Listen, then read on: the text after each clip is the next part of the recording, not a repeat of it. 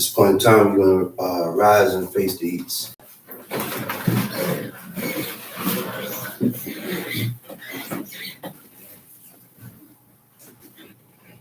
Hallelujah. Hallelujah. Ashadala Helena Botanu, Abiyama, Biskaba, Biyako, Atapa, those which make up those who make all along my head. We shall illuminate Israel, Al Shabbat, Al Shabbat, with Guratan, Beni Ola. Beni, Beni, Israel, Otiola. Kisha Shepherd, Masa, Shabbat, Shabbat, Shabbat, Baruch Shemeka, Baruch Yemeneka, Baruch Toteka, Baruch Pushateka. El Shaddai Malek, El Shaddai Malek, El Shaddai Imlok, Olam Moed. Baruch Shem Kabor Makuto, Olam Moed. Baruch Kabor Elohim, Kabor Lekeyom. Hallelujah, Olam Moed. We're going to remain standing so we can recite the Constitution. Every nation has a constitution. And Israel's constitution was when the Creator came down on that mountain. His presence incinerated the whole mountain. Let me fix that chat. All right. It said, Anoki El Shaddai Eloheka. Anoki El Shaddai Eloheka. Asher Hosetika. Asher Hosetika. Mi Eretz Misraim. Mi Eretz Misraim. Mi Beit Abadim. Mi Beit Abadim. Lo Yiyeh Leka. Lo Yiyeh Leka. Elohim Akerim. Elohim Akerim. Al Panai. Al Panai. Lo Taseh Leka. Lo Taseh Leka. Fesel. Fesel. Wekal Temuna. Wekal Temuna. Asher Bashamayim. Asher Bashamayim. Mima'al. Mima'al. Ve'asher Ba'aretz. Ve'asher Ba'aretz. Mitaka. Mitaka. Ve'asher Ba'mayim. Ve'asher Ba'mayim. Mitakat La'aretz. Mitakat La'aretz. Lo Tistakawe. Lo Tistakawe. Lahem. Lahem. Ve'lo Ta'abdem. Ve'lo Ta'abdem. Ki Anoki. Ki Anoki. El Shaddai Eloheka. El Shaddai Eloheka. El Kwana. El Kwana. Pokredaon. Pokredaon. Abot Albanim. Abot Albanim. Al Shileshim. Al Shileshim. Ve'al Ribeim. Ve'al Ribeim. Lesonai. Lesonai. Ve'osek Kesed. Ve'osek Kesed. La'alafim. La'alafim. Le'ohabai. Le'ohabai. Ul Shomrei. Shomrei. Miksotai. Miksotai. Lo Tisa. Lo Tisa. Et Shem. Et Shem. El Shaddai Eloheka. El Shaddai Eloheka. Lashab. Lashab. Kilo. Kilo. Yinakwe. Yinakwe. El Shaddai. El Shaddai. Et Asher. Et Asher. Yisa. Yisa. Et Shemo. Et Shemo. Lashab. Lashab. Zakor Et Yom. Zakor Et Yom. Hashabat. Hashabat. Lekwarsho. Lekwarsho. Sheshet Yamin. Sheshet Yamim. Ta'abor. Ta'abor. Ve'asita. Ve'asita. Kal Melakteka. Kal Melakteka. Ve'yom Hashbi'i. Ve'yom Hashbi'i. Shabbat. Shabbat. La El Shaddai. La El Shaddai. Eloheka. Eloheka. Lo Ta'aseh. Lo Ta'aseh. Kal Melaka. Kal Melaka. Ata. Ata. Ubinka. Ubinka. Ubiteka. Ubiteka. Ubhemteka. Ubhemteka. Abdeka. Abdeka. Ve'amatka. Ve'amatka. Ve'girka. Ve'girka. Asher Bishareka. Asher Bishareka. Kisheshet Yamin. Kisheshet Yamim. Asa El Shaddai. Asa El Shaddai. Et Hashamayim. Et Hashamayim. Ve'et Haaretz. Ve'et Haaretz. Et Hayam. Et Hayam. Ve'et Kal. Ve'et Kal. Asher Bam. Asher Bam.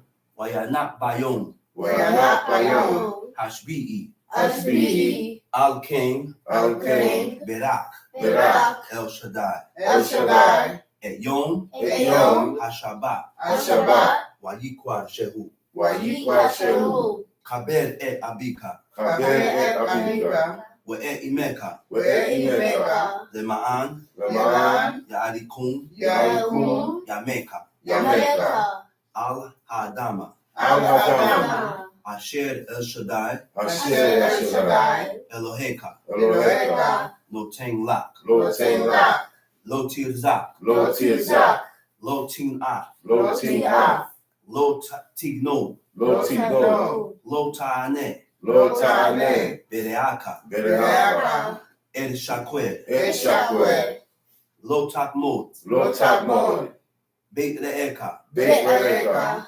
Lotakmod, Lotakmod, Eshet Re'eka, Eshakwed, We'abdo, We'abdo, We'amato, We'amato, We'shoro, We'shoro, We'chamoro, We'chamoro, We'kol Asher We'kol Asher, Le'eka. Le'eka. Shevu, maybe see. That was the Constitution of Israel. And one of the purpose and the reason why God came down on that mountain, why the Most High appeared, his glory came down on that mountain, was because to instill fear in the nation of Israel. It was to instill fear in the nation of Israel. It was to strengthen their belief in God. Because the only thing that's going to trigger actions is belief. That's the only thing that's going to trigger actions. The only thing. If you don't have no belief in God, you're not, you ain't gonna have nothing to, there's no push. You're not gonna have no push. You're not gonna have no drive. Your belief doesn't build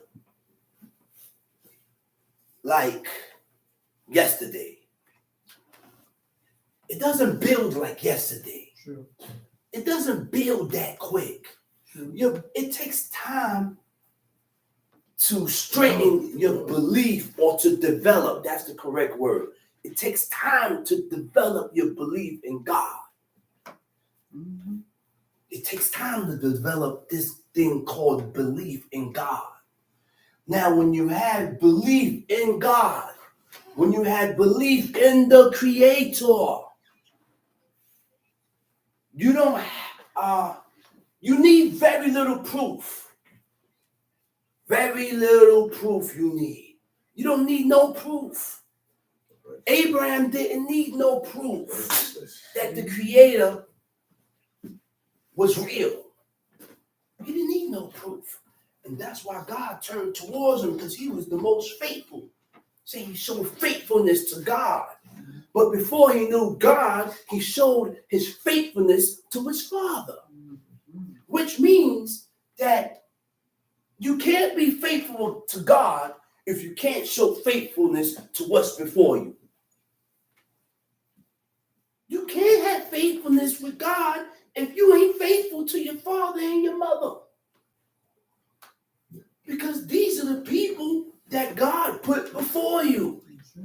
But you show no faithfulness to these people or to your parents. So how in the world are you going to be so faithful to God? How are you going to honor God and not honor your parents? How are you going to respect God and not have no respect for your parents? We're going to dig in real deep to this thing called honor. Because we show dishonor in many different forms. Many different ways we can show dishonor and disloyalty and unfaithfulness to your parents. Which brings a different demeanor, now your demeanor is your behavior shown towards others. Which means what? Lofty eyes. We're going to get into that too. Lofty eyes, haughty eyes. Okay? Now, God gave us laws. commandments, statutes, to differentiate us from the nations that we are amongst, to differentiate us from the nations that we are amongst, to put a separation between you and the people that we live around. So everything about the nation of Israel, the seed of Jacob, is supposed to be opposite from the people, contrary from the people, not opposite and contrary to God, but opposite to the people that we live amongst. And the only thing that's going to cause you to be opposite or different is when you take heed to the laws, commandments, and statutes of God. When you read about these people that God called his saints, when you read about these people that are called the chosen ones, his elect, his chosen ones, number one, what caused these people to be chosen and the elected of God is this one man called Abraham. And God got something special for his seed. God got something special for Abraham's seed. He said, this guy, Abraham, man. Abraham did so wondrously, and his ways were so perfect and upright with God that he turned towards Abraham and called him his friend. Now, Abraham didn't know he was his friend. God didn't reveal that to him. You know who that got revealed to? That got revealed to Moses. Because Moses wrote the first 5. He spent 40 days and 40 nights in that mountain with God. He ain't eating. He ain't drinking. You know the spirit and how exalted that man's spirit was? No, he was so exalted in his spirit that is when he came down off that mountain, his face shone. Radiant beams were shining from his face. It was so much beams and light shining from his face, they had to put a veil over his face.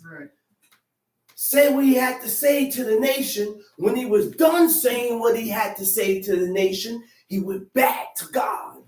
Removed the veil. Because what he faced in his life, he ain't had to cover his face because they both shining. His face shining. God is nothing but. Come on, man. That's the glory of God. You ain't hear me say nothing about no energy. God ain't energy. God is not energy. He's the creator of energy. He's the creator of energy. He's the creator of power. L means God. That's it. It don't mean nothing else. That's what L means. That's it. So this guy Abraham, and because God chose Abraham, he chose his seed after him. The covenant went down from Abraham to Isaac, to Jacob, to his 12 sons. Then these guys are the patriarchs. Reuben, Simeon, Levi, Judah. This is the direct sons or the seed of these tribes. All the tribes of Reuben came from this one man.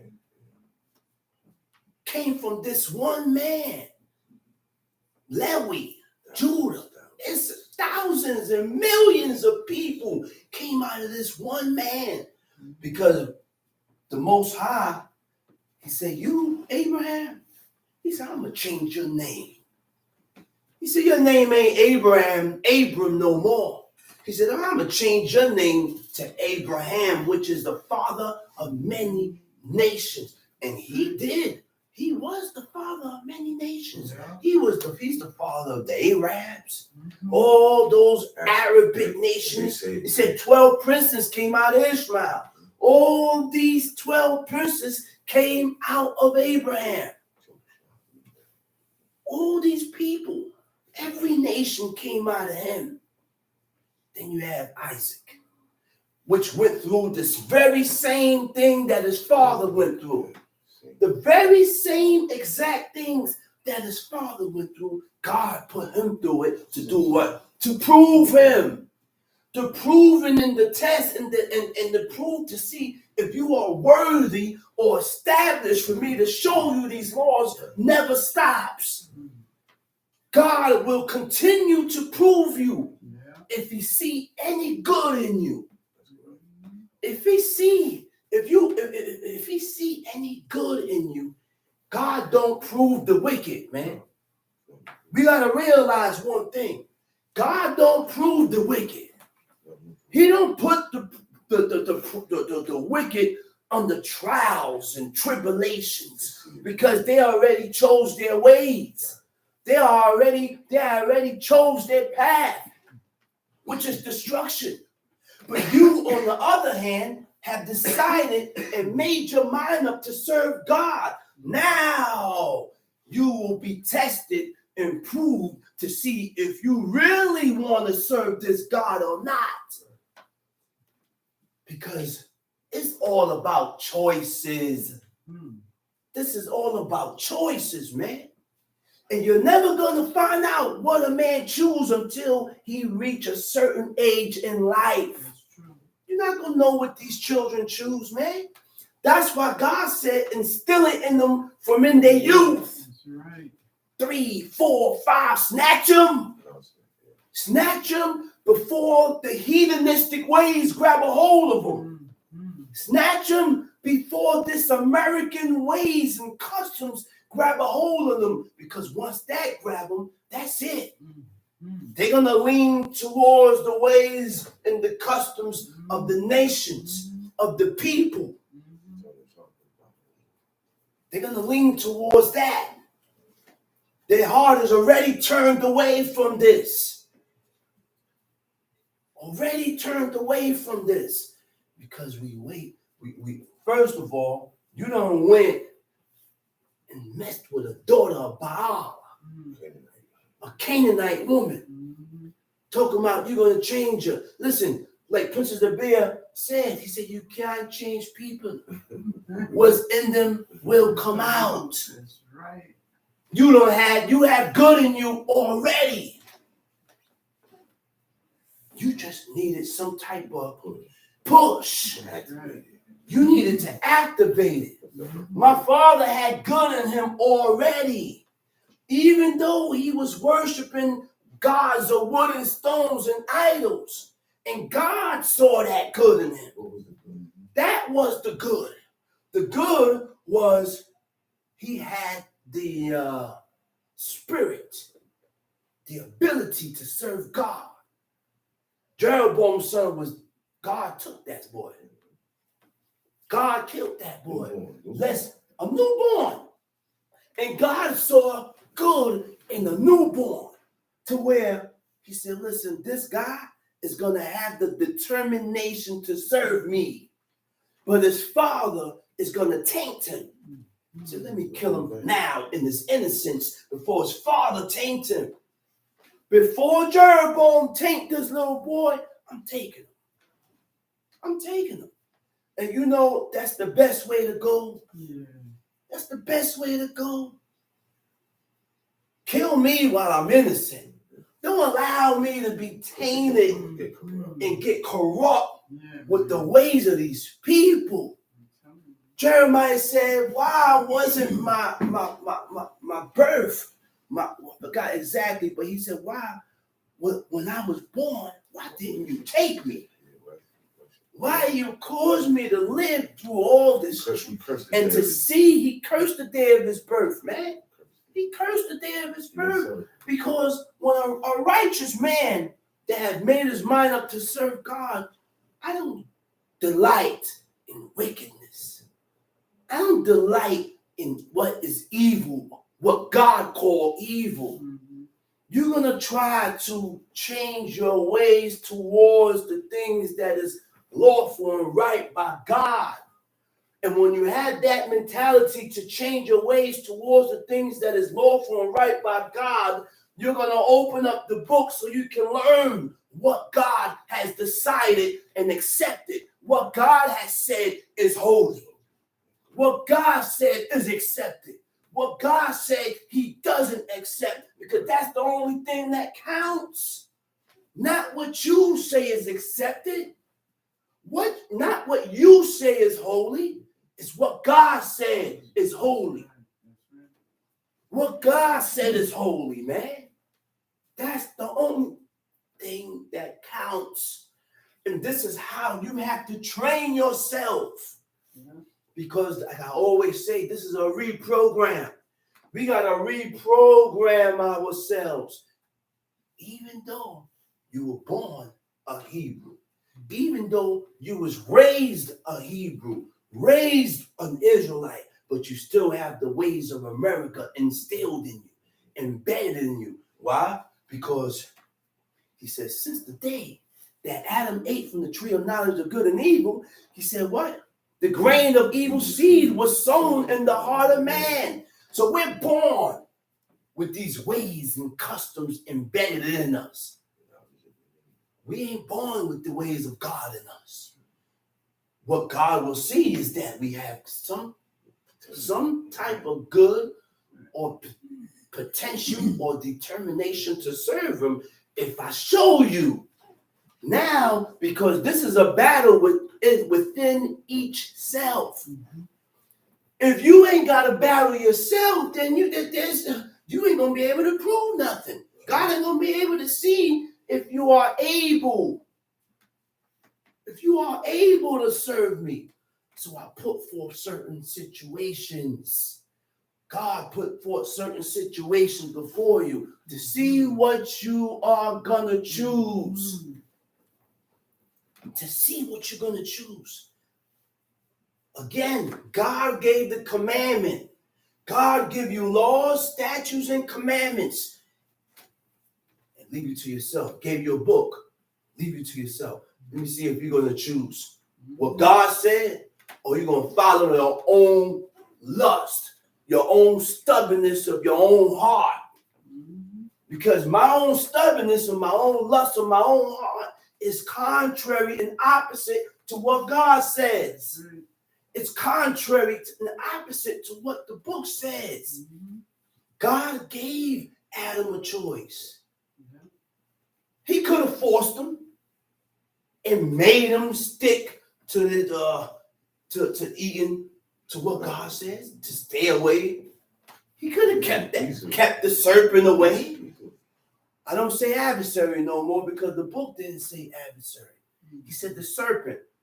So when the serpent spoke to Adam and Eve, it's the same thing when God opened up the mouth of that donkey.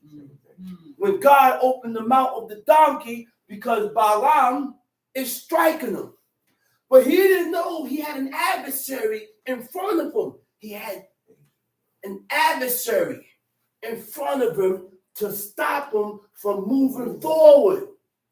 See, even in his wickedness, God stopped him because he was going to use him for a tool to bless the nation of Israel. So if he wouldn't have stopped them, you would have tainted yourself. So you would not be used. I cannot use you because you don't taint it yourself. We taint ourselves by going against the laws, commandments, and statutes of God. So we become useless. We become full of idiots, pollutes, weakens, iniquity, transgression. So he used the adversary to stop Balaam from pushing forward, lest he taint himself, and he will never be able to be used to bless these nations, bless the nation of God. So you let him go. Tell him go ahead. So, I forgot what I was saying before that. But God, look, we're dealing with a holy and righteous God. And the only way to get to him is by doing these laws, commandments, statutes. He did not forsake us 100%. Right. He didn't forsake us 100% because he preserved this book for thousands and millions and millions of years ago. This book been preserved so that you may read about it, and you got to strengthen your belief in this. You have to make yourself believe that this happened. This really happened. So again, God don't test the wicked. There's nothing to test. There's nothing to test. Because you already chosen your path. You already chose your destruction, your path. But a man that have decided to serve God and keep his commandments, number one, to serve God, before you decide to serve God, you want to cut 18? Some people, you want to cut 18 for a while? Yeah, cut them. To serve God, number one, guess what? You need humility. If you don't have no humility about yourself, you can't serve God. You can't serve God. Realize the attributes and the characteristics of this man Moses. God never came to and showed himself to nobody that was proud and haughty. Remember that, man. God never showed himself to no one that was proud and haughty.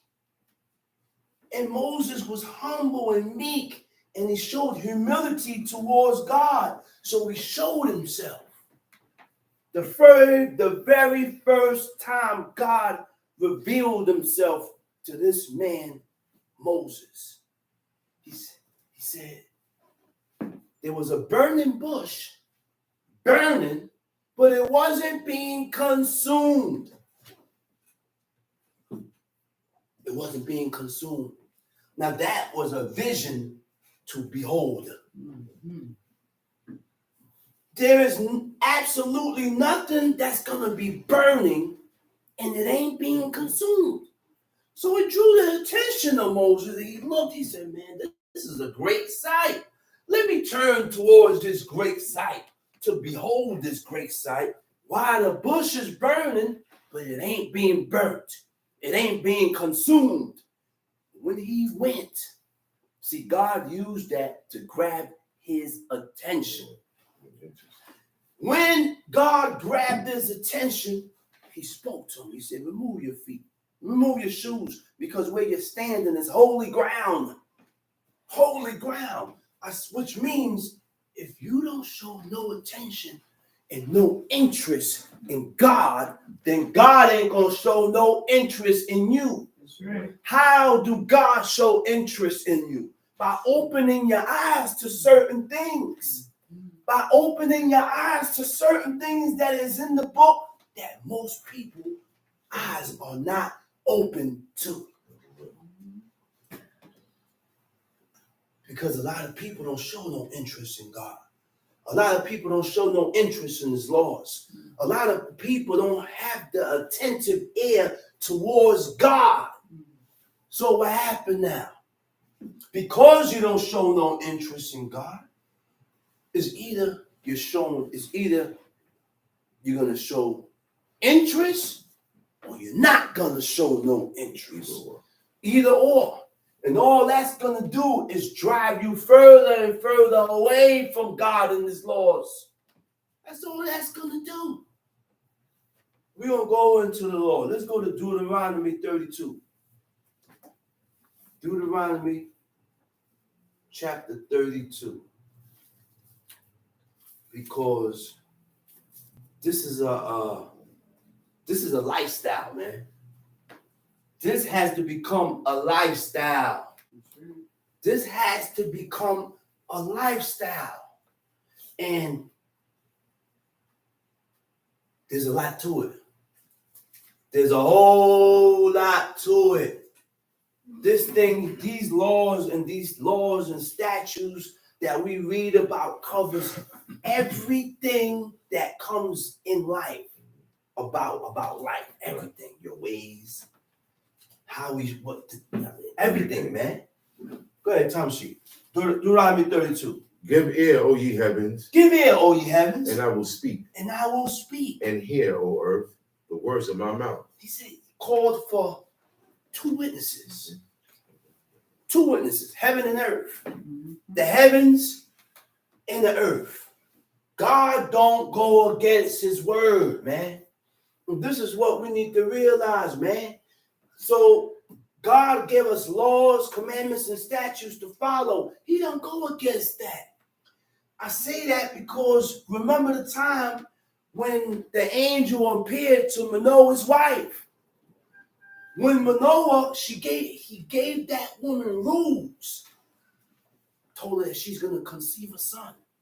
He's going to deliver Israel from out the hand of the Philistines. Gave us rules of what to do, what not to eat with Samson. So she told her husband. The husband asked God to bring him again to give him orders. He already got the orders. She told him, but I want to see this for myself. I want to see this angel. God brought the angel again. She in the field. She ran to go get her husband. Her husband came. He gave her the angel gave him the orders. The last thing he said was, allow your wife, allow her to do this thing. He don't gotta allow it. Nah, I don't want to do that. He ain't gotta allow her to do nothing. It's my wife. He ain't have to step in. That's right. But God don't go against his word. God don't go against the setup. Everything that God has set up, he don't go against that. That's why marriage is only substantiated by two things. Sanctioned by law. Sanctioned by law. Sanctioned by how God said it is set up. Because we are here in this government, don't change the setup that God has. So because of that, you cannot go. Look, marriage covers a whole perspective. There was an agreement between two people. The man took the woman to be his wife, and she agreed to be his wife. Now I gotta have a house or a place to put this woman. I gotta take care of this woman. I can't deficient her food, her raiment, or her clothing to take care of another woman. All these things we read about here in the book. But now being that we're under a different government, of course I gotta take her to the judge and get paperwork on her. I have to. Because I'm under a different government, but the laws and the commandments and the statutes of God still stands. It still stands. So it's best. So go ahead, read. My doctrine shall drop as You know what the doctrine is? The doctrine is his teachings, his learnings. The teachings, his learnings shall drop as what? As the rain. As the rain. My speech shall distill as the dew. As the dew, read. As the small rain upon the tender herb. As the small rain upon the tender herb. And as the showers upon the grass. Because I will publish the name of the Lord. You know what that is, man? God's knowledge and his laws is spread out. He didn't keep his knowledge to himself and just give it. Nobody has a reason to say that they don't know. God spread his knowledge and his law. Everybody knows the laws of God, the ways of Abraham. You got it on your shelf. You got it in your house. There is no reason why you should not know the commandments and the laws and the statutes of God. You shouldn't. But some people, it's just blocked. God just blocks certain people because they are not able. They are not able to serve God. And because you are not able to serve God, He's going to block you from certain things. Don't block you from certain things. Certain things is not for everybody. Certain things that God told Moses, he had to hold that and he kept it to himself. God told most of them, that's right. Look, God, he revealed what God told him to reveal. But do you really think this is all God, the only thing that God told him? No, it's half of it haven't even told. Listen, the man envisioned the appearance of God, his hind parts. He put him in the cleft of the rock, moved his hand and passed by him, opened his eyes so he could see his back parts. His back parts. People say, oh, God told him the present, past, and the future. No, he saw the appearance and the back of God.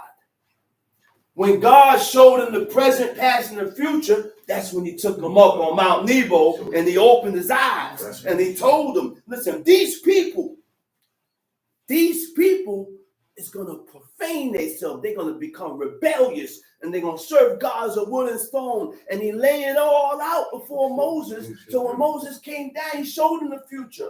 And he told him, he said, man, I know what you're going to do when I'm gone. He said, listen, man. He said, choose life. Choose life so that you and your seed may live.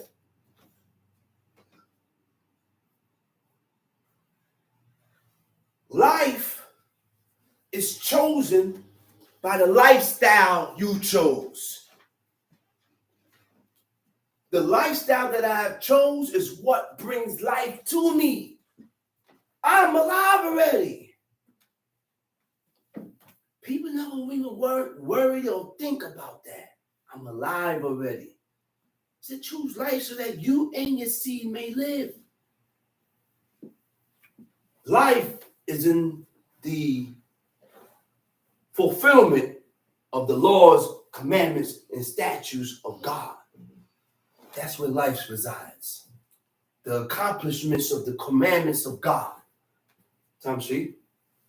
Because I will publish the name of the Lord. Because I will ascribe, I will publish the name of God. Ascribe ye greatness unto our God. How do you ascribe greatness to the Creator? You tell me about his glorious acts, about the things that God did, how God acted wondrously, did gloriously in Egypt, how he battled and went to war with the nations, Sihon, king of the Amorites, all these nations that God went to war with. You ascribe greatness to God. All these things we got to continue to speak about to strengthen our belief and to strengthen us in his laws.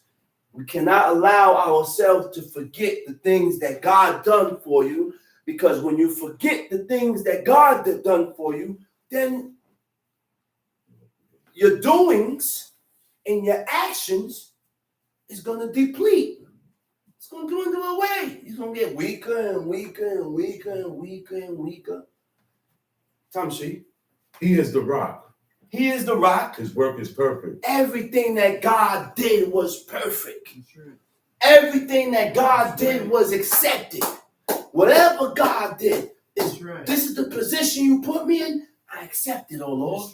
And the reason why you put me in this, not because of you just want, no, it's because I came up short with you, with the Most High.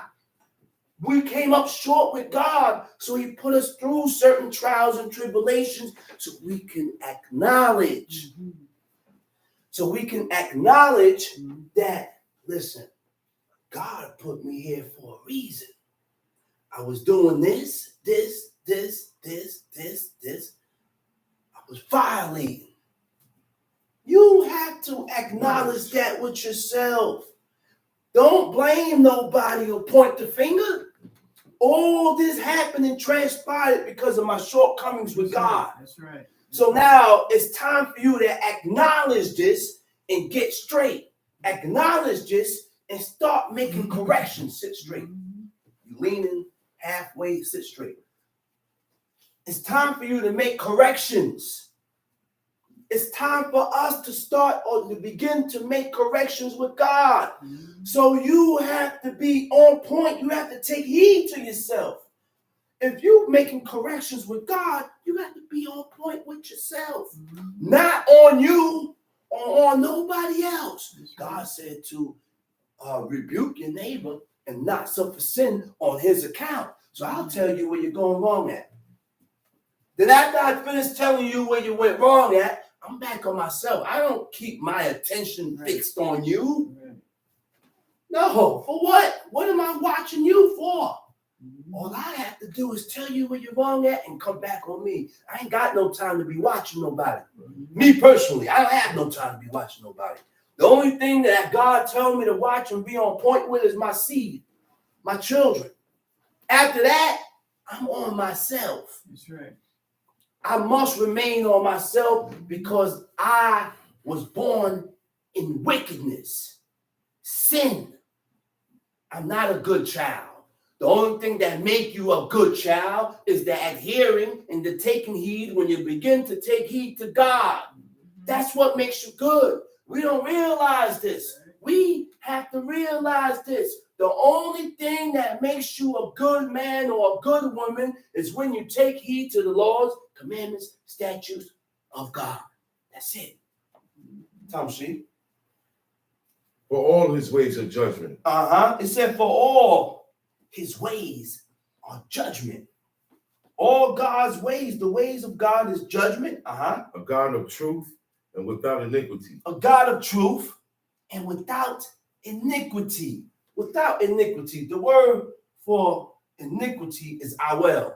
It means injustice, iniquity, wrong, unfair, an unfair act. So injustice is what? Violation of right.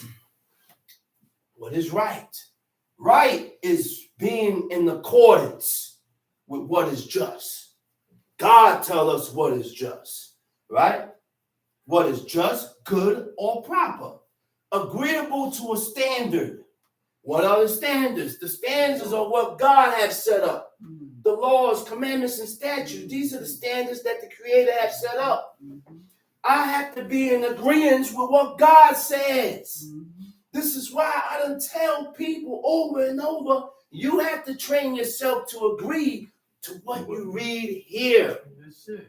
Stop telling me what you disagree with, what you don't like. You have to acknowledge one thing, that I was brought up wrong with a Western American mentality, which stopped me from believing the things that God tells me to believe in. Which stopped me, which was a block that blocked me from agreeing to what God said to agree with. But this is self-work. This is work on oneself. Being that these people was raised with this type of mentality, there's no changes in them. They're doing it because, well, for whatever reason that they are doing this. But a person that really wants to change will believe everything that you read here in the book. Then you will change yourself. I can't change you. I cannot change you. The only one that can change you is you. That's right. That's the only one that can change you. Now, changes begin with reading the book. Because the book tells us how we should be and how we shouldn't be. When you begin to change, it takes humility. You got to be humble about it. It takes humility because now, because of you having humility, you are accepting that you was wrong. You are accepting that what you learned in the past and how you was raised was completely wrong. Was completely wrong. And that takes humility. You got to have humility to change. Because a person with humility is not wrong and strong. Not wrong and strong. That's a proud man. That's a person that's full of pride. Now, hold up. Being in accordance with what is just, good, or proper, agreeable to a standard, conforming to facts or truth. Conform means to agree, Right. to accept. Right. What is facts? What is truth? And the only thing that I know to be facts or truth is what you read here in this book. It's the only thing that is facts. Everything else that you say out of your mouth or that you voice that is not in the book, it could be a fact, or it could be either or. It could be two ways, right? Now, the definition also means to be unfair, right? And a person that is unfair is when you're not free from self-interest, one's own advantage. An unfair person has self-interest. An unfair person only does things for his or her advantage, their own benefit. So you're unfair. So you judge the things, your judgment is fair. Your opinions is unfair. Your judgment is unfair. Everything about you is unfair because you have self-interest. And self-interest or favoritism. You don't conform to established rules. Right? Tamshi? Just and right is he. He said, just and right is he. They have corrupted themselves. Their spot is not the spot of his children. They are a perverse and crooked generation. They have corrupted themselves. Shakat. To corrupt is what? To be destroyed, to mar, to ruin. Right? Now, check this out. They have corrupted themselves. Verse 5. Shiket law. Law, certain Hebrew words is used only when you're talking about God. So shiket law, lamed kolam, right? Shiket law banim, right? Law lamed kolam, and then you have lamed kolam aleph. These are two different laws. One is directed to God, and one is directed to man. Now remember, the verse is talking about God, right? I'm going to back up. He said, he is the rock. His work is perfect. For all his ways are judgment, a God of truth, and without iniquity. Just and right is he. They have corrupted themselves, right? Shiket law. It also means to destroy or the destruction.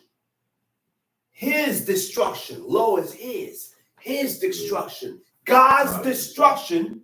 Lo banai. Lo banai mumam. Banai is the sons of Jacob.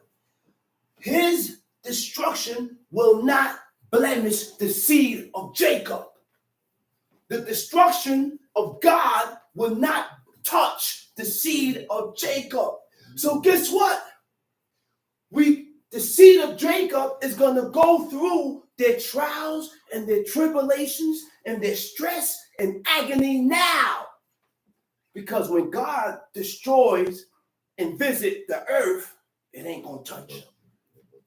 So they're getting theirs. We got to get their ours now. If you are truly the seed of Jacob, you're going to get your punishment and you're going to go through it now.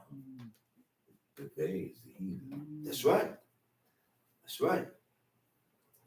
So, wait a minute. Okay, they have corrupted themselves. Their spot is not the spot of his sons. They are what? Perverse and crooked generation. They are a perverse and crooked generation. Right? Perverted and crooked. Now, Ikesh Petaltul. Ikesh is perverted, right? And Petaltul is crooked. Now let's go to crooked. Petaltul means tortuous. Tortuous means marked by devious or indirect tactics. When a person is devious or indirect, they're not straightforward. They're deceitful. They're deviating. You deviate. To deviate means to turn away from. You deviate from what is right, accepted of God, not straightforward, tricky. So you do things within,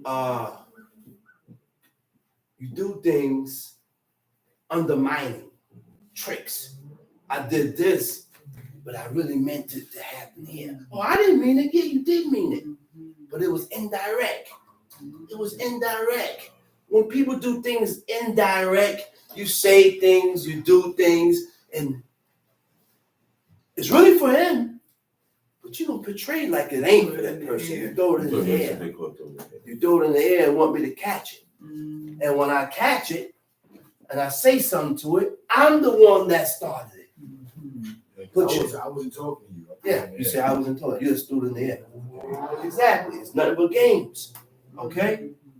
To pervert, it means to overturn, to corrupt, to cause to turn aside or away from what is good or true. So when we become perverted by God, we turn away from what is lawful and right by God. We turn away from his laws and his commandments and his statutes. Okay, Tom Sheep. Do ye thus requite the Lord? Do ye thus requite the Lord? The word for requite is gamal. It means to repay evil. Do you think can we repay God evil? No. You can't repay evil to God. God did you good. God did you good, showed you good, delivered you. And all we did was repay God evil. How do we repay God evil? By going against his commandments, his laws, and his statutes. So yes, we did repay God evil for the good that he did for us. This is why it's very important to keep your mind on God and remember his glorious acts and the things that he did, because we fall in this category daily. We repay God for the evil that he did good for us. He said, do you just requite the Lord? Oh, foolish people. Oh, and foolish unwise, people. And unwise. And unwise. Is not he thy father? It's not he thy father. God is our father. Read. Is not he thy father? It's not he thy father. That had bought thee. That had bought thee. Hath he not made thee and established thee? Had he not made thee and established thee? He said when he bought you, you know how God bought us? When he took us out of the land of Egypt, when he took us from being bondage under these people, and we cried out to God and cried out and cried out. Next thing we turned to Moses and asked him, why you brought us out of the land of milk and honey? Why you took us out of Egypt to bring us in the wilderness to kill us? You was the same people that cried out to God. But now you turned on Moses, asking him, why you brought us out of here, man? Look where you got us. This is a spot where there's no water. Look, nothing is growing. No food. No vegetation. But you got to blame, I can't blame Moses or God. I blame the people. God done showed himself to you. Why wasn't that enough? That should have been enough to have trust in God. That should have been enough to keep you from murmuring and tempting God 10 times. 10 times they tempted God, but God kept showing himself to these people. And God never gave the people an understanding eye. They couldn't understand it until towards the end of the wilderness in Deuteronomy 20 said, now ye have become the people of God, which means it's official, which means they have to go through certain things. That's heavy, man. You just don't become my wife automatic. You don't become my wife, my man, or you got to prove yourself with God first. That's what that means. I can't take you and snatch you to myself immediately. Wait a minute, man. I had this woman for 20 years, and she done been through it. Proved herself to be worthy. Now you just coming up, I'm going to ditch you for this? For my woman? No. You got to go through the mills. And that's what God did. God put us through it so that we could prove ourselves, so he could prove our worthiness with God. He's got to prove us first, man. Now, after we done proved ourselves, he said, listen here. He said, listen. He said, now today you have become the people of the Lord. So now you have become my people because you done proved yourself now. But they had to go through it, man. They had to go through it. God had to put them through it, man. Look, man. The ones that God wants to prove, he's going to put you through it, man. You're going to go through it. You're going to go through the grinder. Tamshi. Remember the days of old. Remember the days of old. Now, wait, hold up. Go back to the verse. Stay at verse 7. He said, had he not made thee and established thee? The word for established is kaf kolam nun, Sophie. He said, had he not made thee and prepared thee? The preparation was when the training was when, that 40 years they was in the wilderness.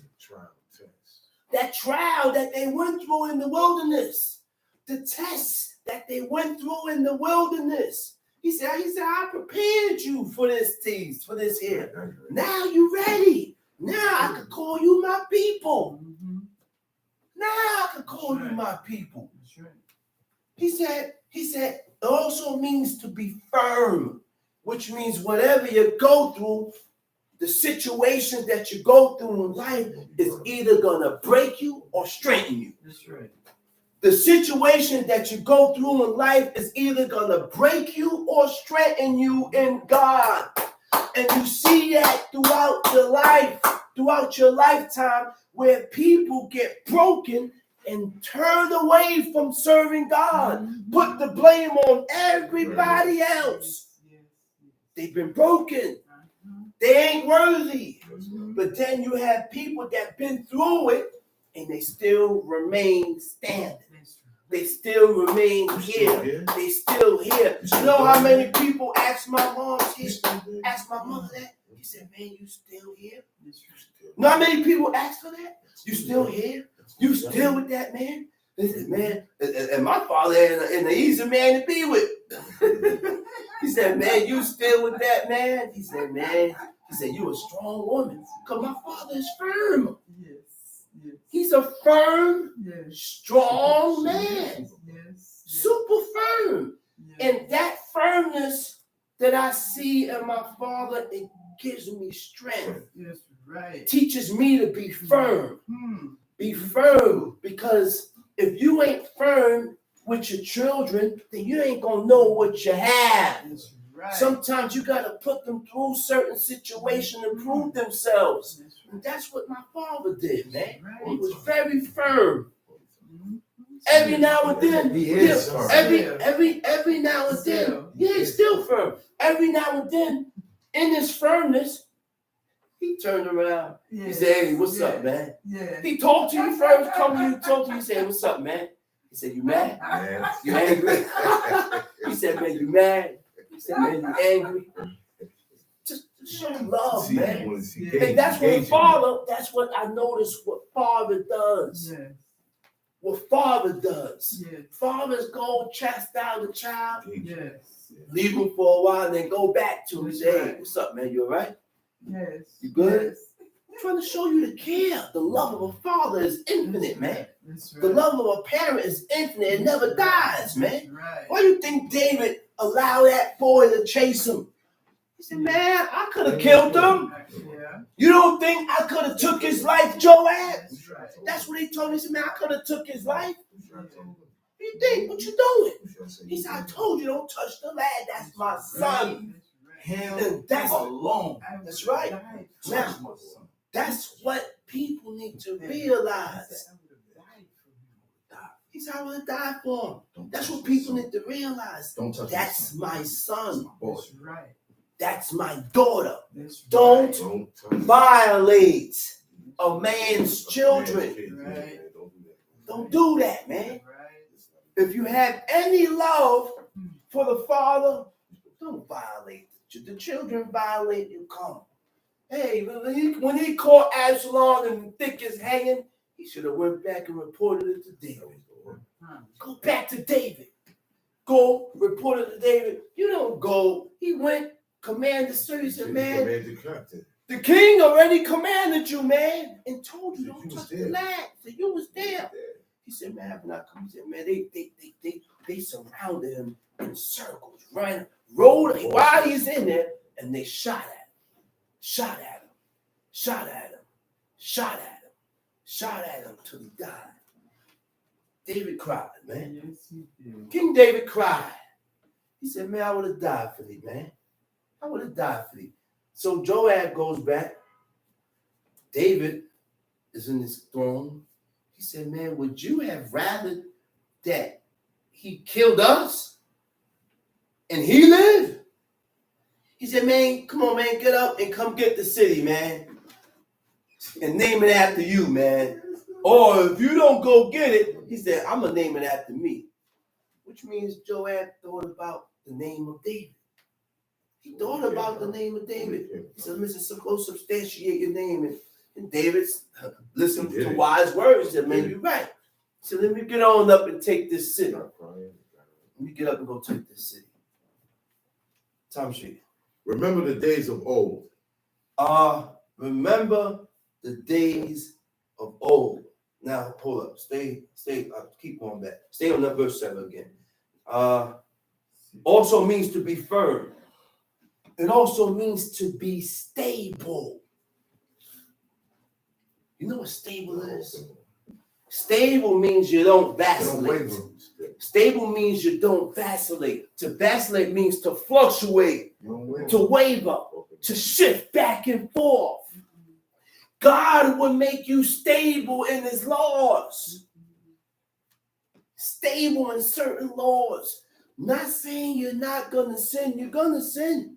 We're going to sin. We're going to sin. We're going to sin. We're going to transgress. But don't. That's the key. Never transgress presumptuously. Never transgress and break God's law knowing for it to be unlawful. Okay? Knowing for it to be unlawful, which means you're not stable. You're not going to have no stability in God. You're not going to be grounded and stable in God, because 1 minute you're going, next minute you're backing up. 1 minute you're going, 1 minute you're backing up. You ain't stable. The Most High was preparing the seed of Jacob all the time they was in the wilderness until this day. Tom C, verse 7. Remember the days of old. Remember the days of old. Remember what God said. Remember that. Follow the ancient path. Follow the old way. The old path. The directions and the route that the ancient took. Not the new way. Not the modern way. He said, remember the days of old. Read. Consider the years of many generations. Consider the years of many generations means go on back to your father, your father's father, your father's father's father, your mother's mother. Right? Read. Because these people did the laws of God naturally. They had a lot of ways of God in them that was instilled in them, to where after generations and generations after, we start to lose those ways. We start to lose those ways because your generations, 2 and 3 and 4 and 5 generations back, had the ways of God in them naturally. Naturally. They didn't have to read the book. They knew the ways of God naturally, to where later on it started to die off and wean out. And wean out in each generation. But we have to put it back in and instill it back in by adhering to these laws, commandments, and statutes, by reading, The only way to find out and learn the ways of God is right here in this book. Tamshi. Consider the years of many Consider the generations. years of many generation. Ask thy father, Ask your father, and he will show and thee. he will show thee. Like a command, like not a command, but my grandmother, she said, on her deathbed, she said, look at this, son. She said, they put sneakers on me. She said, my mother told me never to wear sneakers. And since and her father told her not to wear sneakers. Because they're for men. Why did her father come up with that? It was in him. It was in him. And think, That's right. sneakers is for athletes. First athletes were men. Yeah. Most athletes, not most, The all. first athletes Yeah. were men. The first Women athletes was wasn't when in women sports. wasn't in sports. In One woman wasn't athletic. They didn't jog and go into basketball and play football. This is only of now when they have become manly. Yeah. Women have become manly. Women have more manliness in them than generations before. So they want to do the same thing that men are doing so they can say we're equal. Society teaches women that they are on the same plane with men, that they are equal with men. So because they feel they are equal with men, they will raise up and try and fight you. That's right. There's no humility. There's no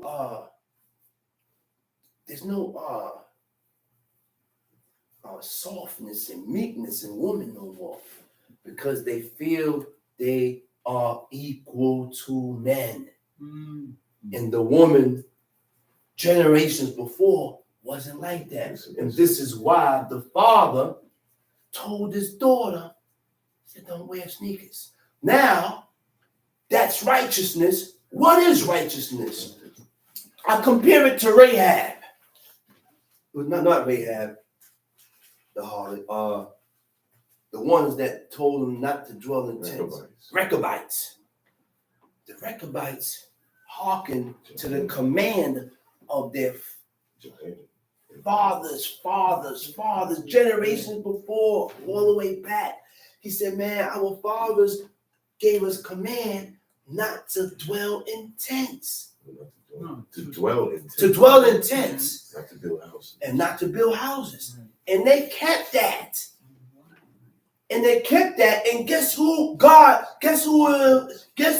acknowledged by? It was acknowledged of God, and they was accepted just because of that one thing. Because they was used as an example. Now, it was for my father to follow his grandfather, the command that he told his mother, and then we follow the command that my father told us because he's following his father, and we keep that going. That alone would draw the attention of God towards you. You say, man, look at these guys here. These guys is following the command of his father's father. And this trick, Never met him. And it's trickling it on down. Now I teach my seed, and they teach their seed. Those are righteous actions and righteous traits that people don't stand by no more.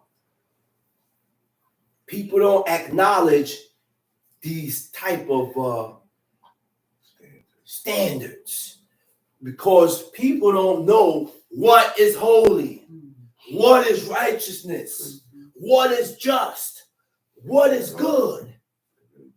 They really don't. Tamshi. Consider the years of many generations. Ask thy father, and he will show thee. Thy elders, and they will tell thee. When the Most High divided to the nations. When God divided the nations. When God divided to the nations, their what? Inheritance. To their inheritance. Now, it says nations in the heat to the people, their nations, right?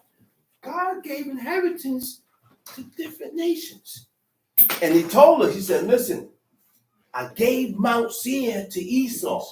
He said, do not go in there trying to take over because you're not going to succeed. Now remember, man, we gotta remember one thing. God did not do away with Esau 1,000%, because he also is the seed of Isaac. That's right. He also is the seed of Isaac, and he was blessed in that.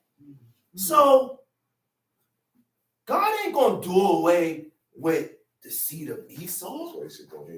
He said, don't hate him. Don't despise him. You know who he said hated him? He said, I hated him. I could do that. I'm God. I'm the God of the spirits of all flesh. You know who showed favoritism in judgment? God. That's right. He showed favor to whomsoever he decided to show favor. He said, but you better not do it. You make sure you're partial, and you make sure you judge a matter according to what God says. You ain't the man. You ain't me.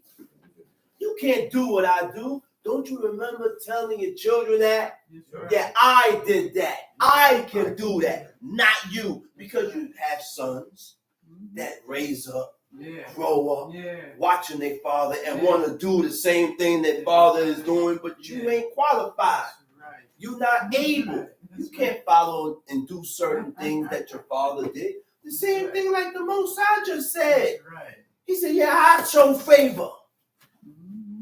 I show favor to whomsoever I want. I show mercy to whomsoever I want. That's right. He said, I am the Lord. That's right. You shall question.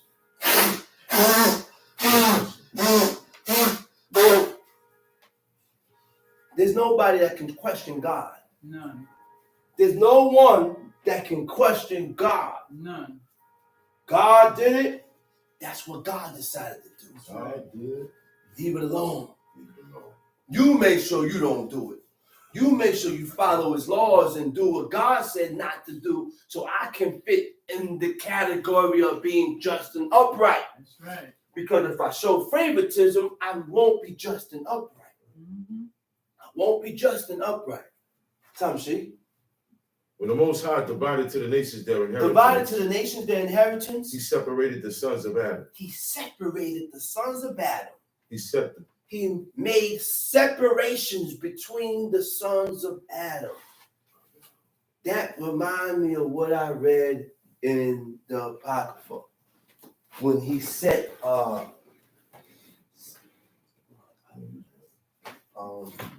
got mine written down here. He said what? When the Most High divided to the nations their inheritance, when he separated the sons of Adam, he set the bounds of the people. When he separated the sons of Adam. And when God separates the sons of Adam, we're going to learn what he means by to separate the sons of Adam, right? It means, there it is. There it is. I got it. It's in Ecclesiasticus chapter 33, right? I'm going to read the whole chapter. Ecclesiastes chapter 33. Stay where you at, right? He said, there shall no evil happen unto him that feareth the Lord. Okay? What I got from that? When God do certain things to people or to men, we may look at it as evil. We may look at what happened to Job as evil, but it wasn't evil what happened to Job. It was a trial. It was a test to see of what? It was a test and the trial of the righteous. So we look, he said, man, you must be evil, man. You in jail, you in the hospital, almost dead. Man, you don't even know what God look at as evil. Right. This is a trial that God has put in this righteous and holy man through to prove his what? To prove his strength in God, to see if he gonna fold, to prove his faithfulness in God. That's when he's still here. That's right. And so he proved you with certain situations to see if you're going to fold. Okay? We got to learn what is evil and what God called evil. He said, but in temptation, even again, he will deliver him. Even though when the man got tempted, there was deliverance in the temptations. In the temptations. Right? He said, a wise man hated not the law. If you're wise, why would you hate the laws of God? True. Wisdom comes from the performance of the law. So you can't, you ain't wise if you're not performing and fulfilling the commandments of God. Wisdom will not come to a soul or to a person's mind if there's no accomplishments or fulfillment in God's laws, in his statutes, in his commandments, because that's where the wisdom comes from. That's where the wisdom of God comes from the fulfillment of the laws, commandments, and statutes of the Creator. He said, but he that is an hypocrite, but he, it also means a profane person. A profane person. Now, what is a person? What does a profane person? What is a profane person? A profane person is not holy. A profane person is not holy. So if you're not holy, you are not ordering your life according to the laws, commandments, and statutes of God. Because that's what makes you unholy. When God gave us the law and commandments, he said, thou shalt be holy, for I, the Lord your God, am holy. You can't be holy in this place. The wicked says that. You can't be holy in this place. You can't be. Everything is holy only means when you set yourself aside. I don't do what you do. Now I'm holy because I don't do what you do. I don't live like what you do. And I have boundaries and I set lines and I set marks and I don't pass it. And the boundaries that I don't set are the boundaries that are set up by what God said. That's the boundaries. So you can be holy here. All right? You can be holy here. He said, but he that is an hypocrite therein is as a ship in the storm. You ever saw a ship in the storm? Ship in the storm bouncing and wavering, moving side to side. Next thing, the storm is ravenous. Next thing, the ship jumps up. Waver. That's a hypocrite. You in every way. You every which way. You going in every direction. We got to follow the direction that God has set up. Stick in that one path. Keep your mentality in that one path. That's right. We gotta really rule our spirit. We really need the strength to rule our spirit. And we ain't gonna just get that strength. The strength to rule your spirit comes from the fulfillment of the commandments of God. Right. Because the laws is what strengthen you to push. By you fulfilling the laws and the commandments of God is what give you the strength to push towards righteousness. But if I'm not fulfilling these laws, I'm gonna waver and fluctuate like a ship in a storm. A man of understanding trusted in the law. A man of understanding is a man that departs from evil. A man of understanding is a man that turned aside or turned away from the things that God said is evil. That's right. We learn what is evil by what we read here in the book. Right? He says, and the Lord is faithful unto him as an oracle. Prepare what to say, and so thou shalt be heard. Yes. Prepare what you're going to say. That's right. Don't just voice every and anything. Yeah. Because when you voice it and it ain't appeasing, then they're going to shun. You may be right, but you want to be heard. So I have to say certain things in a certain manner so I can be heard. But if I come off in a way that's not acceptable, that's right, then everything you say will be thrust to the side. Everything you say will be thrust to the side. So therefore, we got to use wisdom in all manner. In every situation, there's wisdom. In every situation. He said, and bind up instructions and then make answer. Bind up instructions. What are the instructions? the instructions can be twofold. It can be the instructions of God. That's right. Or I can bind up the instructions that my parents have instructed me by, and then I move on the court on those instructions. That's right. Then I make my answer. He said the heart of the foolish is like a cartwheel. The what?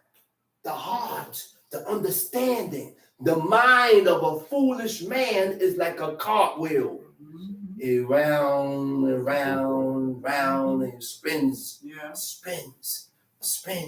And every time it spins, it don't remain the same. Sometimes it slows up, speeds up, which means it's a different opinion, a different thought every time. 1 minute you're thinking this way, next minute you're thinking another way, next minute you're moving this way. Your mind is all over the place. It's like a cartwheel.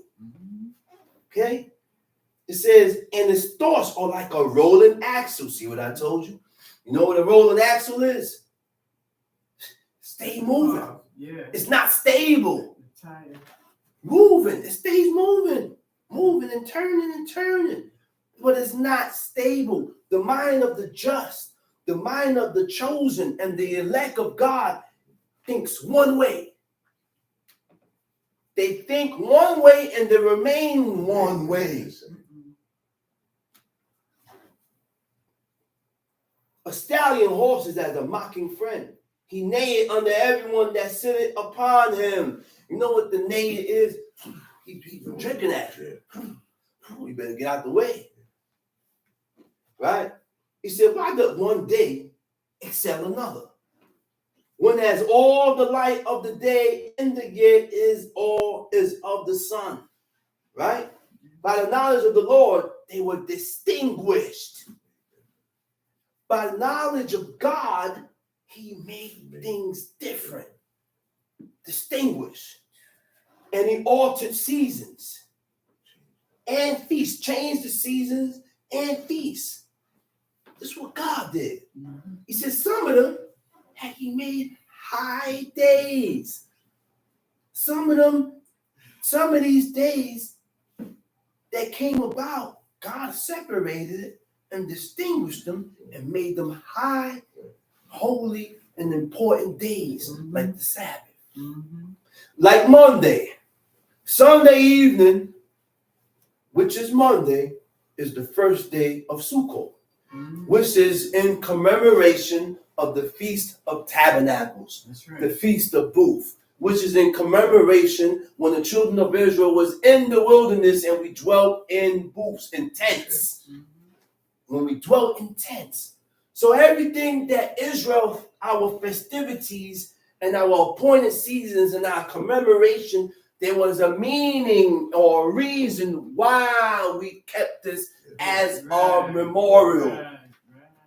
As a memorial. But so-called Israelites, we don't study the origin of the things that we get into. So then we start wanting to couple and to mix the ways and the customs of God with heathenistic ways. If you don't read about a thing or a holiday or a festivity in the book, then you shouldn't mention it and try to correlate the ways of God with these people ways. Because now that's what makes you the same. That's what makes you the same. Because we think like them. Go ahead, read. Now hold up. Okay. Some of them had he made high days and hallowed them. Some of them had he made ordinary days. Now we get into what I want to say. Right? And all the men are from the ground. And Adam was created of earth. You see the separation and the difference? We all are from the ground, but Adam was created from the earth. We all are from woman. Adam was created with the hands of God. Right. He wasn't, Adam and Eve wasn't born of woman. They didn't have the umbilical cord. He made them and fashioned them with his own hands. Own hands. Right? In much knowledge, the Lord had divided them and made their ways diverse, made man's ways different. That's right. Each and every man that we come into contact with have different ways according to what you have in you. So God make your ways different from this one. God make this guy's ways different from that one, because everybody has something different in them, that the way God is going to deal with this one differently than he deals with this one, because of what we already have in us, because of what we have in us, because of what we was born with. Okay? It says, and all the men are from the ground, and Adam was created of earth. In much knowledge, the Lord had divided them and made their ways diverse. Some of them had he blessed and exalted, like the priests, blessed them and exalted them. Some of them had he sanctified and set near him himself. But some of them had he cursed and brought low and turned out of their places. Because we the ones that called all this to ourselves. Time sheet. He set the bounds of the people according to the number of the children of Israel. What verse? Verse 9. Verse 9. Okay. For the Lord's portion is his people. For the Lord's portion is his people. It's Jacob. Jacob is God's portion. This is my inheritance. He said, I compare these pieces to my apple of my eye.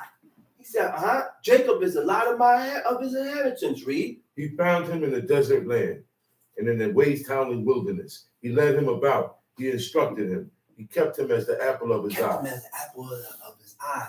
The whole time that the children of Israel was in the wilderness, God had an eye towards them and guided them through that wilderness, protected them through that wilderness, made sure they ate and they drank through that wilderness. As an eagle stirring. Now, why God let them through the wilderness? Because the only way you're going to survive that wilderness, God got to be with you. That's right. That alone, again, should have substantiated their belief in God. Still more testing grounds to prove themselves with God. Because the only way for these people to survive that what they call it? That hostile environment. God had to be with these people. They call on God, depend on God. That's it. So then, Come see. as an eagle stirred up her nest. As an eagle that stir up her nest. Fluttering over her young. Fluttering over her young. That's the eagle that protects her young. Very protective. The young make a chirp, he right there. Protected. That's the eagle. Don't tell me, why you running this up? Man, I heard my kid. I heard him make a sound that I ain't like. Well, let the mother listen here. Let the mother, man, listen. I heard my kid. I'm going to run inside to see what happened to my kid. That's right. The eagle did it. And the eagle is what? Male or female? Female. Female. Yeah. Right. There's a protector. The mother protected them. So is there a male version of an eagle? Yeah. Exactly. He protect the nest. That's right. He protects the nest too. The protection is right there. The lion. Right. It said the eagle stirred up her nest, fluttered over her young, spread abroad her wings, taking them, buried them on. Look, that's a sight to behold. I ain't never seen it. But from what I'm reading, he said, man, the eagle, while the eagle is in air, he got the young, all the young on their wings. And from what I'm hearing, they take them up, then he drop them. Watch them, go back under them, pick them back up. Man, listen. Keep doing that until they get it. Man, listen, man. Get them ready to fly. Man, listen. Tom Street, that's what God did with the people, man. That's what God did with the people. That's why it's substantiated Genesis 6. When the Most High said, he said, I will not strive with man because of their error. Which means the Creator already acknowledged that these people is going to fall into error. It's a training, man. He said, I ain't going to strive because they are but flesh. He already acknowledged that, man. The flesh of man going to sin. And if I strive with these people for everything, they're going to end up getting destroyed. I'm going to destroy them. Tom Sheep. So the Lord alone did lead him. God led them. And there was no strange God with him. There was no strange God with him. There was no strange God with him. He said, I was by myself. He said, I'm in the thrones by myself. He said, I alone, the dreaded one, reign. I alone, I reign alone. Who was, who is, and who will be in glory. There's no second to consort with him. There's nobody to compare to him. Without a beginning, without end. God don't have a beginning. What is wrong with these people? Why do you serve gods of wood and stone and deities, and these things have beginnings and an ending? They have a start and a finish. A God don't have a beginning and an end, man. You can't create a God. You can't create a God. They don't understand. You can't create a God, do you? They don't understand what the meaning of a God is. They don't know what that means. The significance of that is He don't have a beginning, man. He's beyond. And he don't have an end. Yeah. He said, I live forever. He said, I live forever. I live forever. He said, if I wet my glittering sword and my hand take hold on judgment. Man, listen here, man. Listen. So many times when we read the book, God done substantiated his existence. Too many times. And the people is just dumbfounded and stupefied that they can't see it because they block. Cut off. Because they cut off. So they begin to lean towards things and towards their own understanding. Majority of Israel is cut off. Tom Sheep. He made him ride on high the places of the earth. Yes. At one point in time, Jacob was riding on high. We fell from the grace of God because we turned towards the very same thing that he commanded us not to do. He said, if you want to remain in the land, Jacob, he said, keep the commandments, keep my laws, keep my statutes. I'm not going to kick you out. You won't kick yourself out. We're still captives. We're still slaves. No, you still got the slave mentality. That's it. That's it. We're not slaves no more. We ain't captives no more. If we were slaves and captives, then we won't have the what's the word? You won't have control of your life. I won't have the ability to go and come. Yeah. I won't be able to get a passport and leave and go here. You're not or leave. You're not controlling your life at all. You're not controlling your life at all. We're able to serve this God because we are free. Remember when we first came over here across the shores? It was a law made by the white man. That, man, listen, don't teach them niggas to read. Don't teach them niggas to write. And if they ever found out that you was reading and you know how to read, they hung you. They killed you, man. You died for that. Sometimes you'll run into a little old white gal. Teach the little black girl how to read. The black girl read. The mother come, where you learn that from? He said, girl, man, don't let them know. Yeah. Stripes in her. They're going to open that window. And these people didn't have no pity, man. Look, they tell a little girl that. He said, come on over here, little nigga. Come on over here. Go on, play with John. Hey, you know you're a nigga, right, little John? He said, yes, sir, master. I know I'm a nigga. I know I'm a nigga. Look, come on, man, that's bad, man. That's what God brought us to, man. Yeah. And it's sad, man, when you look at these movies, look, they almost killed. He said, man, what's your name? He kept saying Kunta. He said, man, when you want, I'm going to break you. He said, your name ain't Kunta no more, boy. And I'm going to whip you until you acknowledge it. That whip was a different whip. That whip will open your skin off the first lash. Bleeding. Look, they beat the woman. They beat the girl like that. Tied her. I forgot what the girl did. She, man, ripped flames out of her, man. They'll find a reason to get you to. Flames. Look, we've been all over the place. Every nation had us. Every nation had a piece of Jacob. We've been everywhere. That's why when you read Jeremiah 3, God said, he said, listen, oh Israel, he said, look across the aisles and tell me where you have not been. You've been everywhere. The Canaanites had you. The Assyrians had you. Babylon had you. Man, well, listen, we've been succumbed and took over in our own land. You called us a home. He said, man, he said, you're a homeborn slave, man. You've been everywhere. But what these black people been through? Look, no nation been through that.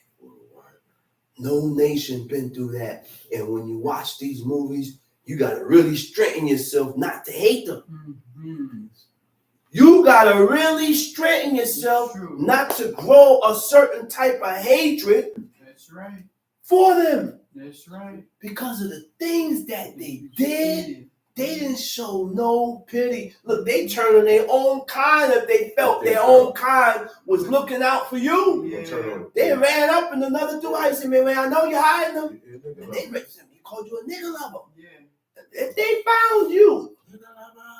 found them, they took them. One time, watching a movie, they took the black family, hit them underneath the floor. Yeah.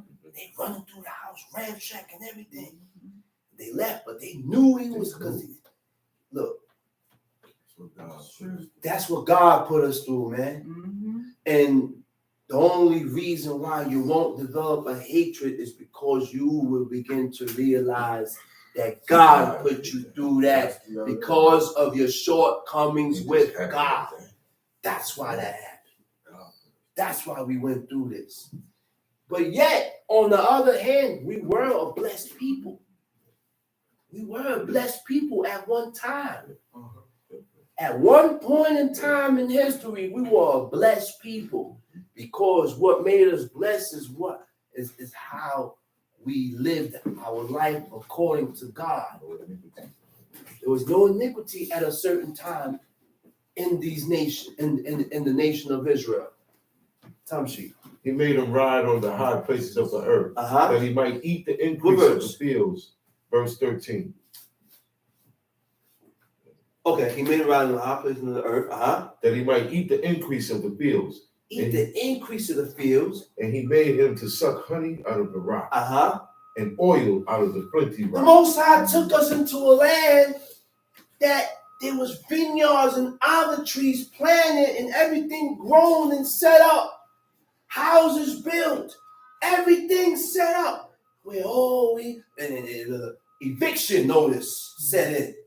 I done evicted these nations out of this land. I took their land and gave it to you. This land, I'm giving it to you. I'm evicting these nations.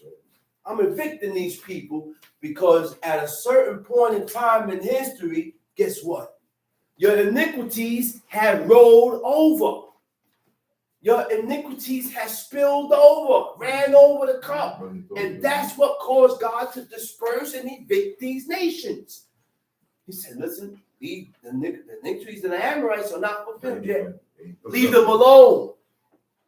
Which means God don't move on you until your iniquities is fulfilled. Which means it's a set time. God have everybody on borrowed time. This is time that we have borrowed from God. That we have from God. We have a set time where we need to correct ourselves.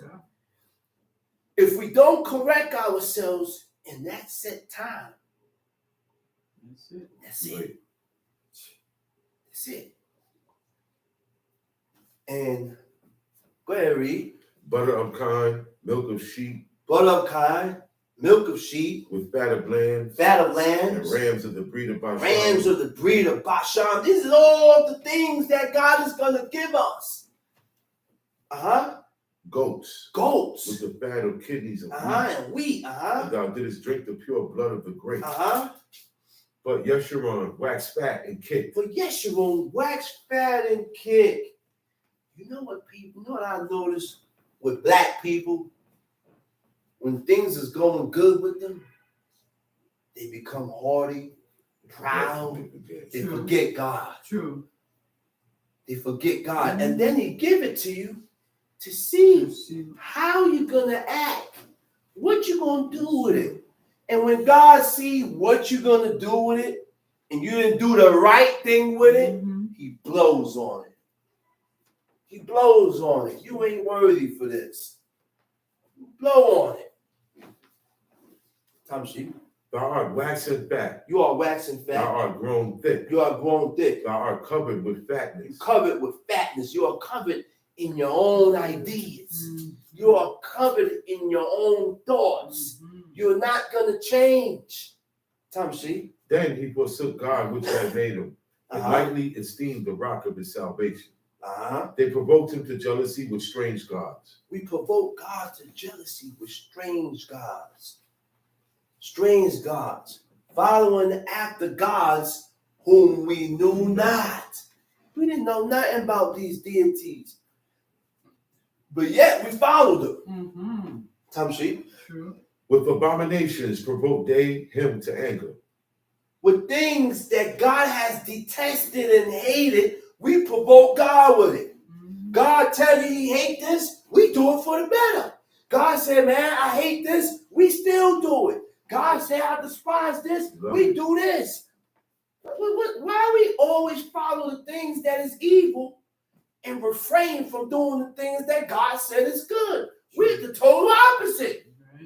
You tell a person, man, God don't like this. It's like you told him that God love it. It's like you told him that God love it. It's like you told him to go ahead and do it. They lean more and more towards it. When we find out the things that is unlawful, we're supposed to have more of an incentive to move away, to turn away from it, to depart from it. But we do the opposite. Think about yourself now. Why do I do the complete opposite of what God said not to do? That's a question that we need to ask ourselves. Why do I do the complete opposite that God said not to do? Tamshi. They sacrificed unto devils, not to God. Sacrifice unto devils. Okay? And that's why it was very important when you brought the sacrifices of God to the entrance of the tabernacle, of the ark. Because when you take the sacrifices and you bring it to the entrance, to the door of the tabernacle, it's before God. It's like you're bringing it before the Most High. It's like it's dedicated to God. So when I do these sacrifices and I didn't dedicate it to God or bring it before the tabernacle, I done sacrificed to the devil. Automatically. That's what took place with Nadab and Abihu. When Moses said, he said, man, the burnt offering should have been eaten at the entrance of the tabernacle. But the offering wasn't done at the entrance of the tabernacle, which made it unacceptable of God. So, it wasn't, the order wasn't set. They didn't follow the order. So Moses went to Aaron's sons. He said, well, why wasn't the burnt offering brought to the entrance of the tabernacle. It should have been brought to the entrance of the tabernacle, to the holy place. Because you had the holies of holies within the holies. Within the holy place, that's right. So Aaron said, the offering wasn't bought and done. The sacrifice wasn't done at the entrance of the tabernacle. Do you really think God would have accepted it? And what he said was wise. And Moses accepted it. They wasn't proud and stubborn to where they couldn't listen to each other. Sure. If one person is speaking wisdom, the other one is up to the other one to hearken to that one. Mm-hmm. You can't be proud and think, listen, I'm the older brother, none of that counts. You gotta listen. Maybe my younger brother is saying something that's wise at this point in time. He said, well, I'm gonna listen to what he said. Because what he said was wise. What he said was wise. At this point in time, I was not wise. I was unwise in this matter. And the man is speaking wisdom. So I gotta hearken to what the man's just saying. Tom Sheep.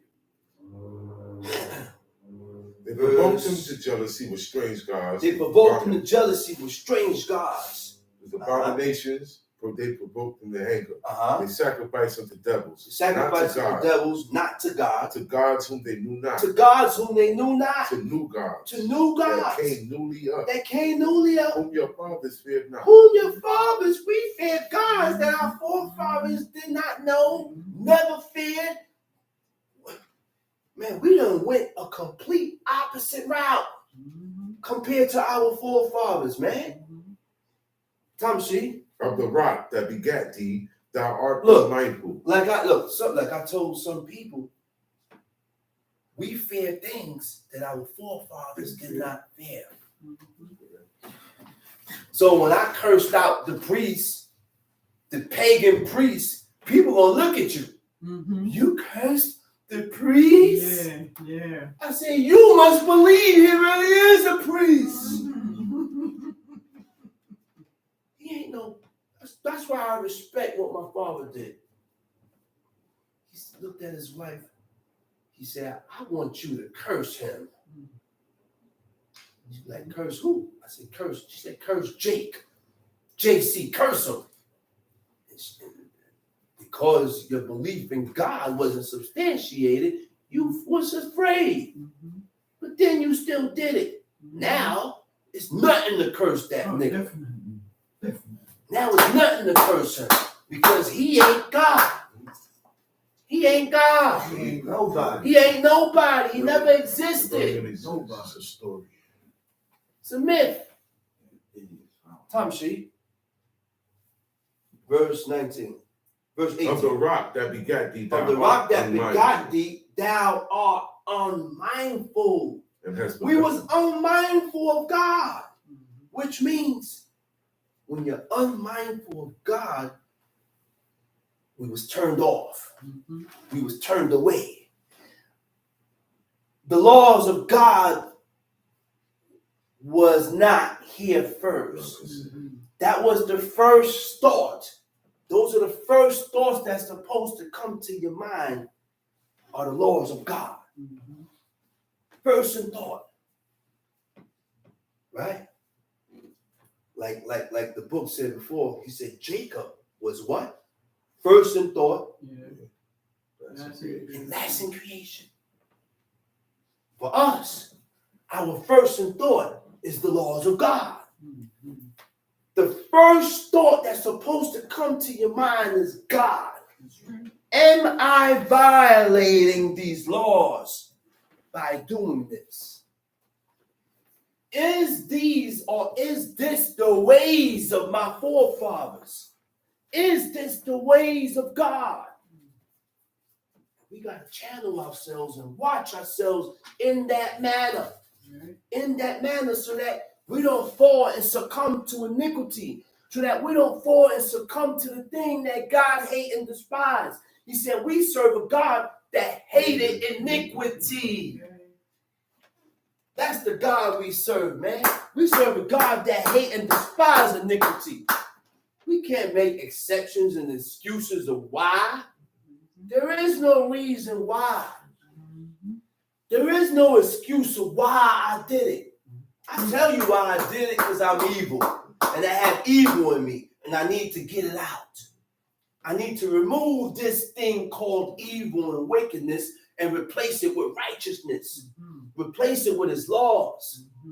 Tamshi. And has forgotten God that formed thee. And of the rock that begot thee, thou art unmindful, and what? And has forgotten God that formed thee. That formed thee. The word for formed is koleka. Koleka, formed thee, and it also means freed. To free you. We done forgot God that freed us from the land of Egypt. We done forgot our God that I did all these glorious acts for us. We forgot. Which means this is a continual thing. We have to continue to remind ourselves of the glory of God. We have to remind ourselves of what God did, so that by you remembering what God did, by you remembering his mighty acts, is what's going to keep you substantiated in his laws, keep you grounded in his laws. Tamshi. And when the Lord saw it, he abhorred them. When the Lord saw it. When the Lord saw what? It said when the Lord saw it, he abhorred them. When he saw what they did, when they saw their abominations, when he see that they was unmindful of God, he hated them and despised them. Tamshi. He abhorred them because of the provoking of his sons and of his daughters. Because of the provoking. Look, you know what that is, to provoke? We provoke our parents, not knowing that we said, boy, don't provoke me, because you keep doing the same thing that I told you not to do. You provoking me. And that's what we did with God. When we sin and break these laws and go against God, we provoke God. Tamshi. And he said, I will hide my face from them. I will see what their end shall be. Now, because we provoke God, now God, the Most High, done went back to his place.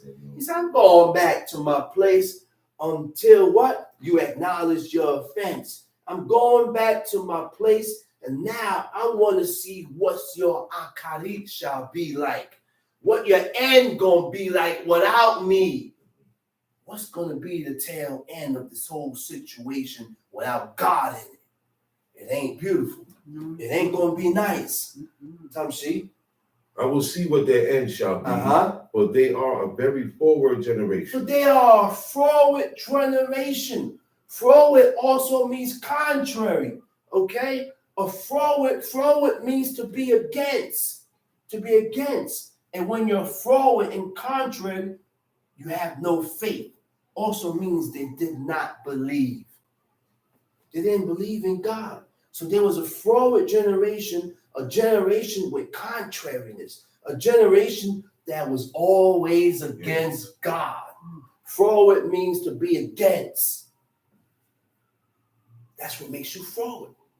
And when you're against God, it brings about forward thoughts. Forward thoughts are thoughts that is against what God says. That's why I said over and over, you got to train yourself. Because of the way you was raised does not mean make it right. See, I told this one person, I said, man, listen, you have to make yourself believe the things that you read here. It's not going to be an easy journey. It's not going to be an easy ride, because I was taught to be against. I was taught to be against certain things that we read here. Look how people look at this situation here.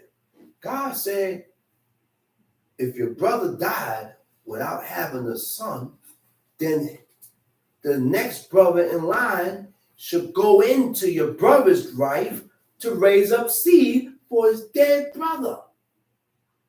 That mentality don't stand here. People look at that as weird. People ain't gonna say, well, what? You mean tell me I gotta cohabitate with my brother's wife. That's what God said.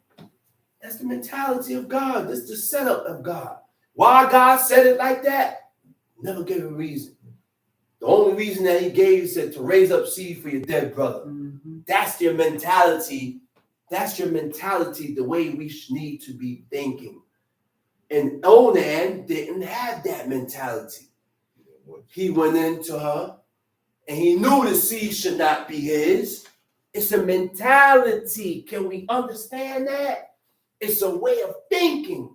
Because he didn't have that manner and that way of thinking, God killed him. Which means God will kill you for your thoughts. And it showed in his actions. Because he went into the poor girl and pulled out when he was about to ejaculate and spilled it on the ground. Spilled the seed on the ground, lest he should give seed to his dead brother. Which means there is certain laws that tells us to consider certain people. When we don't consider who God said to consider, these are things that God will kill you for, man. And now, because of that, our path become darkened. Our path and our directions and our route towards God becomes darkened to where you can't find the correct way to go. You start going in every other way instead of the right way. Time sheet. They have moved me to jealousy. They have moved me. What verse you at? 21. They have moved me to jealousy. With that which is not God. With that which is not God. They have provoked me to anger with their vanities. You move God to jealousy with things that's not God. Why? What are you doing serving and worshiping stocks of wood and stone? Go ahead, read. And I will move them to jealousy with those which are not a people. I will provoke them to anger with a foolish nation. For a fire is kindled in my anger. Fire is kindled in my anger. It shall burn unto the lowest hell. It shall burn to the lowest hell. It shall consume the earth with her increase. You know how deep that is? For your fire to burn to the lowest hell, that's some real long, heavy fire. Real anger, read. And set on fire the foundations of the mountains. I will heap mischiefs upon them. I will heap mischief. To heap means to add. To heap, when he said, I will heap mischief, I will add evil upon you. Disaster. I will add evil upon you. You're going to go through disastrous situations, calamitous situations. You're going to go through certain things because God done added upon you, heap evil upon you. Read. I will spend my arrows upon them. They shall be burnt with hunger, devoured with burning heat, and with bitter destruction. I will also send the teeth of beasts upon them, with the poison of serpents of the dust. The sword without and terror within. The sword without and terror within. You ain't gonna be able to accept it. You ain't gonna. God gonna set you up, man. And your hands call for it. God gonna set you up. Read. The sword without and terror within shall destroy both the young man and the virgin. Virgins. The suckling also with the man of gray hairs. Nobody is gonna escape. No one's gonna escape, man. Because guess what? No one have decided to serve God. No one came to the decision to push for God. You're undecided. You fluctuate in your opinion. You move. So these things had to happen. They had to happen. Time sheet. I said, I would scatter them into corners. I would make the remembrance of them to cease from among men. So when you tell a person or tell people that I'm an Israelite, they go and respond and say, what is an Israelite? They don't know what an Israelite is. So now you got to say, all right. I'm not an Israelite. Okay, I'm a Jew. You know the Jews? You see the festivities and the seasons that they observe? That's what I observe. That's right. Because I don't, whether I went into the explanation, they still ain't going to understand. Right. Because you got to go into the changing of the name of Jacob. which brought about the Israelites. God changed Jacob's name from being the supplanter to Israel. He said, because you wrestled and you prevailed with God. And his sons became the Israelites. So I am the descendants of these people, which makes me an Israelite. Right. They still ain't gonna understand. Because God done erased the remembrance of Israel from under the sight, from under these people. Not recognized. Tamshi. I would make the remembrance of them to cease from among men. For it is not that I feared the wrath of the enemy, lest their adversaries should behave themselves strangely, and lest they should say, our hand is high, and the Lord had not done all this. He said, our hand is high, and God ain't did all this. Tamshi. But they are a nation void of counsel. They are a nation void of counsel, void of advice. Look, the book said don't do nothing without advice and counsel. We do things, we get counsel and advice, good counsel and advice, and we go against it. True. We go against the counsel. We go against the advice. Go ahead, read. Neither is there any understanding in them. Oh, that they were wise, that they understood this, that they will consider their latter end. Oh, that they were wise, because if you're wise, that's the only way that you're going to understand everything here that you're reading. You're going to understand your latter end. You're going to understand that this life ain't just it. You're going to understand that there is something after my death. Right. And then once you begin to understand that, you're going to start changing your whole life around towards God, because you completely understand that this life is not the end.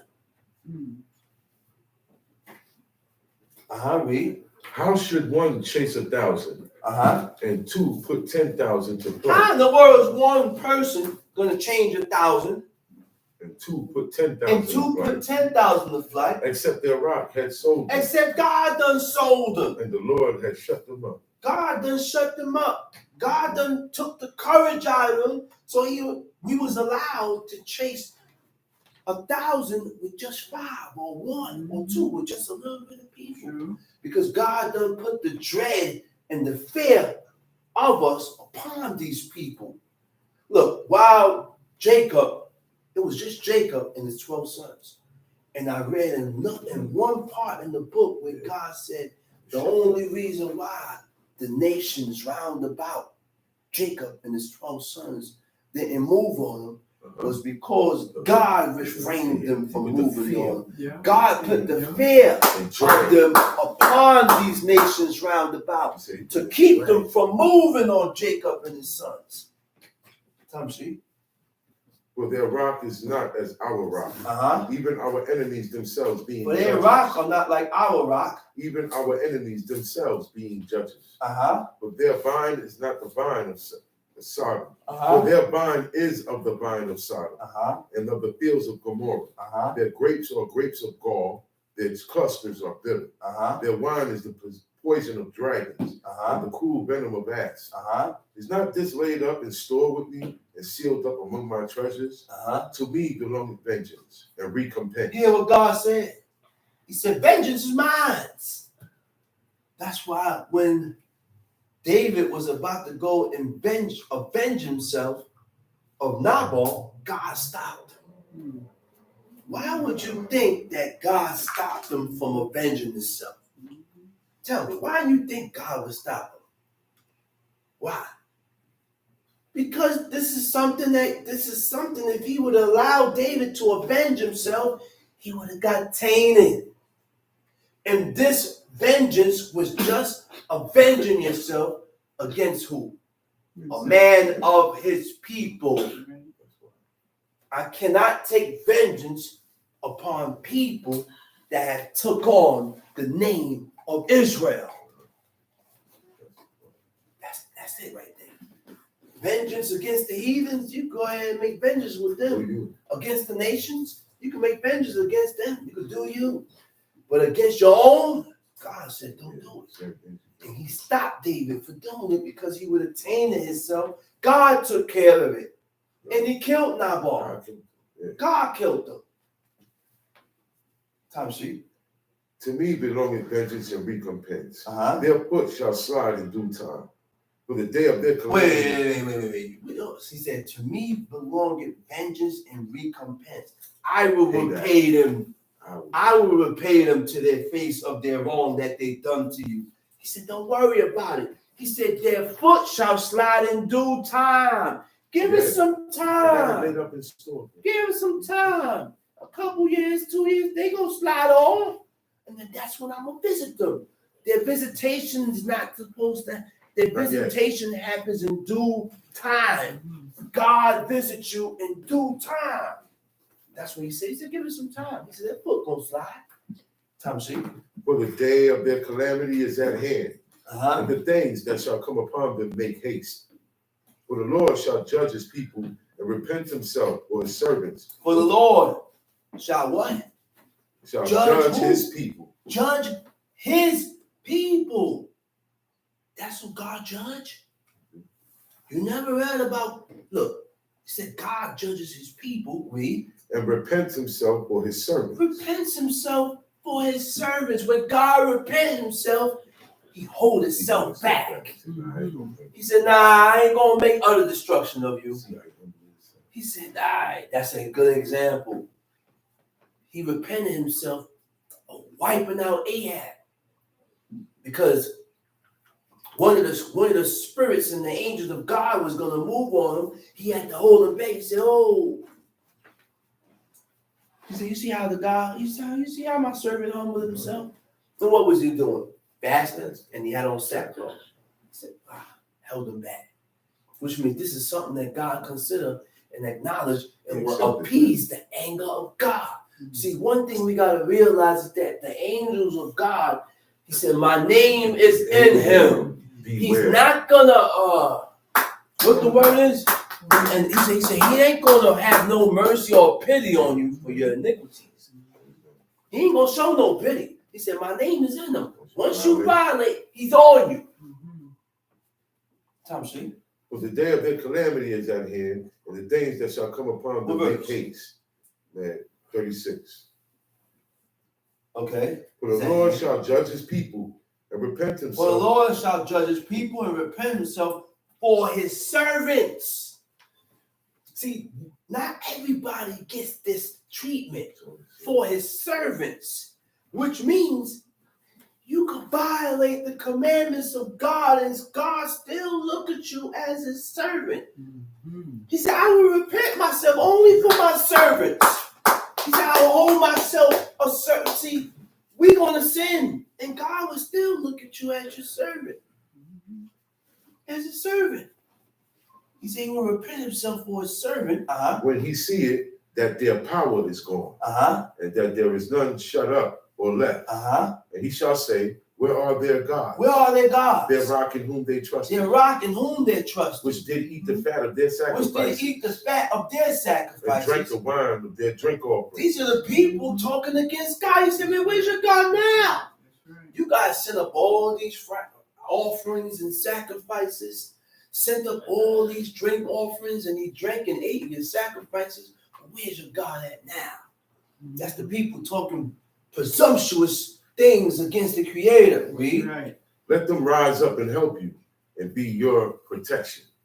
See now that I, even I, am he. He said, see now that I, even I am he. And there is no God with me. There's no God with me. I kill. And I make alive. And I make alive. I wound. And I heal. Neither is there any that can deliver out of my hand. Neither is there any that can deliver out of my hand. None. You see how God is talking junk. Talking junk. You popping this. For I lift up my hands unto heaven and say I live forever. I live forever. Only a God can say that. No other deity can say that. Nobody can say these things. Only God. If I wet my glittering sword. He said, if I wet my glittering sword, and my hand take hold on and my hand take hold on judgment, I will render vengeance to mine enemies, and will reward them that hate me. I will make mine arrows drunk with blood, and my sword shall devour flesh, and that with the blood of the slain and of the captives from the beginning of revenges upon the enemy. Rejoice, O ye nations. Rejoice, people. Rejoice, O ye nation. With his people. With his people. For he will avenge the blood of his servants. For he will avenge the blood of his servants. He said, rejoice, O nation. He said, go on and do you. But when it's time, all you nations that did Jacob wrong, I'm going to avenge. I'm coming out of my place for my people. Read. For he will avenge the blood of his servants, and will render vengeance to his adversaries. And will render vengeance to his adversaries. And will be merciful unto his land, and to his people. And to his people. You see what the mercy is channeled towards? The mercy is channeled towards God's people. Mercy, we got to realize one thing. Mercy and pity is two different things. What the evil and the wicked is riding on is the pity of God. But mercy is channeled towards certain people. Read. And Moses came and spake all the words of this song in the ears of the people. He and Hoshea, the son of Nun. And Moses made an end of speaking all these words to all Israel, and said unto them, set your hearts unto all the words which I testify among you this day. Set your hearts upon what? Unto all the words which I testify among you. Set your heart. We said, man, think about what I just said. Think about everything what I just said. Read. Which ye shall command your children to observe to do all the words of this law. Go back. And he said unto them, set your hearts unto all the words which I testify among you this day, which ye shall command your children. Which ye shall command your children to observe to do. To observe to do. All the words of this law. All the words of this law. You see where the commands go to? It is the father's duty to command his household. It is the father's duty to command his sons. Read. For it is not a vain thing for you. It is not a vain thing for you. Because it is your life. Because it's your life. And through this thing, you shall prolong your days. And through this, because you have lived in the laws and the commandments of God, you will live. You will prolong your life.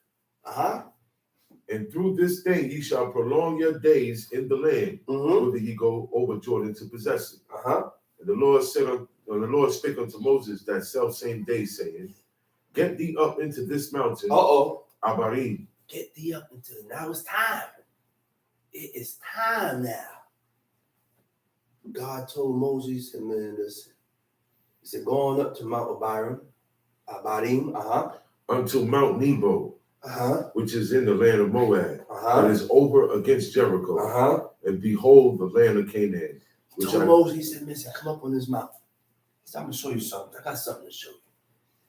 You're going to come up on this mountain, and I'm going to show you the whole land of Canaan. But this land that I'm showing you, you ain't going to bring these people over. You can't bring these people over because you didn't sanctify my name. The people was the reason. He said it was for your cause why I'm not going over into this land. He said, because of you, man. Y'all seen that there was no water. We are in this land. God done put you through certain things to substantiate your belief in him, but you still murmured and got agitated because there was no water. Caused me to not sanctify the name of God. Now I can't go over into this land. Read. And behold, the land of Canaan, which I give unto the children of Israel for possession, and die in the mount, whither thou goest up, and be gathered unto thy people, as Aaron thy brother died in Mount Hor, and was gathered unto his people, because he trespassed against me among the children of Israel at the waters of Meribah Kadesh. But Aaron wasn't there. Aaron ain't said nothing. The one that said it was Moses. Right. But one thing we got to realize is that Moses and Aaron was counted as one man. Right. What Moses did affected Aaron. Mm-hmm. What Aaron did will affect Moses. Mm-hmm. He looked at him as one man. What I do can affect this one. That's right. What you do will affect me. Tamshi. But because he trespassed against me among the children of Israel, at the waters of Meribah Kadesh, the wilderness of Zin, because he sanctified me not in the midst of the children of Israel, yet thou shalt see the land before thee, but thou shalt not go thither unto the land which I give the children of Israel. Read. That's it? Yeah. Okay, cut that. And let's go into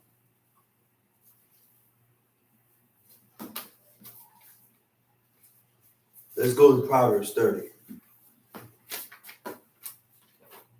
Proverbs chapter 30.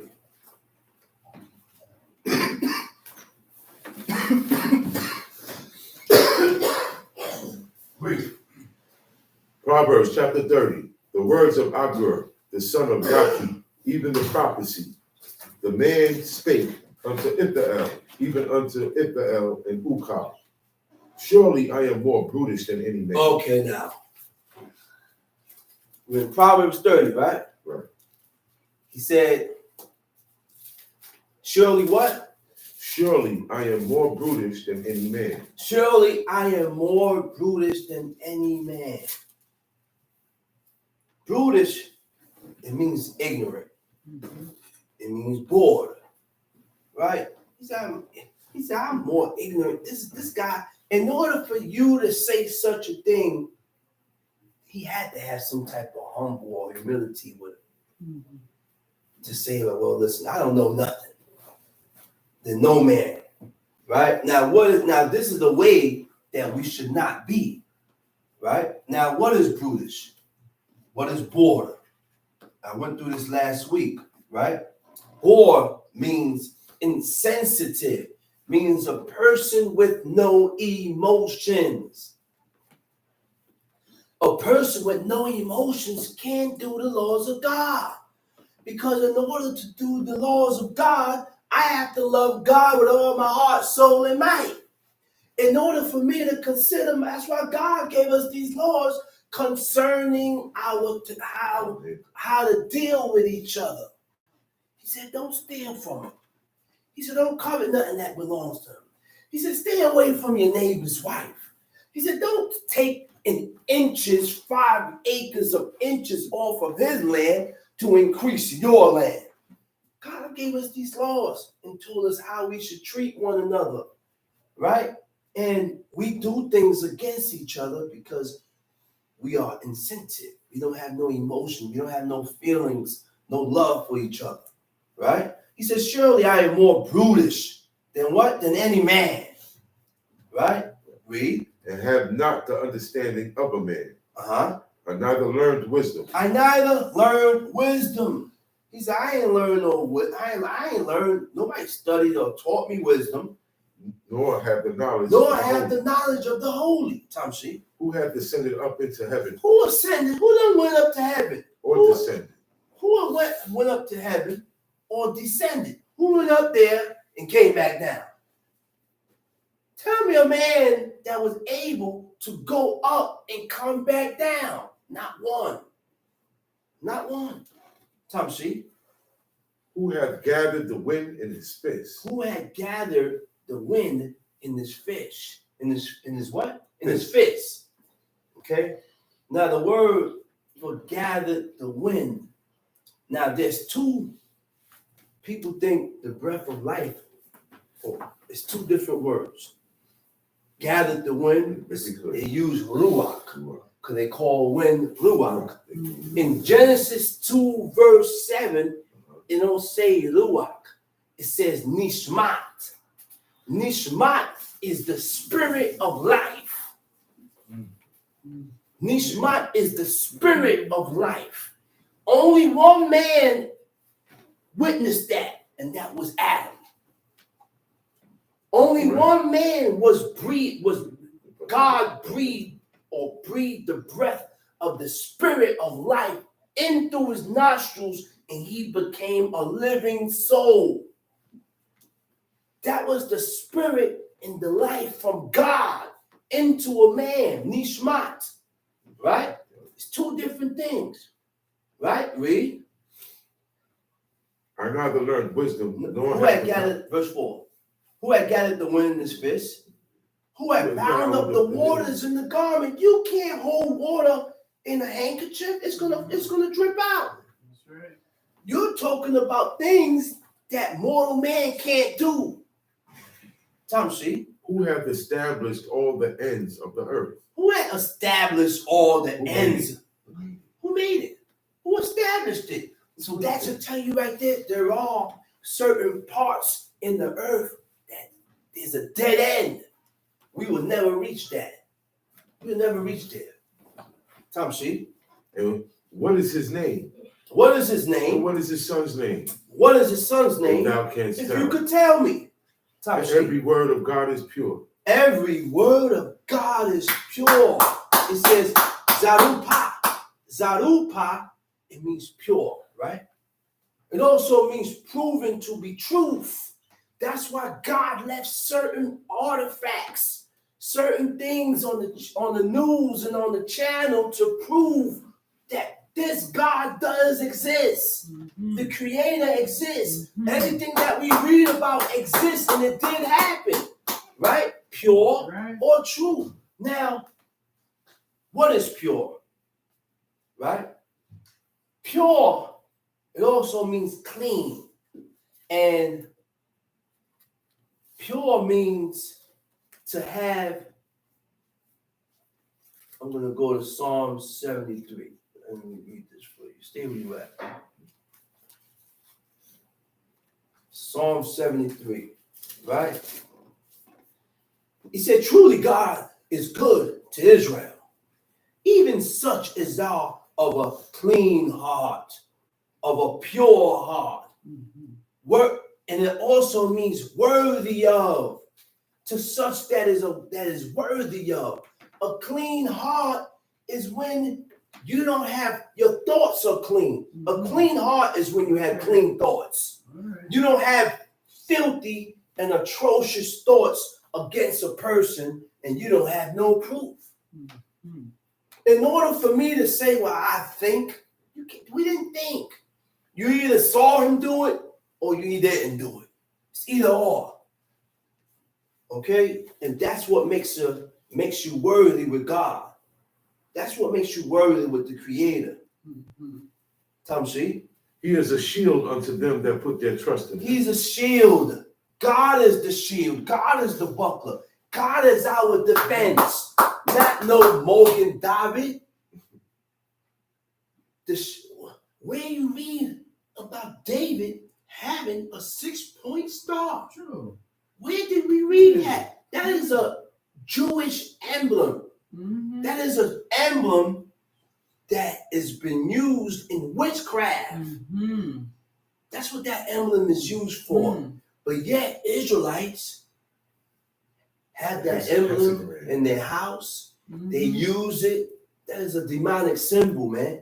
Nowhere in the book we read about no star, no David. You read about brazen shields. Mm-hmm. That's what we read about. Tom, see? And down not unto his words. Shield unto them that put their trust in him. Their trust in him. That you confide in. You confide in God. That's right. That's who you seek refuge from. That's who you go to for protection. Tom, see? Add thou not unto his words. He said, don't add on to the word of God. Because if you don't read it here, don't put it there. If you don't see it there, don't put it there. And people want to add on to God's law and his festivities and appointed seasons to correlate it with the ways and the customs of Egypt. That's right. To correlate it with the ways and the customs of America. Mm-hmm. So they got a new year, we got a new year. They observe birthdays, we observe birthdays. They got a Thanksgiving, we got a Thanksgiving. Everything they have, we want. Which means we ain't truly the seed of Jacob. We ain't, in order to be truly these people or to come over towards God, you got to change your way of thinking, your pattern and the way of thinking. You got to leave off from your past. Mm-hmm. The things that you was taught, you got to let those things go. That's right. We got to let certain things go to accept this, to let this seep in. Tamshi. Add thou not unto his words, lest he reprove thee, and thou be found a liar. Mm-hmm. 2 things have I required of thee. 2 things have I required of thee. Deny me them not Don't before I deny die. me. Remove far from me vanity and lies. Remove. These are things that we need to ask God for. He said, remove far from me vanity and lies. Mm-hmm. The word, it means vanity and also means falsehood. Falsehood is an untrue statement. Mm-hmm. When you say statements and it ain't true. Mm-hmm. When you say statements about a person and you don't have no truth about it. There's no facts about what you're saying. You thought it was that way. Or I thought it was this way, but I never came to you to call the person to find out the truth. Never came to you to call the person to find out the truth. Mm-hmm. And you lean towards these untrue statements and deal with me according to these untrue statements. Right. But you don't know that you're not going to find out the truth until you go to the source. Mm-hmm. That's all. These are godly ways. That's These right. are ways that God accepts. We have to learn to take these ways and put it into actions. Mm-hmm. We got to learn to take these ways and live in these ways. Don't get emotional. Because emotions gets in the way of you serving God. You don't want to act upon certain situations in your emotion because there is the way of iniquity. That is the way of iniquity. Tamshi. Give me neither poverty nor riches. Don't make me rich and don't make me poor. Mm-hmm. Feed me with food convenient.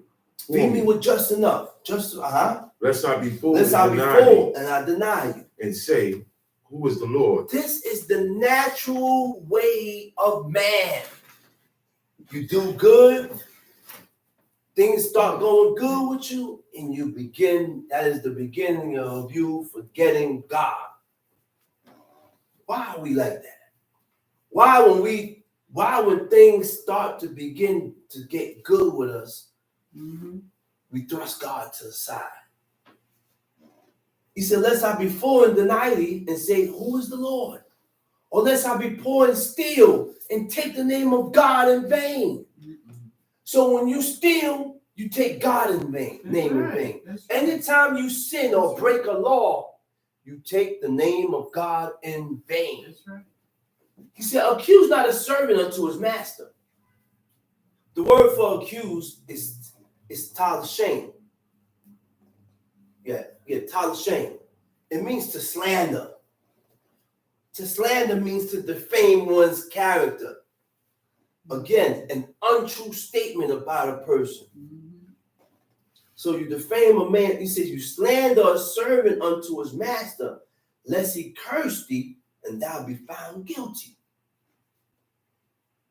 There is a generation that cursed his father. Now, when I dug into this, it said, ye qualel. Right? And the definition for ye qualel, it means there is a generation that is slight, that is trifling, that is light. Right? Let's dig into these words now. Mm-hmm. The word for light, there is a generation that is light. Light means of little importance. Mm-hmm. Of little importance. Of little importance. When your father is not of little importance, you're not around. Mm-hmm. You're not around. Right? It also means easily disturbed. Yeah, why you keep calling me? Easily disturbed. Yeah. Again, I mean, again, you're calling me again? What happened? What you want? You gotta watch these things and correct it. Because the evil that is in us is what caused us to move in this manner. But it's up to us that when we learn the ways of God, we eject it and cut these things out. Right? Now we're going to get into the other definition, which is slight. Slight means to neglect. To neglect. The only ones that he is expecting to come visit him is his children. He gonna ask for his children. I expect my children to come. I'm not asking for nobody else. I want to see my children. Don't neglect me and leave me here. Right? To give little attention to. We fall under this right here. Right? The last one is what? Trifling. Trifling means to talk in a joking manner, to leave undone or unattended by carelessness. Your father or your mother send you inside to do something, and I leave whatever I'm doing undone. I didn't complete the task because I didn't care. I heard a couple of times I would say, he said, man, why you ain't complete what I told you to do? You left it unattended because you don't care. And you're right. That's what that means. That's right. That's a certain generation. Don't fit yourself under that generation. Right. Don't put yourself under that generation. Right? He said, there is a generation that curseth their father and doth not bless their mother. So the word for bless, you know what it means? It means barek. And barek also means to kneel. There is a generation that does not bless their mother. You know how many, you find this with a lot of girls. Now, my mom's, man, she's a B. Well, you calling your mom's a B? That tingles in my ear when I hear certain manners and certain things that people call their mother and their father. I make me look at you twice. That's right. And I don't want to befriend you. I don't want to deal with you. If you could do this and with your parents, I don't want no dealings with you. Now to bless means to speak good about, to speak gratefully of. Right. It's either you're speaking good about them or you're not speaking good about them. So that's the reason why we say this all the time. There's nothing that your parent can do that is wrong in your eyes. Nothing. Nothing your parent can do that's wrong in your eyes. Because when you start to talk wrong about them, you're not blessing them. Okay? He said, there is a generation that are pure in his own eyes. He said, now when you're pure in your own eyes, you ain't never wrong. I'm always right. Ain't nobody could tell me nothing. Nobody could tell me nothing. Because you're in that generation that's only pure in your own eyes. There is a generation that is pure in his own eyes, and yet is not washed from their filthiness. Which means you ain't changing. That's right. You ain't changing from the filthiness. You ain't changing from your own wickedness. He said there is a generation. Oh, how lofty are their eyes. What are the lofty eyes? Right? Lofty eyes. It also means arrogant, an arrogant demeanor. That's what lofty eyes means. Now, what is your demeanor? Your demeanor is your behavior towards others. An arrogant demeanor is your behavior, your arrogant demeanor, your arrogant behavior towards other people. Goes into pride. When you see yourself working and doing and acting in a certain manner, we have to learn to correct that and not continue to walk on in that manner, in that way. Right? That was verse 13, right? And their eyelids are lifted up. There is a generation whose teeth are like swords, and their jaw teeth as knives, to devour the poor from off the earth and the needy from among men. The horse leech had 2 daughters, crying, give, give. What is a horse leech? When you look up horse leech, it means it's a leech. A leech drains the substance of. You're going to drain my substance, drain me, and not honor me. That's why the father demands his respect. Yeah, a father or a head or a husband will demand his respect because he's going to look at you, man. He ain't going to use the word drain, but he said, man, I've done so much good to you. That's right. And all I ask for is honor for my children and respect and woman to allow your husband to rule over you by not being hard-headed and stiff-necked. Now, when I'm not receiving this, guess what? You begin to pull away. You begin to pull away from your wife and your children. I don't want nothing to do with them. Now you go back to your spot, to your place, because we all got a place. Now I'm going to see what's your end.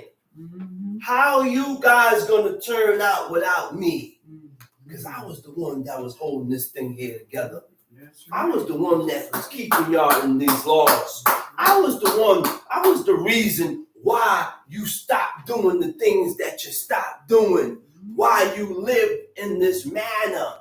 Because I showed you righteousness and holiness and how to receive and attain the attention or to acquire the attention of God, because there's a way to grasp the attention of God. We know the way because we read the book and we will see the ways of our forefathers, of the things of what they did to get his attention.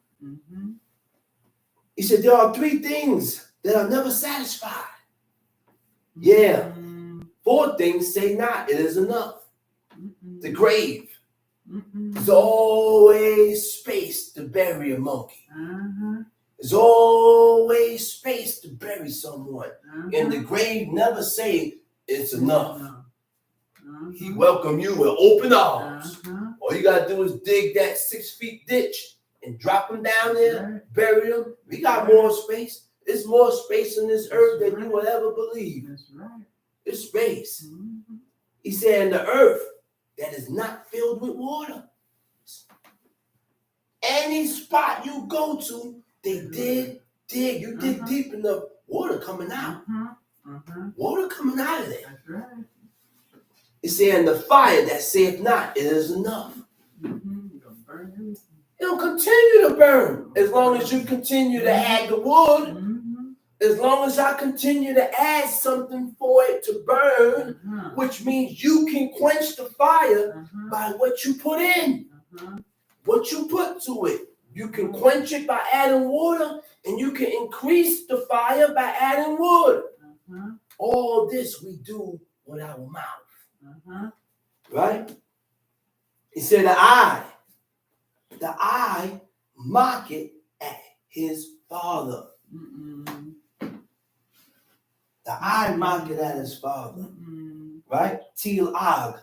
Til-ag means to mock. Right? To mock means to what? To disappoint the hopes of. You know how you disappoint We do things in our actions. And when you go to your father and your mother said, man, you disappointed me. I didn't expect this from you. Right. I didn't expect these actions from you. I expected you to do otherwise. Right. Because guess what? He expected you not to, but you lived up to the expectations of your father by doing certain things. To where your father is laid up and he looked, he said, man, all the while I'm thinking, you hated me. And you know how many times your father look at you, he said, man, you must hate me. You're like, nah, I don't hate you, man. I don't hate you, man. It was just the evilness in me that caused me to act that way. It was just the wicked seed in me that caused, because you got to recognize that you do have evil in you, which caused a certain type of reaction, which caused a certain type of action.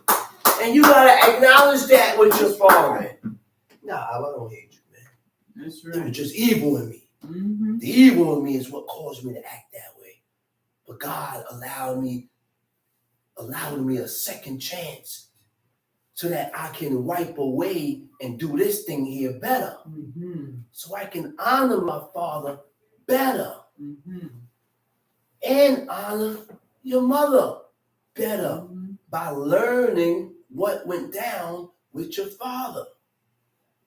Because when your parents get in a certain manner or in a certain way, it's not for me to get angry. And then you got to rule your spirit and say, well, you know what? That's right. Nah, Imam, I'm not angry. I started to get angry. I'm going to be truthful. But then immediately I piped it down. Yeah. Immediately there's a pipe down. That's right. So when you're piping down, you're going to tell in your speech. You're going to tell in your movement. You're going to tell in your mannerism. You're not going to talk so abruptly and get it. Hey, calm down. Nothing's going to slam. Easy. Okay, that's all mocking. Right. All falls under mock. And it also means to defy. I can defy my parents by being contrary and opposite to them. Right. Opposite to them. Much less my grandparents. Much less your grandparents. Same thing. That's right. Same thing. That's right. Same thing. That's right. Your parents, your grandparents is your parents. You're going to give it up. That's right. You're going to give it up. I'm going to make right. you give it up. That's right. To jest. Joke. To joke means to ridicule. To ridicule means to make fun of. To deride means to laugh at. When you get off and laughing and making fun of your parents, making your parents the joke, we do that. I'm not making my parents no joke, but people does that. Make their parents the butt of the joke. I mean, you can't joke on your parents. You leave that alone. Make them laugh. Make them laugh, but don't make them the butt of the joke. He said, the eye that mocketh at his father and despiseth to obey his mother. To obey means to follow the commands and the guidance of. Commands and guidance are two different things. To comply, to conform, or adapt one's actions to another wishes. And when I read that, it reminded me when Ema told me, he said, hey, Shama, hey, you don't have to act that way. Shama, you don't have to act that way. All right, stop acting like that, Shama.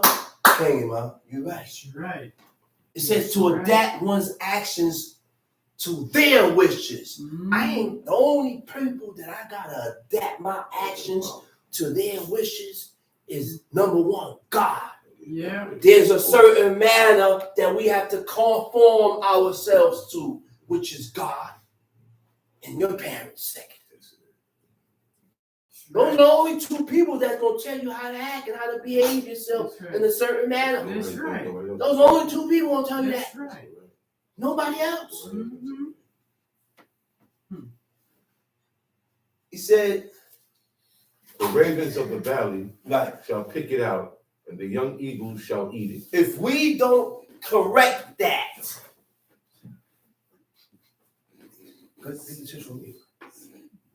if we don't correct that, guess what?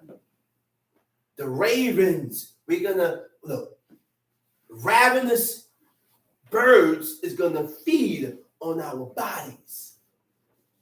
Ravenous birds is gonna feed on our bodies.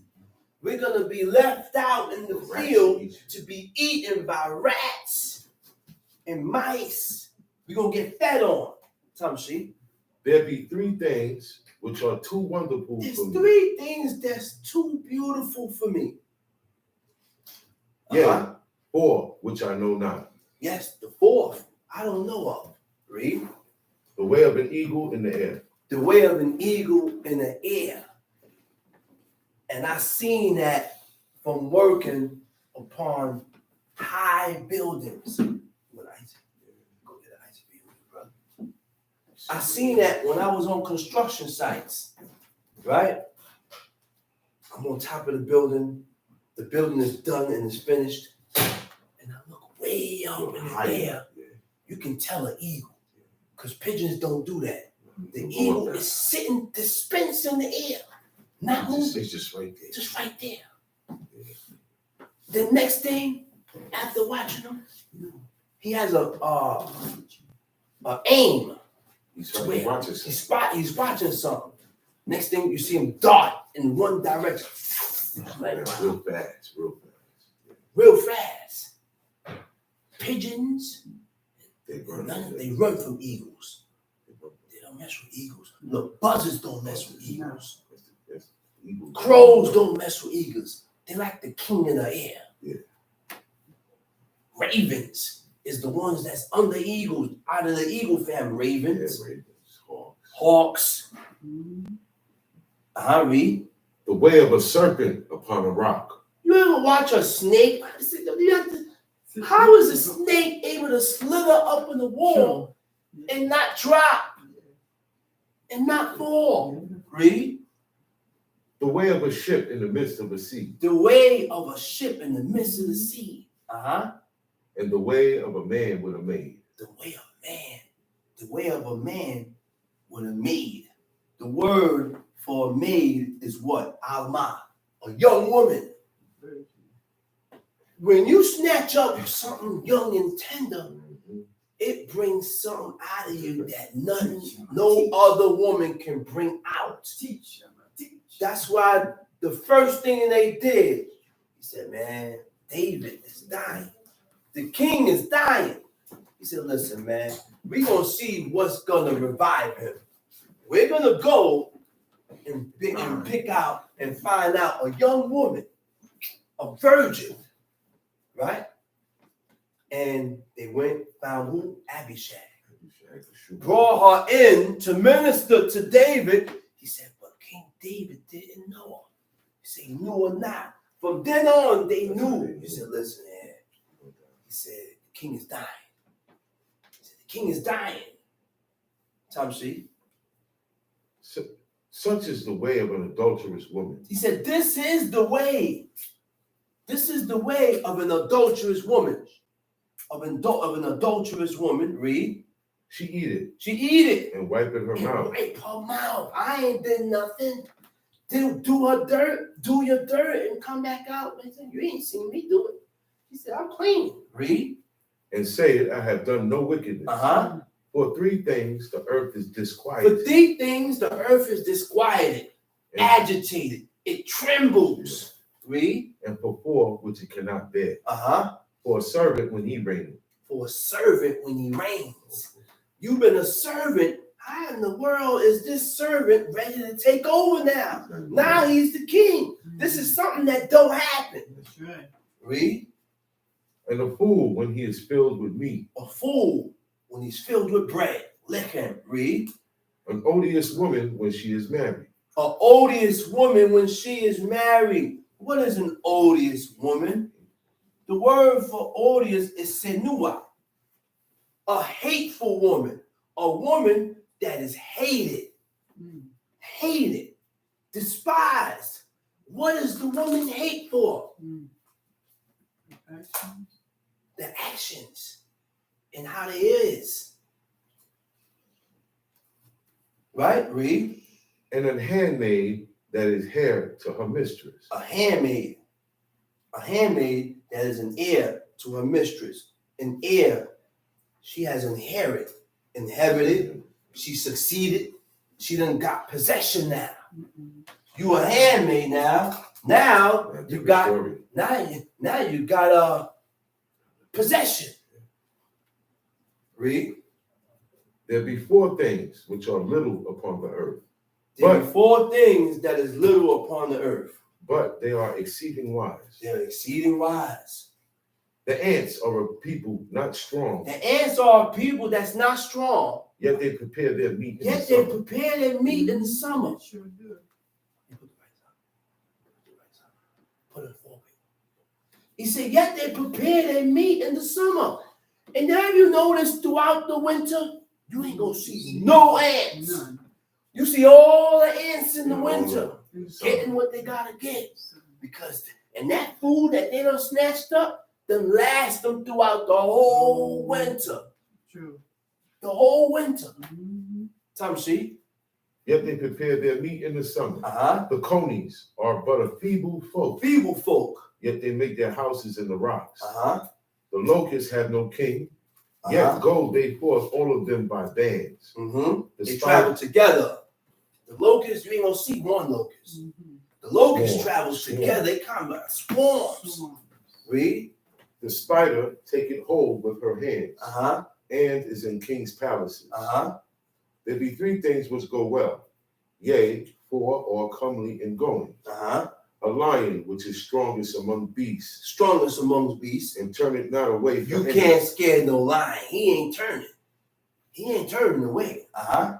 a greyhound, A greyhound. and a he goat also, Uh-huh. and a king, against whom there is no rising up. Uh-huh. If thou hast done foolishly in lifting up thyself, or if thou hast thought evil, lay thine hand upon thy mouth. Or if thou hast thought evil. Mm-hmm. You have an evil purpose. Uh-huh. Lay thy hand upon thy mouth. Lay your hand upon your mouth. Which means certain things ought not to be said. I gotta keep certain things within myself and hold it. Stop.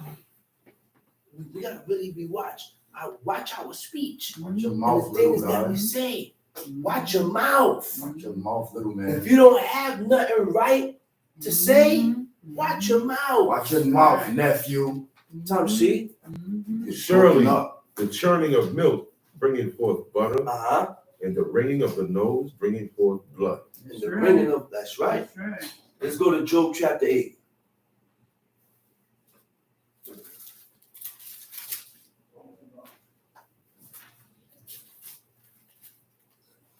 Job, you got it? Tom, see. Then answered Bildad the Shuhite and said, how long wilt thou speak these things, and how long shall the words of thy mouth be like a strong wind? Doth God pervert judgment? He said, how long? He said, how long? Will thou what? How Will thou long wilt thou speak these things? How long are you going to continue to say this? Mm-hmm. How long are you going to continue this way? That's right. And how long shall the words of thy mouth be a like what? strong wind. Be like a strong wind. Hard, heavy. A strong wind blows you down. A strong wind blows you down. You ain't going to stand in a strong wind. It breaks down houses. It breaks houses down. Changes landscape. Changes landscapes. Uh-huh.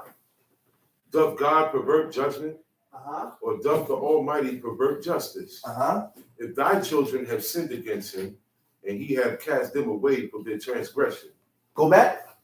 doth God pervert judgment? Do God pervert judgment? No. Is God going to change his No. judgment No. because of you? No.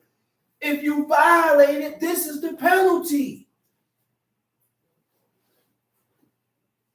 The Most High favor whosoever he decides to favor. because his hands called for it. But God don't pervert judgment. No. Okay, Tom C. Or doth the Almighty pervert justice? Or is God gonna pervert and change justice? No. If thy children have sinned against him, and he have cast them away. He said, if thy children have sinned against them, and he have cast them away. He cast them away. To cast means to let go. I don't let you go. I only let you go because you've been defiant. So now I don't want nothing to do with you. I let you go with wherever you want to go. I don't give you laws, commandments, statutes, showed you the way you should be, but you still want to lean towards your own understanding. So now I got to let you go. Read. If thou wouldest seek unto God be times. If you seek unto God be times. How do we seek God? How do we seek God? The only way to seek or to search for God is in the book. This is where God is. This is where you're going to find him. There is no more priests and prophets to go to inquire of God. Amen. So the only inquiry or the only way to find God is by reading the book. So now I have to do, in order to search or seek for God, you had to develop a certain amount of desire. You have to develop a certain amount of desire for God. Tamshi. And make it thy supplication to the Almighty. And make thy supplications to the Almighty. You know what a supplication is? A humble petition to God. All right? To find when you make this, when you're making this humble petition towards God, you're seeking favor. You're seeking his interest. You're seeking his attention. Tamshi. If thou wert. And the only way you're going to find or get the attention of God or his interest or find any favor in God, you got to be accepted of him. If you ain't accepted of God, he gonna make the heavens as brass to block your supplication. Tamshi. If thou wert pure and upright. If thou was pure and upright. Okay? Now, the word for pure is Zayin Kasofi. It means pure. It also means clean. Now, when you look up the definition of pure or being pure, it means free from vidiots. Free from vidiots, free from that which weakens, and free from that which pollutes. Okay? Now we're going to go into these three words: vidiots, weakens, and pollutes. All right? Now, vidiots is that which make faulty or defective, often by the addition of something that impairs. What causes you to be faulty and defective? The only thing that causes you to be faulty and defective is iniquity. It's sin. And this is why God gave us strict commands and strict laws. 613 laws, commandments, and statutes. Because when you violate these commandments and go against these laws, you become defective of God. So when you become defective, you cannot be used. That's why, again, God used the adversary to serve as an adverse to Balaam, to stop him from pushing forward and going forward. Because if he would have went forward and made it through, he couldn't have been used to bless the nation. He'd have been dead too. Right? Weakens. Free from that which weakens. Free from that which weakens. Right? Lacking strength. What weakens you and what happens to you when you lack strength? What strengthens you? The fulfillment of the commandments of God. When you fulfill the commandments of God, that's what strengthens you. These are the things that strengthen you towards the external forces. You will be able to resist the external forces. You will be able to withstand attack. Not physical attack, but spiritual attack. Because the evil spirit that roams the earth attacks you only because he can see the determination to serve God in you. So he attacks your spirit. The external forces are outside forces, right? Not firmly decided. When you're not decided to serve God, it weakens you. Vacillating means to fluctuate, to move, to shift back and forth, off and on. And the last one, he said, free from that which pollutes, right? And what pollutes you? The only thing that pollutes you is when you get unclean. What else pollutes you? What pollutes me is when I sin. It pollutes my spirit. It causes me to be impure. Physically, you could be unclean physically or spiritually. Both. Tamshi. He said that if that was pure and upright, surely now what is upright? When you dig into the word of upright, an upright man has a conscience. A person or a man with a conscience is just. A person with a conscience makes amends with God. A person with a conscience is going to make amends with mortal flesh that he wronged. So that's true. Okay? Tamshi. If thou wert pure and upright, surely now he would await for thee. If you was pure and upright, believe me. He said, surely now he would have what? He would awake. He would awake for you. And make the habitation. He would awake for you. What verse was that? Number 6. Yeah, sure. If you was pure and upright, he said he would awake. The word we know awake means to rouse oneself up, to stir himself up, because God don't stir himself up for an evil, wicked soul. He only stir and rouse himself up for certain men. For the men that is pure and upright with God. Tamshi. And make the habitation of thy righteousness prosperous. Make the habitation of thy righteousness. The habitation, you know what the habitation is? Your dwelling place. Your dwelling place. Right? And make your dwelling place of the righteous prosperous. You're going to succeed. You're going to excel. You're going to be prosperous. Tamshi. Though thy beginning was small, yet thy latter end should greatly increase. For inquire, I pray thee, of the former age. Again, inquire of the former age. Go on back into many generations. And prepare thyself to the search of their fathers. Prepare thyself of the search of their fathers. Means to be directed aright or to be established, to prepare, to be directed, to establish. Your mind is made up.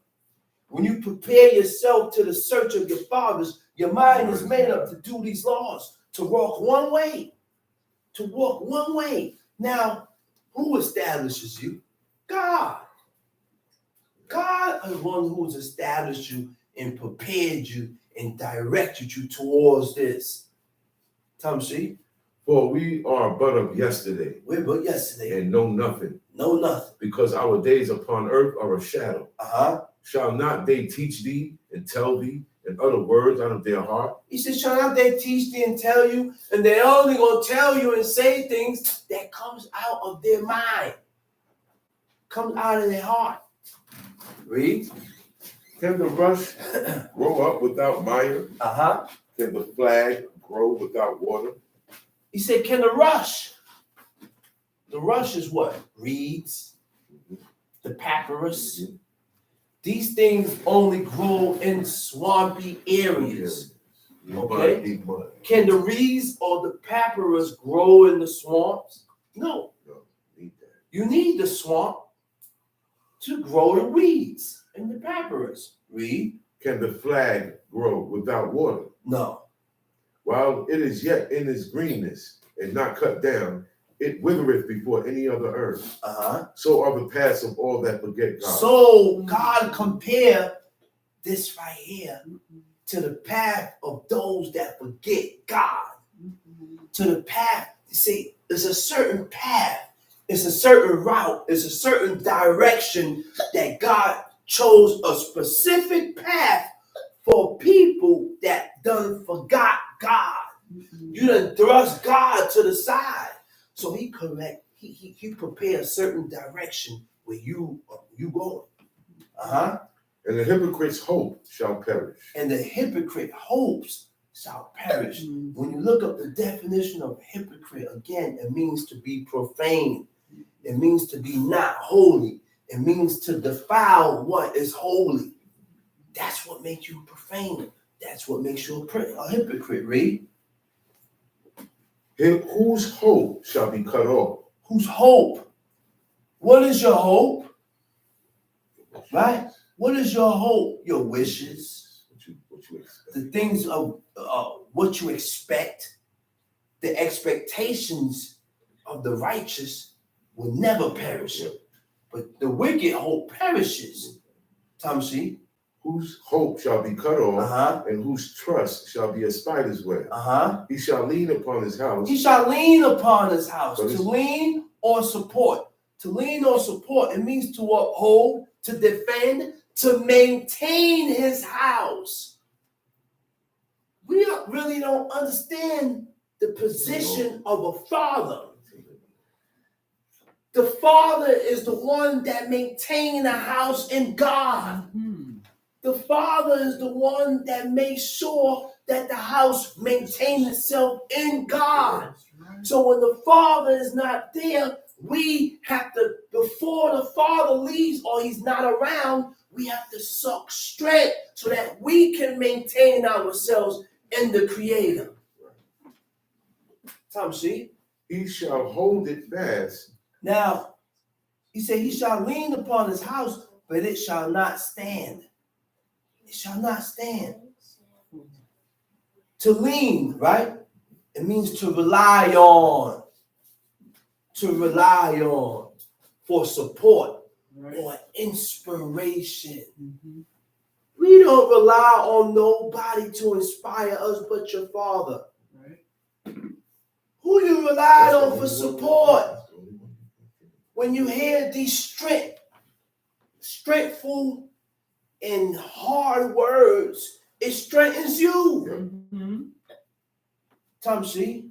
He shall hold it fast. He said he shall lean upon his house, but it shall not stand. He shall hold it fast, but it shall not endure.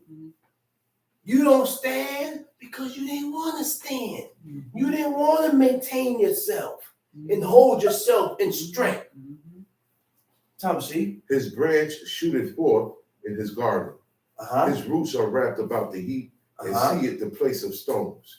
If he destroy him from his place, then it shall deny him, saying, I have not seen thee. Behold, this is the joy of his way, and out of earth shall others grow.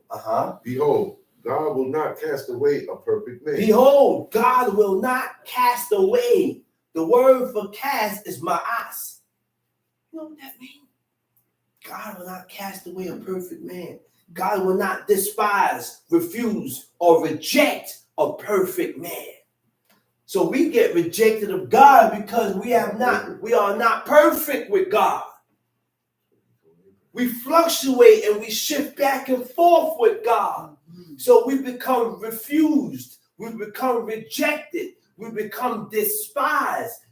Now we see why God rejected Saul from being king, because he was not perfect with God. God gave him a command.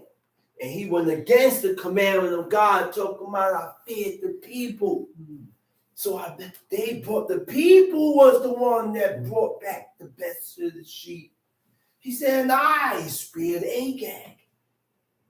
He said, does God delight in sacrifices and offerings more than obedience? He accepts obedience over sacrifice. He said, why do they hearken to the commandment of God? He said, God has rejected you. And because God rejected thee, I ain't praying with you. I'm not going to worship with you. I'm not going with you. And Samuel stayed away from Saul. Our friends are rejected of God. We walk and befriend people that is rejected of God. And which is gonna cause you to be rejected. Because in order for you to walk with a man, it means you have accepted him. You have accepted his lifestyle. Tamshi. Neither will he help the evildoer. Neither will he help the evildoer. You know what's the word for help? It says kazik. Kazik means to strengthen. Neither will God strengthen the evildoer. Neither will God cause the evildoer to grow firm. Which means it's either you're being strengthened and grown firm, or you're being weakened, or you're grown weak. It's either or. Tamshi. Till he fill thy mouth with laughing, and thy lips with rejoicing. They that hate thee shall be clothed with shame. They that hate thee shall be clothed with confusion. He's going to confuse you. If you hate, how do you show your hatred for God? When you go against the laws, commandments, and statutes. So now when people start adding in and adding on and doing things according to their own way, God add confusion. Now they become confused. Hey, all of a sudden, you believed that our forefathers had to celebrate birthdays. There's confusion setting in. Because I keep doing things that is opposite and contrary to what God says. Tamshi. And the dwelling place of the wicked shall come to naught. Shall come to naught. Let's go to Daniel chapter 1.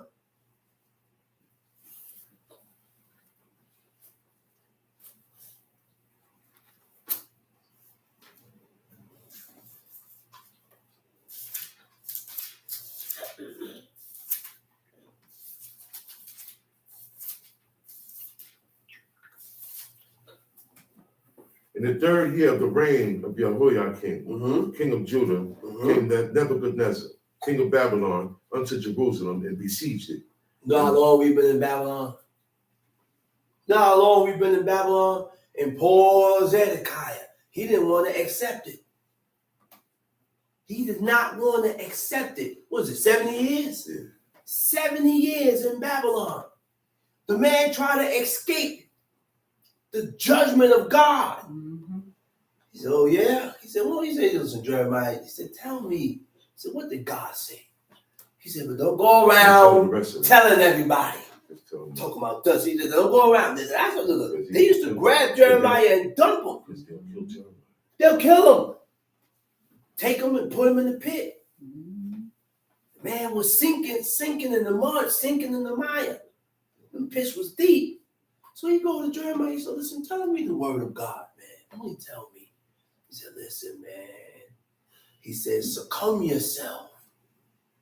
Humble yourself under the hand and subject yourself under Babylon because he's coming. He said, but only one thing you need to do. And God would turn his anger and turn Babylon away. He said, let your servants go. The servants that he had were his own people. And he had them as bond servants.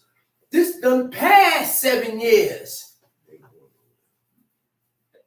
What happened to the 7-year release?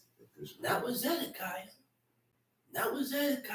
So he let them go, went back, brought them into subjection. He said that was the last straw.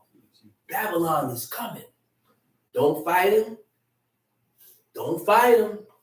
He said, take you wives, build houses, live comfortably, because you're going to Babylon.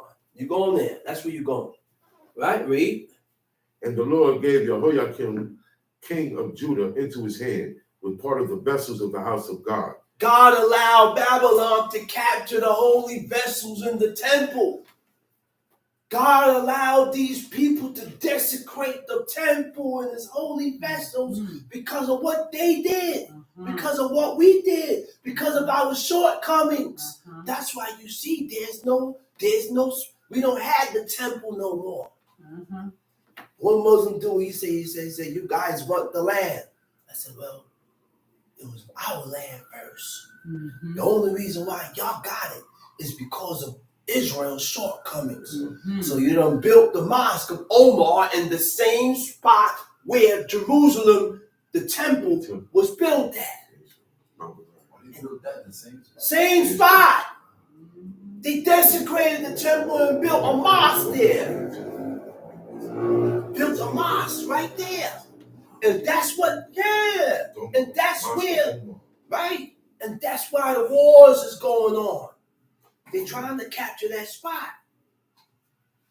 Tell me, which he carried into the land of Shinar, to the house of his God. You know where Shinar is? Shinar is a city in Babylon. Read. And he brought the vessels into the treasure house of his God. And the king spake unto Ashpenaz, the master of his eunuchs. The master of his eunuchs. Ashpenaz was the head of all eunuchs. Read. That he should bring certain of the children of Israel, and of the king's seed, and of the princes. Children in whom was no blemish. Children in whom there is no blemish. But well favored. But in this particular instance, no blemish, meaning he ain't scurvy, he ain't a dwarf, no defects, right? No, but well favored, and skillful in all wisdom, and cunning in knowledge, and understanding science. Understanding science. The word for science is madah. Mem dalet ayin. It don't mean silent science. It means understanding the thoughts or the mind of a person. It's knowledge. God, nowhere in the book, God dealt with science. We don't deal with science. Nowhere. He's a fool. In the book deal with science. Where we dealt with science, because when you deal with science, you take away from what? From the power of the God's spoken word. God said it and it came about. It's not science. And it just happened. See, when you deal with science, you need protons and atoms to bring neutrons. He's an Egyptian. Or to bring protons. He's an Egyptian. Read. And such has an ability in them to stand in the king's palace, in whom they might teach the learning and the tongue of the Chaldeans. Of the Chaldeans. They knew different languages, man. And he allowed them to come there to teach the tongue of the Chaldeans. Read. And the king appointed them a daily provision of the king appointed them a daily provision of the king's meat. Of the king's meat. And of the wine which he drank. Read. So nourishing them 3 years. Read. That at the end thereof they might stand before the king. At the end of 3 years of all this nourishing, they're going to stand before the king. Read. Now among these were the children of Judah. Daniel, Hananiah, Mishael, Azariah. Unto whom the prince of the eunuchs gave names. For he gave unto Daniel the name of Belshazzar, and to Hananiah of Shadrach, and to Mishael of Meshach, and to Azariah Abednego. And Daniel purposed in his heart.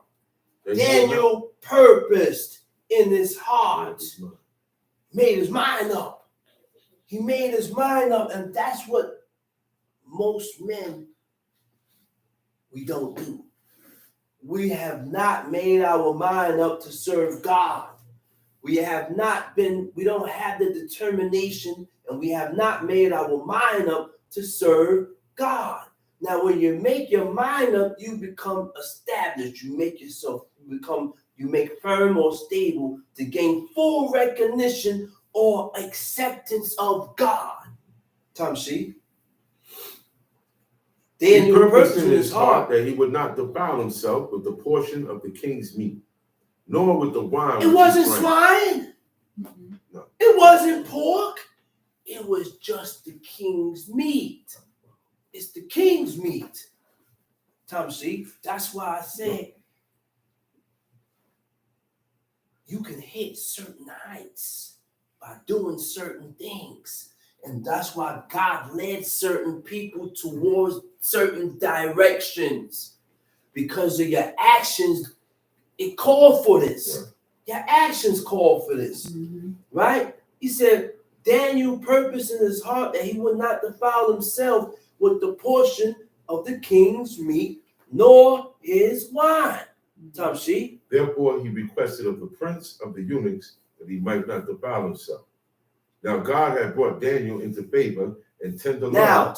Now, hold that right there. The king's meat. When you look up the word for king's meat, it says pot bag, melech, ha melech. Pot bag is a delicacy. When you look up the definition of delicacy, it means ready to eat food products, ready prepared food. So our forefathers, as Daniel was living here today, Daniel ain't gonna eat veggie burgers. He ain't gonna eat veggie burgers.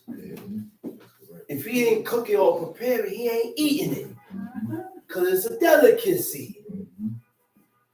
Okay? And when you put that word together, pot bag is what? Hors d'oeuvres. Hors d'oeuvres.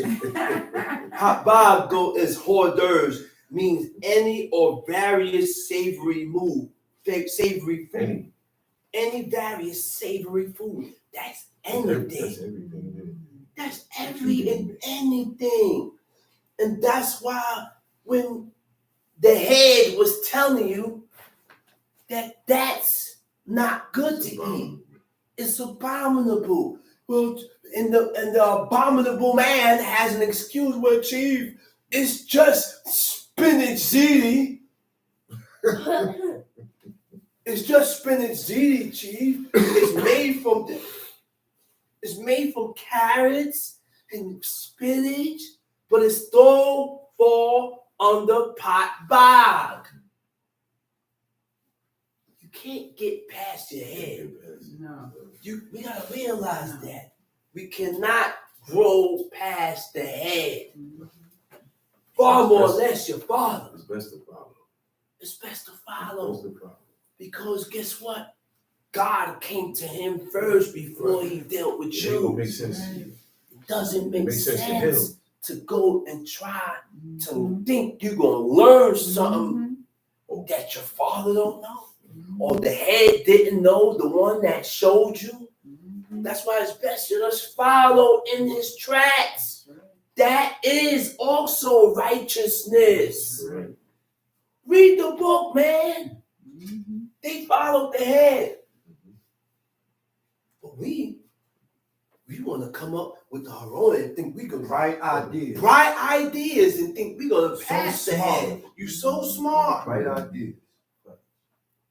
Tamshi, verse 9, right? Read. Now God had brought Daniel into favor and tender love with the prince. God had brought Daniel into favor. Wait, which he drank. Wait, hold that verse 9. Therefore he requested of the prince of the eunuchs that he might not defile himself, to defile yourself, to make yourself impure. And when you make yourself impure or not pure, again, I will not be free of vidiots. I will not be free. I will by me eating, I will defect my spirit. My spirit will become defective. Okay? My spirit will become weakened. I will pollute my spirit just by my diet. Just by my diet alone. I will corrupt my spirit. I will corrupt the perfection of. I will begin to be impure just by the things that you eat. Tamshi. Now God had brought Daniel into favor and tender love with the prince of the eunuchs. Prince of the eunuchs, read. And the prince of the eunuchs said unto Daniel, Uh-huh. I fear my lord the king, who hath appointed your meat and your drink. Why should he see your face? Your face is worse liking than the children which are of your sort. Then shall you make me endanger my head to the king. Because they wasn't eating. He wasn't eating. And they refused to eat the king's meat. And they started to look more sucked in. And they got to go before the king at the end of the third year. Everybody got to look fat and healthy. And okay? So now he said, your meat and your drink, upon your meat and drink. For why should he see your faces worse, liking than the children which are of your sort? The rest of them was eating. You're going to look different to the rest of your people. But these are the only 3 guys that refrained from eating. Tamshi. Then shall ye make me endanger my head to the king. Then said Daniel to Melzar, whom the prince of the eunuchs had set over Daniel, Hananiah, Mishael, and Azariah. Prove thy servants, I beseech thee, 10 days, and let them give us pulse to eat. The word for pulse is zeruim, is seeds. You know what the seed is? Beans. To eat. And water to drink. All I want is water and beans. Give me seeds. That's it. Read. Then let our countenances be looked upon before thee, and the countenance of the children that eat of the portion of the king's meat, and as thou seest, deal with thy servants. So he consented to them in this manner, and proved them 10 days. At the end of 10 days, their countenances appeared fairer and fatter in flesh, as all the children which did eat of the portion of the king's meat. Thus Melzar took away the portion of their meat and the wine that they should drink, and gave them pulse. As for these 4 children, God gave them knowledge and skill. In all learning and wisdom. And Daniel had understanding in all visions and dreams. Daniel was able to he understood all dreams and visions. Dreams and visions. That came from God, man. People just don't interpret in dreams and visions like that. Remind me of Joseph. That boy, Joseph, as a child, the youngest out of all his sons, next to the youngest, was able to interpret certain dreams, and he had dreams of futuristic things that was supposed to happen. Tamshi. Now, at the end of the days that the king had said he should bring them in, then the prince of the eunuchs brought them in before Nebuchadnezzar. And the king communed with them, and among them all was found none like Daniel, Hananiah, Mishael, and Azariah. Therefore stood they before the king. And in all manners of wisdom and understanding that the king inquired of them, he found them 10 times better than all the magicians and astrologers that were in all his realm. Daniel was more wiser than his own magicians and astrologers. They couldn't touch Daniel. Daniel continued even unto the first year of King Cyrus. And with that, all I got was bought. And I'm going to say Shabbat Shalom. Shabbat Shalom, let's go. Call up the next speaker, teacher indeed, Chief Mikhail.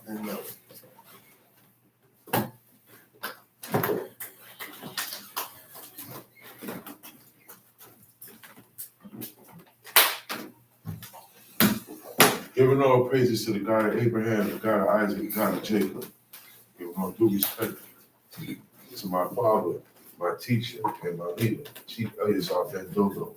And now we give all due respect to chief men, prince men, mothers in Israel, brothers and sisters. I bid you out of the tongue of our forefathers. Shabbat Shalom. Shabbat Shalom, God.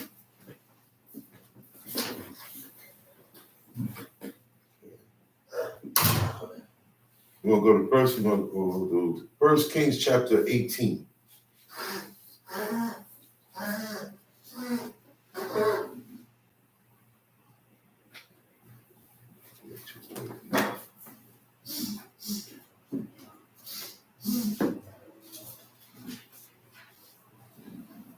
It said, and it came to pass after many days that the word of the Lord came to Elijah in the 3rd year, saying, Go, show thyself unto Ahab, and I will send rain upon the earth. Because there was a famine. There was no rain going down for a while. And Elijah went to show himself unto Ahab. There was a sore famine in Samaria. And Ahab called Obadiah, which was the governor of his house. Now Obadiah feared the Lord greatly. For it was so, when Jezebel cut off the prophets of the Lord, there was an APB out to kill all the prophets of God, right? When Jezebel, she incorporated the prophets of Baal, right? And she wanted to get rid of all the prophets of God. So when she cut off the prophets of the Lord, Obadiah took 100 prophets and hid them by 50 in the cave and fed them with bread and water. He snatched up 100 of them and escaped with them and hid them in the cave. 100 people, 100 prophets. And he fed them with bread and water. And Ahab said unto Obadiah, Go into the land unto all fountains of water and unto all brooks, peradventure we may find grass to save the horses and mules alive, and we lose not all the beasts because of the famine. He said, so he divided the land between them to pass throughout it. Ahab went one way by himself, and Obadiah went another way by himself. And as Obadiah was in the way, behold, Elijah met him, and he knew him. And he fell on his face and said, Art that my Lord, Elijah? And he answered him, and I am. Go tell thy Lord, behold, Elijah is here. And he said, What have I sinned that thou wouldest deliver thy servant into the hand of Ahab to slay me?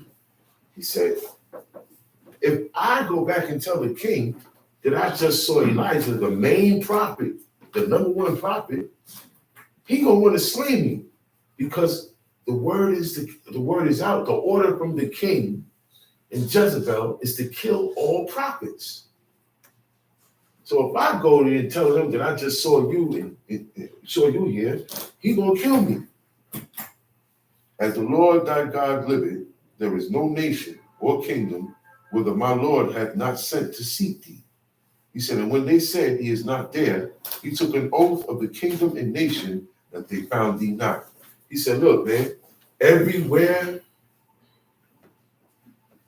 that was searched for you, there was not a rock, not unturned looking for you. He said, and anytime he said, yo, whoever said he wasn't there took an oath. Took an oath. And that was the way the king knew, okay, they're not hiding him. They respected the oath. The one that gave the oath and the one that heard the oath. They all respected the oath. And that's what made them clear. He says, so, you know why he's saying that? Because I'm going to have to take an oath that I didn't see you. And I can't do that. I can't do that. I can't tell him, if I tell him the truth or lie, I'm dead. Don't put me in that position. Okay? Because I ain't going to kill the prophet. You know why? Because it said earlier right here, Obadiah feared the Lord greatly. Greatly. Meaning that, man, listen, I don't care what's going to go. I'm hiding. I know it's going to jeopardize my life. If somebody see it, but I'm going to take that chance. And he hid them. So why would you send me there knowing you're going to get me killed? And I'm not going to go there and swear and say I didn't see you. He said, and now thou sayest, go tell thy Lord, behold, Elijah is here. He said, it shall come to pass as soon as I am gone from thee, that the Spirit of the Lord shall carry thee whither I know not. He said, I know how I go. As soon as I go, he said, now look, if I go tell the truth and tell him, yo, Elijah was right here. I just saw him right here by the road. He said, by the time we come back here, God gonna carry you somewhere else. Because he know that's the ways of the prophets. The prophets don't stay in one place. At any given time, God will tell them, go, get up, go to this land here, go to this area over here. So he said, and then he's gonna kill me when he comes back. He gonna say I lied. I'm playing games. He says, so when I come to tell Ahab and he cannot find me, he shall slay me. But I, thy servant, fear the Lord from my youth. He said, yo, I serve God from young. Don't do that to me, man. Give me a pass because I serve God. He said, was it not told, my Lord, what I did when Jezebel slew the prophets of the Lord? I got backing. He said, you didn't hear? 18. 1 Kings 18, verse 13. 13, 18. He got backing. He got works. So he said, you ain't hear about what I did? Don't do this to me, man. Send somebody else. He said, you didn't hear? I held down the prophets, man. How I hid 100 men of the Lord's prophets by 50 in a cave and fed them with bread and water. And now thou sayest, go tell thy Lord, behold, Elijah is here, and he shall slay me. And Elijah said, as the Lord of hosts liveth, before whom I stand, I will surely show myself unto him today. So with that, those words, nobody ain't worried no more. I'm at 16. Where it says so about here? So that. 18. He knows this now. He has an assurance. He said, nah, man, when you go and tell him I'm here, I will be here. I'm not going to do that to you. He said, so a body went to meet Ahab and told him, and Ahab went to meet Elijah. And it came to pass when Ahab saw Elijah, that Ahab said unto him, art thou he that troubleth Israel? He said, when it came to pass, when he saw him, he said, oh, man, he said, you're the one that's causing all this trouble. Mm-hmm. The famine, nothing growing. Mm-hmm. When they get you, because Ahab, since Ahab was king, he got ran down on by Syria many times. So all these things he's blaming Elijah for. Mm-hmm. He said, art thou he that troubleth Israel? And he answered, I have not troubled Israel, but thou and thy father's house. See, and that the reason why he's saying that is because back then, when you had prophets, and in this city, they did something against God, and God's going to hit the city up, or what? Elijah come and he pronounced the curse or the blessing, whatever, on that city. That's why they asked Samuel, is everything okay? Is everything good? Because they were scared whenever Samuel came. But most of the time, he pronounced some curses. Mm-hmm. So that's who pronounced it. When God pronounced a curse or a blessing on people or city, the prophets came and did it.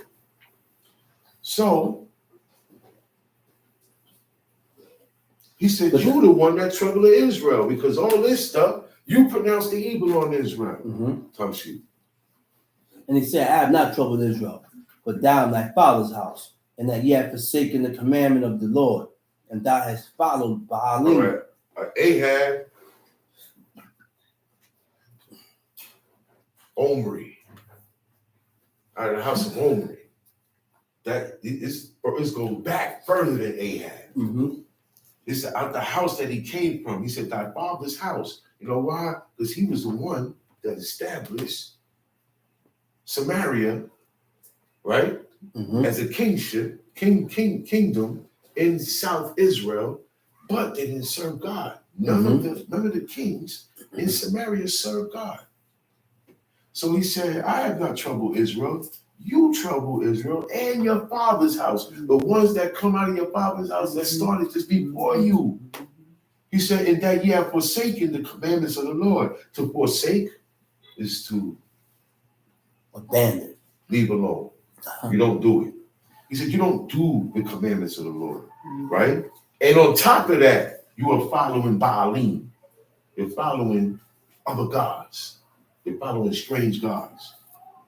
He said, now therefore send and gather to me all Israel, all Israel unto Mount Carmel, and the prophets of Baal 450, and the prophets of the groves 400, which eat at Jezebel's table. That's 850 false prophets altogether. That's a lot of people. Oh yeah, that's almost 1,000, and they're spreading the word of Baal to everybody. But this is Ahab's fault. He allowed his wife to bring Baal worship into Israel. That's how it got into Israel. That's right. This certain deity here. And it wound up taking over all the other practices that they had from other nations. Touch you. So Ahab sent unto all the children of Israel and gathered the prophets together unto Mount Carmel. And Elijah came unto all the people and said, how long halt ye between two opinions? The halt between two opinions is to not make up your mind. Mm-hmm. You're still wavering Yeah. between decisions. Mm-hmm. He said, how long are you going to be they call it ride the fence?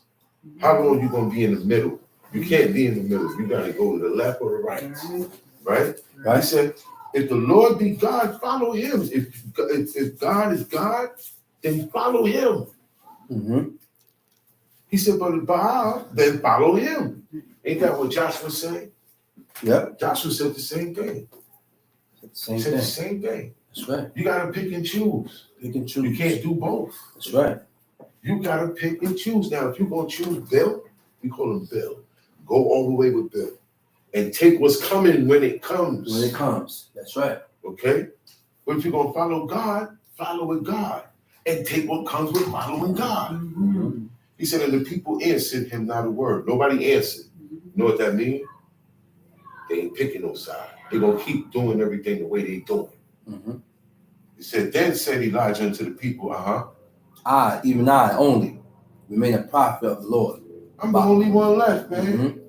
They was killing the rest of them. I'm the only one left. You wiping everybody out. You killing everybody out. It wasn't dying of natural causes. It wasn't saying, okay, man, I'm old now.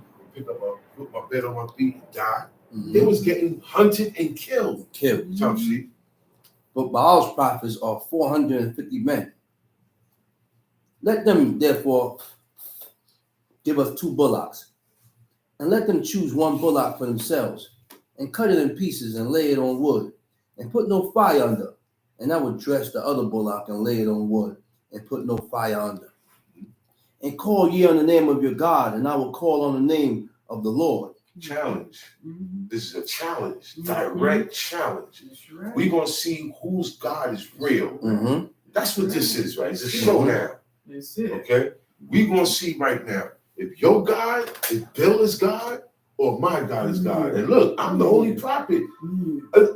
I'm the Forever. yeah. Mm-hmm. That work forever. Yeah. Look, hey, because people, they'll look at you and hate how you living and how you look. Mm-hmm. But they don't understand it's because of God why you moving this way. Mm-hmm. So the hate comes out and they'll say something against God. Yeah. And now it's not on me. Okay.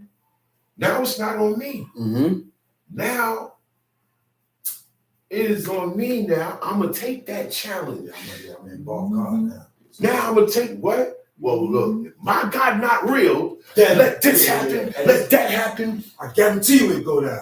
And if your God is real, let this happen, the opposite. I guarantee you it goes And down. we're going to see it goes down now. That Right goes down now. That's still, that situation is active today. Uh-huh. And that man was one man. He said, I be by myself. I'm the only one left, right? And it's 400, what he said? 450. 450, and another 400 with them. Mm-hmm. The whole Israel with them. He's by himself. So it would look like what? Your God ain't it. Mm-hmm. Your God is not lit. They use the word lit. Lit means poppy. He's the one. Because why? You by yourself. You the only one look like that. You the only one eat like that. You the only one do this. You say, nah, man, y'all got ahead. That don't belong to me. I don't take things that don't belong to me. Oh, man, you don't want this money. Well, I don't want that money. I will grind and stay grinding, then be rich. And got my money through deceit, stealing. Right? You understand what I'm saying? Yeah. And you could be fine and everybody will. That's why I said rejoice, because you could rejoice with that. I'm getting mine later, man. Hey, my brother said, the God of Abraham who split the Red Sea is my lawyer. Uh-oh. And the judge laughed. Shouldn't have did that. That was a challenge. That was a mock. That was a challenge. That's a challenge. And guess what? God came up in that His courtroom. name. Yeah. Because of his I name. said he came up in that courtroom. Here we go back to Moses. His name. He said, who? The God. that split the God of Abraham, Isaac, and Jacob. His split the Red name. Sea. That's why Moses said what he said, and God calmed down because his name. His name is takes precedence over everything. It takes precedence over our existence. That's why he said, okay, man.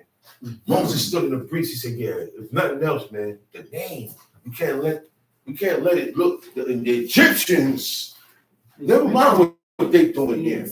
Because the Egyptians gonna talk junk about you. Remember what you just did to them.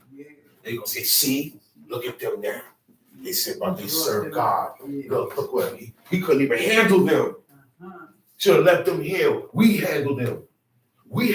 That's what Moses said they were gonna say. So the name that was being challenged by saying, once they say this thing here is God, you say the Most High ain't the Most High. You're going against his name. So now he said, take 2 bullocks, give us 2 bulls. You take one, I'm gonna take one. And I'm gonna set it up for the sacrifice. Okay? And I'm gonna cut it in pieces. He took the bullock and cut it in his pieces and lay it on wood. This is work. It takes work from a sacrifice to the Lord. It took all day. These things took a long time to do. You have to kill the animal and cut it and separate certain parts according to the laws of sacrifice, right? Then he said, and lay it on wood. Put no fire under it. Don't set it on fire. He said, I'm going to dress the other bullock and lay it on wood and put no fire under it. Tamashik. And call you on the name of your God. The name. Call on the name of your God. See, that's what it was about. That's why we say, blessed be the name of the God of Abraham, the God of Isaac, the God of Jacob. We don't say his name. We say the name of the God of it. We could do that without saying his name. Right. We could bless his name without saying it. That's what I was trying to tell the brother this week. Stop saying his name, talking to the brother. And he came, yo, hey, why? I said, yo, listen up, man. Been around long enough. My Abba told you before about saying God's name. And I said, listen, man. And I brought him here and I showed him. I said, the name. I said, now when they called on God's name, they didn't say Yod-Heh-Wav-Heh. No. The God of Abraham. Because he said, I am the God of Abraham, Isaac, and Jacob. Right. Okay? That's my name. That's how I will be known. He said, I was known to your fathers as El Shaddai. Because what God or Abraham ain't gonna say God, the God of Abraham. He is Abraham. He started it. So Abraham called the Most High El Shaddai. That's right. And he said it. He said, I was known by El Shaddai, by these guys. They didn't know me by Yod-Heh-Wav-Heh. Right. And I will be known as the God of Abraham, Isaac, and Jacob forever. Right. Forever throughout all generations. That's right. That's how it goes. Teach. All right? So he said, I will call on the name of the Lord. Now, he said, yeah, but see, he called on the name of the Lord. I said, that's the prophet, man. The prophet got names we don't know. That's right. One prophet looked and cursed them in the name of God. We don't know what name he used. He has different attributes. We ain't gonna know that. Certain names, those are the prophets. Certain names bring God out of his place. God out of his place. Immediately. Okay. Whatever names they use, they are validated to use. Right. Okay. How about that? He said, let them choose, and I will call on the name of the Lord, and the God that answers. Ain't that simple and plain? Mm-hmm. Because a God, you know what a God does? You know what a God does? A God creates. And there's only one God. That's right. That's why we got to have this battle. Because there can't be 2 gods on this planet. In this universe, there can't be no 2 gods. There is no 2 gods. There's only going to be one. So now you call on yours, I'm going to call on mine. Right? And all the people answered and said, it is well spoken. They said, they agreed to the terms. They said, yeah, okay, we down with that. Tamashik. And Elijah said unto the prophet about, choose you 1 bullock for yourselves and dress it first. For ye are many. And call on the name of your God. But put no fire under. There's a whole bunch of y'all. Y'all go first. Y'all go first. Even in battle rap. No, you go first. No, you go first. No, you go first. It's a whole bunch of y'all. Y'all go first. Dress it. Don't put no fire. Call on them. Why he's saying don't put fire under it? Because when God, the Most High, accepts any sacrifice, any offering, it's answered with he fire. He said it's answered by fire. He said it is an offering made by fire unto the Lord. He answers it with fire. They don't like that burnt. They don't strike no matches. No, Fire come from heaven. Fire come down and let it burn. That's why he said don't light it. Okay, now that's how Cain knew he wasn't accepted. Right. No fire came down. That's right. You look over there, Abel started smoking down. There's a furnace going up. That's why he was discouraged. He said, man, God didn't accept my offering, man. Yeah. He didn't accept it. That's how Solomon, after he made that prayer, right? God accepted the terms of that prayer. Yeah. It said fire from the Lord came down from heaven. And everything, he had like 7 bullocks out there. Everything got fired up. So this is how it's going to answer. Okay? You call upon your God. No fire. And if your God is real, fire is going to come from heaven and answer that. Time sheet. And they took the bullock which was given them, and they dressed it, and called on the name of Baal from morning until noon. Okay, so morning time, what time the sun rose? About 6. 5, 6. 5:30 going on 6. So about 5:30 going on 6, because look. Yeah, 5:30 going on 6, that's the crack of dawn. All the way to noon. They calling on the name of Bill. No answer. Okay, Yeah, you just think about it now. They're calling, they're hooting, they're hollering, they're catching the ghosts, all of these things. Nothing happening. Time sheet. Oh, Bill, hear us. Oh, Bill. But there was no voice, nor any answer. There ain't no voice. God said, you heard my voice, though. You heard my voice in the fire. Wherever you gonna get someone speaking out of fire. You heard my voice. But they ain't hear no voice. They calling upon Billy, Billy, Billy, but nothing. Nor any that answered. No angel, no messenger, nothing happened. Time sheet. And they leaped upon the altar which was made. And they leaped on the altar. Which was made. You know what? It's like in the church. And they get up and go up to the pulpit and fall and kneel down before the pulpit. And that's what they was doing. They're willing themselves. But there is no God that's going to answer them by the name of Baal. He doesn't exist. It was made up by man. These things were made up by man, so man don't have to serve God. They can live a life, right, of godly deceit, so they can do their own thing, so they can live their own heart's lusts and say, that's God. They made those rules. They made those same idols and put those rules there, man. And then he turned around, the same man that made it, turned around and bow down to it. In the Bible, that's what it says. He said, this guy, he's going on a journey. He said, now, he cut down the tree. Some of the wood he used for fire. Right? Right. Some of the wood he used for this, for tools. And then whatever's left of the wood, he carved out an image. He carves out an image of a God. Okay? Because once you have an image, once you buy it, make it, create it, it's a God. That's why God said, I don't want no images, no graven images, because those are gods. Right. That's why he said, Micah had what? The house of gods. That means he had pictures, engraven images, statues this tall, right? Statues this big, like little figurines. Okay, like G.I. Joe. See G.I. Joe? Those are gods. Yeah. Those are toys. Those are gods. Barbie dolls, gods. all these things. This is why they give it to kids, right? But by the time they're our age, we're used to bowing down to statues. It's nothing to bow down to a statue when you've been playing with it for years, playing with it. Oh, I'm gonna get you, boom, and being a ventriloquist. Because right or wrong, that's what all kids do with toys.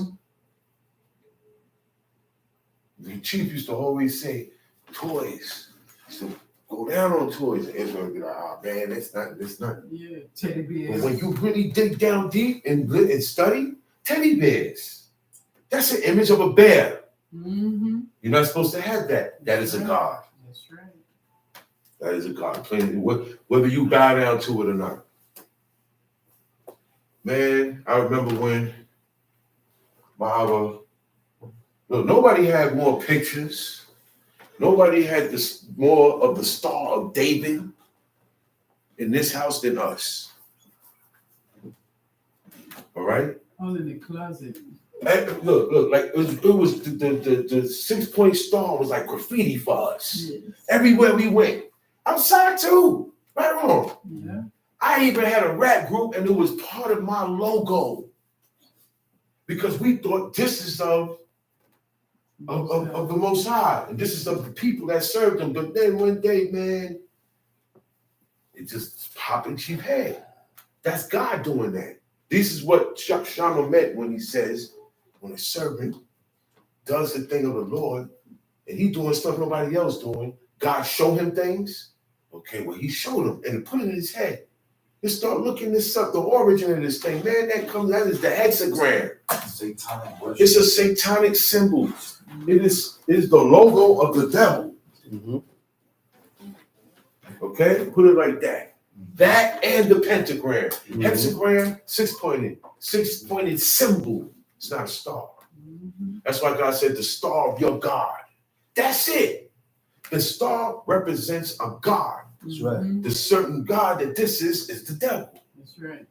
That's why they take it and they do devilistic things with it. You can get in contact with evil forces and spirits. You can't get in contact with God with that. No.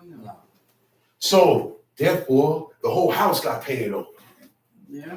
The whole house got painted over. All the pictures got wrapped down. My room, man, I had all the rappers in the world in my room. Transformers, G.I. Joe. Remember? Comic books. On the wall. They would hang from the ceiling down. But it was a mausoleum of hip-hop. I get it. Right on magazine, Source magazine. Get it, take it out. Yeah. Those were God's idols. Gods and idols. And when Chief read it, said, yo, man, we ain't supposed to have no pictures. Look. Now forget those hip-hop guys. It ain't nothing to take that down.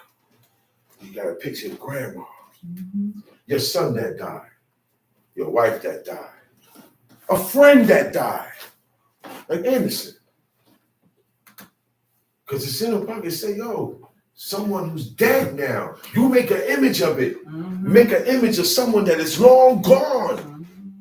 That's a God. That's right. That's worshiping the dead. There is no rest in peace, Sammy. We can't get it. There is no candle lighting.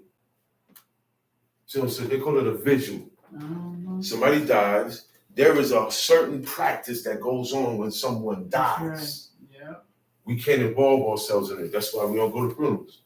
I got good people that died, and I didn't go. Because it's a practice of the worship of the dead, starting in Egypt. In Egypt, ancient Egypt, somebody died in the family, they get buried right in the house. And the area where they got buried at was the biggest room, is called the living room. Because they say the dead lives on in this room. Where are most portraits, family portraits at? Where's most family portraits, graduation pictures, your great-great-grandfather? Where are those pictures at? Not in the bedroom. They in the living room. Why is it called a living room? The room don't live. but the spirits of the dead ancestors. That's what they say. And that's called Anish. That's called household gods. That's why I say, yo, man, these people left off from the gods of their fathers. The gods of their fathers was their grandfather, their father, grandfather, great-great-grandfather. That's how it started. Yeah. And then after a while, it went from man to praising woman. The goddess. There's no goddess, no such thing as goddess. No such thing. There's no female version to God. Okay? Right. There's no female version to God. Female got taken out of man. Mm-hmm. God took man's rib and constructed female to be man's consort. Okay? He said they took the bull out, verse 27. And it came to pass at noon, Elijah mocked them. He mocked them. What we heard about mocking earlier. See, there are things we can mock. You just got to watch it. These people crying out to their God and their deity, you can mock that. You can laugh at that. You can go, ah. He mocked them and said, this is what he said when he mocked them. Cry loud. Cry loud, man. He don't hear you. He probably deaf. He said, he is a God. He said, cry loud, for he is a God. Nigga, ain't he God? Ain't God God? He's mocking him. He said, so cry loud. He gonna hear you. He said, either he is talking, well, he's probably busy. Right now, he's probably on the phone. He's having a conversation with somebody. So he's distracted right now. Gods don't get distracted. Probably covering his feet. Okay. He said, look, he ain't finished. He said, or he is pursuing. He chases somebody. He's running after somebody. He's running after somebody. He said, or he is in a journey. Or he's probably not around right now. He took a trip. He took a trip. He's somewhere in another part of the universe. He can't hear you right now. That's because he's on the journey, he can't hear you calling. He said, or peradventure, he's sleeping. This is the worst one. He's asleep. God don't sleep. We sleep. We sleep because of our flesh. We're made of flesh, and we need to sleep to regenerate the physical. God don't sleep. Angels don't sleep. Mm-hmm. Spirits don't sleep. And must be awake. He said he must be awake. Somebody got to go wake him up. You got to go wake your God up. What kind of God you got that he go to sleep? He do a bunch of talking and he can't hear you. All these bullocks shall be burning. All the prophets shall kill in that bill name. Why he not answering? Mm-hmm. He said they cried aloud, and cut themselves after their manner with knives and lancets. You know what a lancet is? You know, you go to the doctor, they prick you.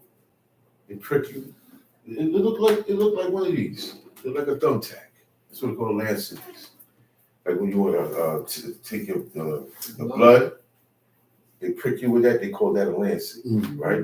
But their lancets were bigger, and the purpose was to cut myself, because that's how they worship the deities, right? Mm-hmm. They bash themselves in heads with rocks, right? That's their version of affliction. Okay? That's how the nations. That's how the nations afflict themselves.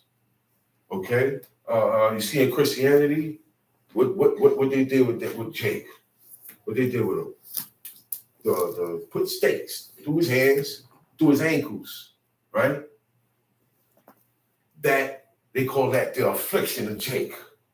But the only affliction is when you fast. And you know, during Greeks and Romans, they used to hang their enemies. Yeah, all of them got done like that. He wasn't the only one that got hung up on the cross like that.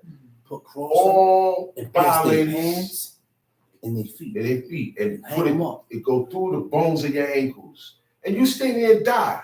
You stay there and die. You stay there for days. And they put you in the sun. Right in the sun. You in the sun. And you're going to die. And now the birds come sit on your head and start picking out your eyes. And you get the first thing they go for is the eyes. There's nothing special with with the story of that myth, of that dude. They did that to everybody. Everybody. Well, man. And it came to pass when midday was past, and that they prophesied unto the time of the offering of the evening sacrifice. It That was was all from morning, from the crack of dawn to the unto the evening. evening sacrifice. Until the They sun called is on their going down. deity. They called on their deity. That there was neither voice, nor any that answered, nor any that regarded. And Elijah said unto all the people, Come there unto me. And all the people came there and said unto him, and he repaired the altars of the Lord that was broken down. See, he said, and there was neither a voice, nor any answer to their cries, that they're crying out, nor any that regarded. See, he didn't regard Cain. Same thing. He didn't regard that. He didn't regard them or their offering. Time sheet. Elijah took 12 stones, according to the number of the tribes of the sons of Jacob, unto whom the word of the Lord came, saying, See, Israel shall be thy name. That was a specific thing he did. He took a certain number, 12, to go for all 12 tribes. They knew how to approach God and get an answer from God. He said, "What the rows, the 4 rows, right? What you think the 4 rows of what on the breastplate that got the jewels, right? Each jewel stands for a tribe. So he took this same format, right? Tamshi. And with the stones he built an altar in the name of the Lord. And he made a trench about the altar, as great as would contain 2 measures of seed. Okay, he made a big trench. A trench he dug and then trenched it all the way around, so that if water comes, the water will go in there and pool up. It won't go out further. He dug a hole all the way around that altar. Tamshi. And he put the wood in order and cut the bullock in pieces and laid on the wood and said, Fill 4 barrels with water and pour it on the burnt sacrifice and on the wood. And he said, Do it the second time. And they did it the second time. And he said, Do it a third time. And they did it the third time. And the water ran about the altar and he filled the trench also. So now the trench that he dug, the trench be this deep into the ground. Sometimes deeper. This take a while to make. And he said, keep pouring water. He said, take barrels, pour water on it. You look, no, not enough. Pour more. And then he did it a third time. The third time, the bullock, the wood, everything that he set up, the whole altar, the stones, the whole area where the altar is at, is drenched with water, right? And the trench that he dug is filled up with water too. He said, okay, now, Tamshi.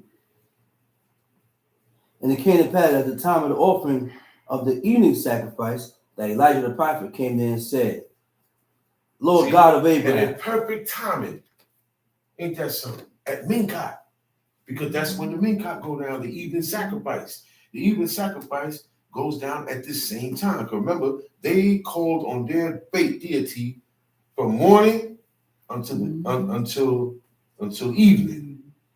So the sun's starting to go down. So, he said, perfect timing. He set it up. And now at the same time of the offering of the evening sacrifice that Elijah the prophet came in. So that means while he's doing that, right, in Jerusalem, the evening sacrifice started. The Minkat has started in Jerusalem, in the Holy of Holies. Tamshi. And he said, Lord God of Abraham, Isaac, and of Israel, let it be known this day that thou art God in Israel, and that I am thy servant, and that I have done all these things at thy word. I haven't done nothing on my own. Everything I do is because you told me to, God. That's what he's saying. I am thy servant. He said, and I have done all these things at thy word. Hear me, O Lord, hear me. That this people may know that thou art the Lord God. See, that these people could know. Hear me so that they could see who God is. Tamshi. and that thou hast turned their heart back again.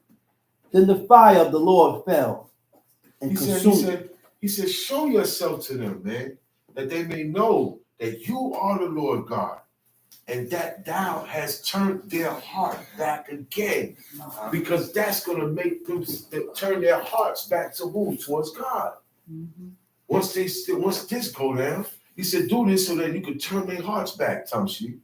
Then the fire of the Lord fell and consumed the burnt sacrifice. See. That's how sacrifices get accepted by God. The dudes that's doing sacrifices today are sacrificing the devil. There is no fire coming from heaven, from the Lord, to accept that. That's right. He said, in the dust, he said, the fire of the Lord fell and consumed the burnt or sacrifice, the wood, the stones, and the dust, and licked up the water that was in the trench. So don't tell me nothing about no science, man. Okay. There's a bunch of stuff that goes on in here, science, and can't explain that. Okay? By the will of God, that go down. So that don't have nothing to do with science. It just goes down. Yeah, but see, when God says something, then the molecules start. I said, no, man, leave that alone, man. You ain't got nothing to do with that. Why you keep going into that stuff? Because God will make it wet, right? Where it's supposed to be dry, and make it dry where it's supposed to be wet. It licked up the water. Normally, when fire touched water, what happened? The water put the fire out, right? It didn't happen with this. And everything was soaking wet. When you got things soaking wet, it ain't gonna catch on fire. Okay? If you take a cigarette, dip it in water, and try to light it, you're not gonna. But with God, it's gonna light. So you gotta leave that alone. It's God, not science. All these things that go down, how trees pollinating, how all these things is formed under heaven. Leave that stuff alone, man. Leave that stuff alone. And give credit and glory to the one who created it. That's right. God. That's right. It is there as a testament that God is the most high God. Okay? It is there as proof what we read in Genesis. Time sheet. When all the people saw it, they fell on their faces. And they said, the Lord, he is the God. The Lord, he is the God. And Elijah said unto them, take the prophets of Baal. Let not one of them escape. And they took them, and Elijah brought them down to the brook Kidron and slew them. And Elijah said unto Ahab, that's 450 dudes. 850 altogether. He slew all of them. Let not one of them escape. And those same people that was listening to those false prophets, their hearts would turn back to God again. They said, no, man, this is the most high God, man. And they grabbed these guys up, man. They're steering us wrong. Elijah said, take them over there by the brook Kidron, by the water, by the brook. Kill them all. Some sheep. And Elijah said unto Ahab, not the brook Kishon. And Elijah said unto Ahab, get thee up, eat and drink. But there was a sound of abundance of rain. And Ahab went up to eat and drink. And Elijah went up to the top of Carmel. And he cast himself down upon the earth and put his face between his knees. And said to his servants, go up now, look towards the sea. And he went up and looked and said, there is nothing. And he said, go again 7 times. And it came to pass at the 7th time that he said, behold, there arises a little cloud out of the sea, like a man's hand. A little cloud came up out the sea, and it looked like a man's hand. Some sheep. And he said, go up, say unto Ahab, prepare thy chariots. Why did he make Ahab see this? You notice that, right? He got on his face. Elijah went up to the Mount Carmel and prostrated himself on the ground, face to the ground. Between his knees. Right? And then he told Ahab, go up there 7 times. Every time he went up, he said, man, I don't see no cloud, I don't see no rain, I don't see nothing. It ain't, the sky ain't dark. There's, we know when it's about the rain because there are signs that come before the rain. We hear thunder, lightning, right? Before any drop of water come down, the clouds set in. It gets very, very dark. But that didn't happen. He said, man, I don't see nothing. He went back down. But the seventh time, he said, I see there arises a little cloud out of the sea like a man's hand. That once Elijah heard him say that, he said, okay, go up, prepare your chariot, and get thee down, that the rain stop thee not. Because they're on top of the mountain. They're on the top of the mountain. So he said, get your chariot and get down. Get back on level ground. Because the rain, you don't want to get caught in the mountain, in the rain, or in the jungle in the rain. You ain't going nowhere. It's very dangerous. You can walk right into a mudslide. Verse 45. And it came to pass in the meanwhile that the heaven was black with clouds and wind, and there was a great rain. And Ahab rode and went to Jezebel. And the hand of the Lord was on Elijah, and he girded up his loins and ran before Ahab to the entrance of Jezreel.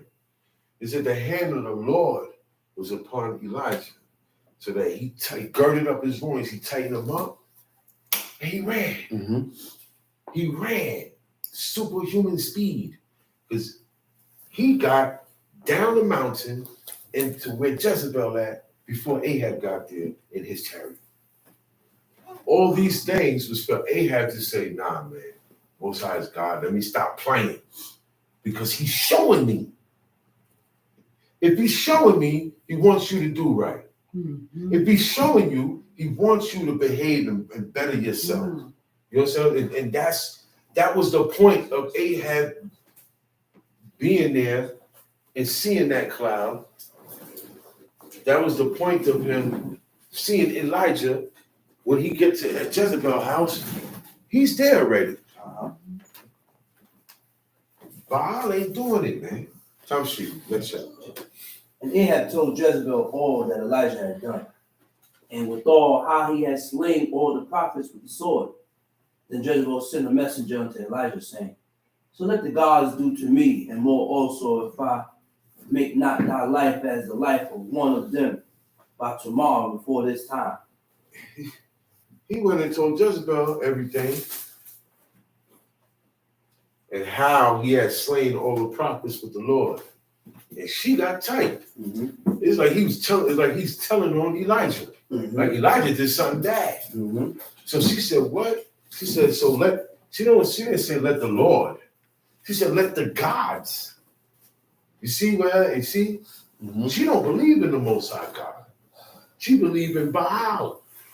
She said, so let the gods do to me and more also if I make not. But look. You see where the twisted mind come at? Ahab just came and told you there was a showdown. These people called on their God, their gods. Elijah called on the name of the Lord. Elijah got answered. They didn't. And you're still saying, so let the gods do so to me. This is the same God that would not answer. You understand what I'm saying? It's the same one that would not answer, but you're so mad now that she's not looking at it that way. So now she put a hit out on Elijah. She sent a messenger to Elijah, letting him know that she's going to kill him. She said, if I make not thy life as the life of one of those prophets by tomorrow about this time. So she's saying within 24 hours, I'm going to cut your head off. I'm coming for you. And when he saw that, when he seen that message, he arose. It's time to go. He can't be there. Because they know where he at. He's in Carmel. Some sheep. And went for his life, and came to Beersheba, which belonged to Judah, and left his servant. He's a little safer in Judah, because the king of Judah and the king of Israel are enemies. They don't get along. Most of the kings of Judah, they respect God. Nobody's searching for the life of a prophet over there. So he got out of Samaria, got out the southern kingdom, went to the northern kingdom. Some sheep. But he himself went a day's journey into the wilderness, and came and sat down under a juniper tree, and he requested for himself that he might die, and said, it is enough, Lord, now, O Lord, take away my life, for I am not better than my fathers. He said, I'm not better than my fathers. Tell nobody. He said, man, it is enough. He's tired of running. He's tired of being chased. He's tired of, oh, Dad, go get him. You get tired of that. You're a fugitive. You're going to get tired of running. You find a little hole to hide. Once they know you in that little hole, you got to go. You can't go back there no more. There's nowhere to go, but you got to go and hide. He got tired of that. They're trying to kill him. So he told God, it is enough. Now, O Lord, take away my life, for I'm not better than my fathers. And as he lay and slept under a juniper tree, behold, then an angel touched him and said unto him, arise and eat. And he looked, and behold, there was a cake baking on the coals, and a cruse of water at his head. And he did eat and drink, and laid him down again. And the angel of the Lord came again the second time and touched him and said, arise and eat, because the journey is too great for thee. And he arose and did eat and drink, and went in the strength of that meat 40 days and 40 nights unto Horeb, the mount of God. For the next 40 days and 40 nights, he didn't eat. He traveled. And those 2 times that he ate, that sustained him as if he ate every day. He went to the mount of God. And it took 40 from Beersheba to Horeb to Mount Sinai, walking, because he walked that. That's right. 40 days. It's a 40-day walk from Beersheba to Mount Sinai. And when you're traveling, you're moving around, you're traveling, you're working, you don't eat, your body's going to get weak. Your body's going to get weak. But he only needed that little bit. Before that, he didn't even need to eat it. Yeah, because where he's going through up and he's not going to be passing no civilization. He's not going to be around nothing where there's no food at anywhere. He's going to be crossing mountaintops, mountain ranges, going through riverbeds, valleys, hills. Come see. And he came thither unto a cave and lodged there. And behold, the word of the Lord came to him, and he said unto him, what doest thou here, Elijah? Yeah, he came all the way. He found a cave. What you doing here? He's in Sinai now. Sinai Peninsula. He's in the Mount of God. That's right. He's there. Where Right the there. same mount that was on fire. The only man besides Moses that went up Moses. He went up in there. And he's in it now.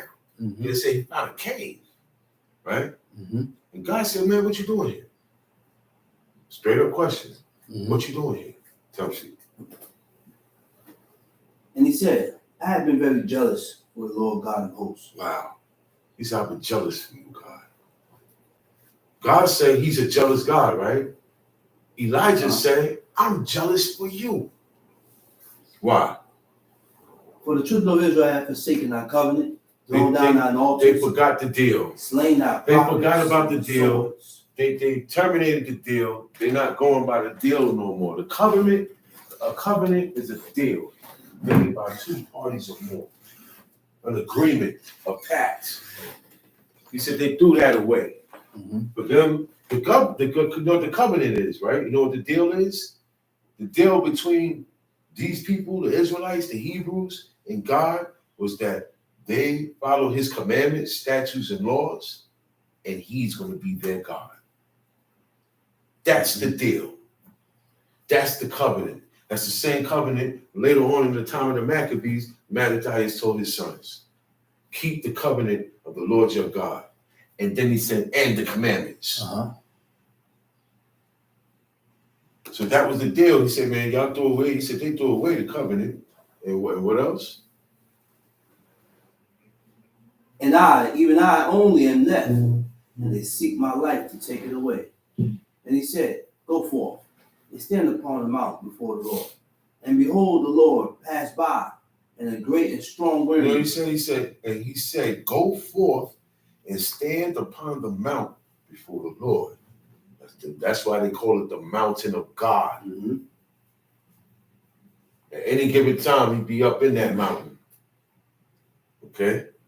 He said, When you get to the go stand upon the mountain, get to the top, and you'll be right. You got, because that's where God at right now. Mm-hmm. He said, and behold, the Lord passed by. Right? Now he didn't see him. He didn't see him, but he was there. But when he passed by, what happened? The strong wind rent the mountain. Okay. And breaking pieces. That's what happened when God pulled up. The wind got crazy hard and started breaking up mountains. He said, rent the mountains.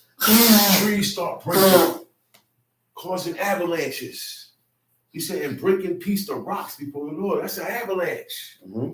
When God pulled up in the area on top of the mountain and he came up, all of this stuff started happening. He said, but the Lord was not in the wind. God wasn't in the wind. Mm-hmm. He said, and after the wind, an earthquake went down. He said, but the Lord was not in the earthquake. Tamshi. But the Lord was not in the wind. And after the wind, an earthquake, the Lord was not in the earthquake. And after the earthquake, a fire, but the Lord was not in the fire. After the fire, a still small voice. A still small voice. Still means calm, serene, quiet, very soothing.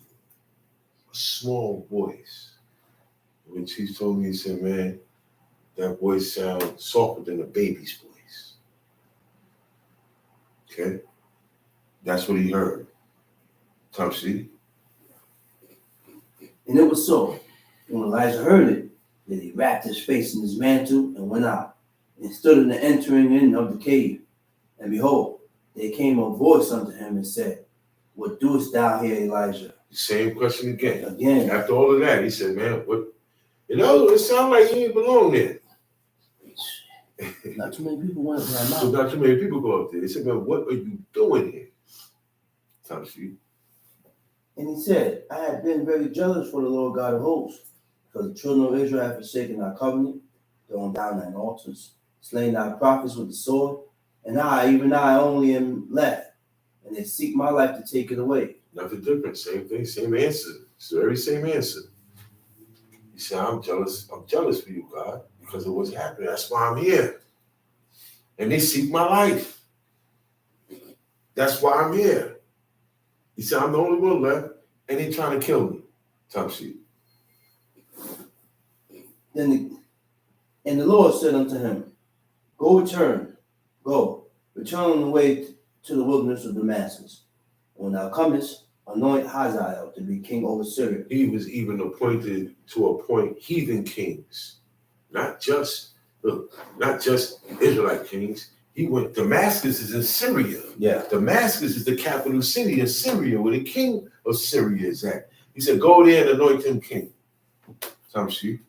And Jehu, the son of Nimshi, shall thou anoint to be king over Israel. And Elisha, the son of Shaphat, of Habel Meholah, shall thou anoint to be prophet in thy room. And it shall come to pass that him that escapeth the sword of Hazael So shall Jehu there's some type of preparation going on, because he just told him, God just told him, I need you to go to Damascus, anoint Hazael to be king over Syria. I tell y'all a lot of times, God is the one that put leaders in their spot. God is the one that put the leader of this nation as the president. God did that for good or bad, for whatever purpose that has to be met, that what God will wants, he puts them there. Mm-hmm. Yeah. So he said, and Jehu, the son of Nimshi, shall thou anoint to be king over Israel. When you get back to Israel, anoint Jehu, the son of Nimshi. He said, and Elisha, the son of Shaphat, of Abel Meholah, shall thou anoint to be a prophet in thy room, meaning in your place. So Elijah about to leave. Mm-hmm. He's not going to be here no more in a minute. God see the anguish in him. Because what he said, it is enough. He said, it's enough. I can't take this no more. They're chasing me all over the place. I'm tired of running. He said, and all I did was serve God. And all the prophets are dead. I'm the only one left. Mm-hmm. That's when he said, man, take my life. He said, take away my life, for I am not better than my fathers. So God is going to grant his wish. He said, but you got to set certain things up before you go. And have your replacement. His replacement, when Elijah gets taken up, Elisha's going to take his place. And it shall come to pass that him that escapeth the sword of Hadna, see, this is why God put these three guys to run stuff after Elijah leave. He said, because it shall come to pass that him that escaped the sword of Hazael is the king, going to be the king of Syria. Whoever escapes from him, Jehu going to kill. Okay? And him that escaped from the sword of Jehu shall Elisha slay. That's why he put these three men mainly to set this up here. But whoever escaped from this guy, he gonna get him. Whoever escaped from him, he gonna get him. Time sheet. And him that escaped from the sword of Jehu shall Elisha slay. Yet I have left me 7,000 in Israel, all in these which have not bowed unto Baal, and every mount which have not kissed him. So he departed thence and found Elisha the son of Shaphat. That last one. He said, yet. Yet I have left me 7,000 in Israel. God's saying this. God said, you said, yeah. He said, look, you ain't the only one left. It looks like you're the only one left. He said, I still got 7,000 in Israel. All the these which have not bowed unto Baal. These people stay on my side. They stuck with God. I still got 7,000 in Israel. He said, and every mouth which had not kissed him. Mm-hmm. Okay?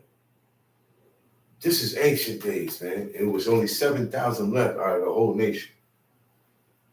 That's right. Just think about now. That had not bowed down to build. You have not, I only got 7,000 that are pure. They never sacrificed to another God. They never even acknowledged the deity. He said, Tamshi.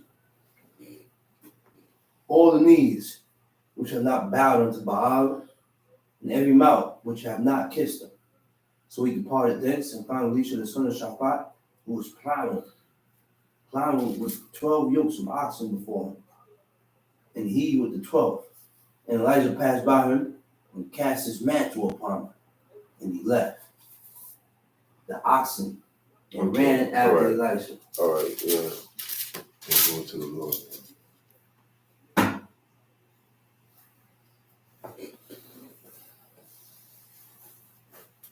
Deuteronomy 21.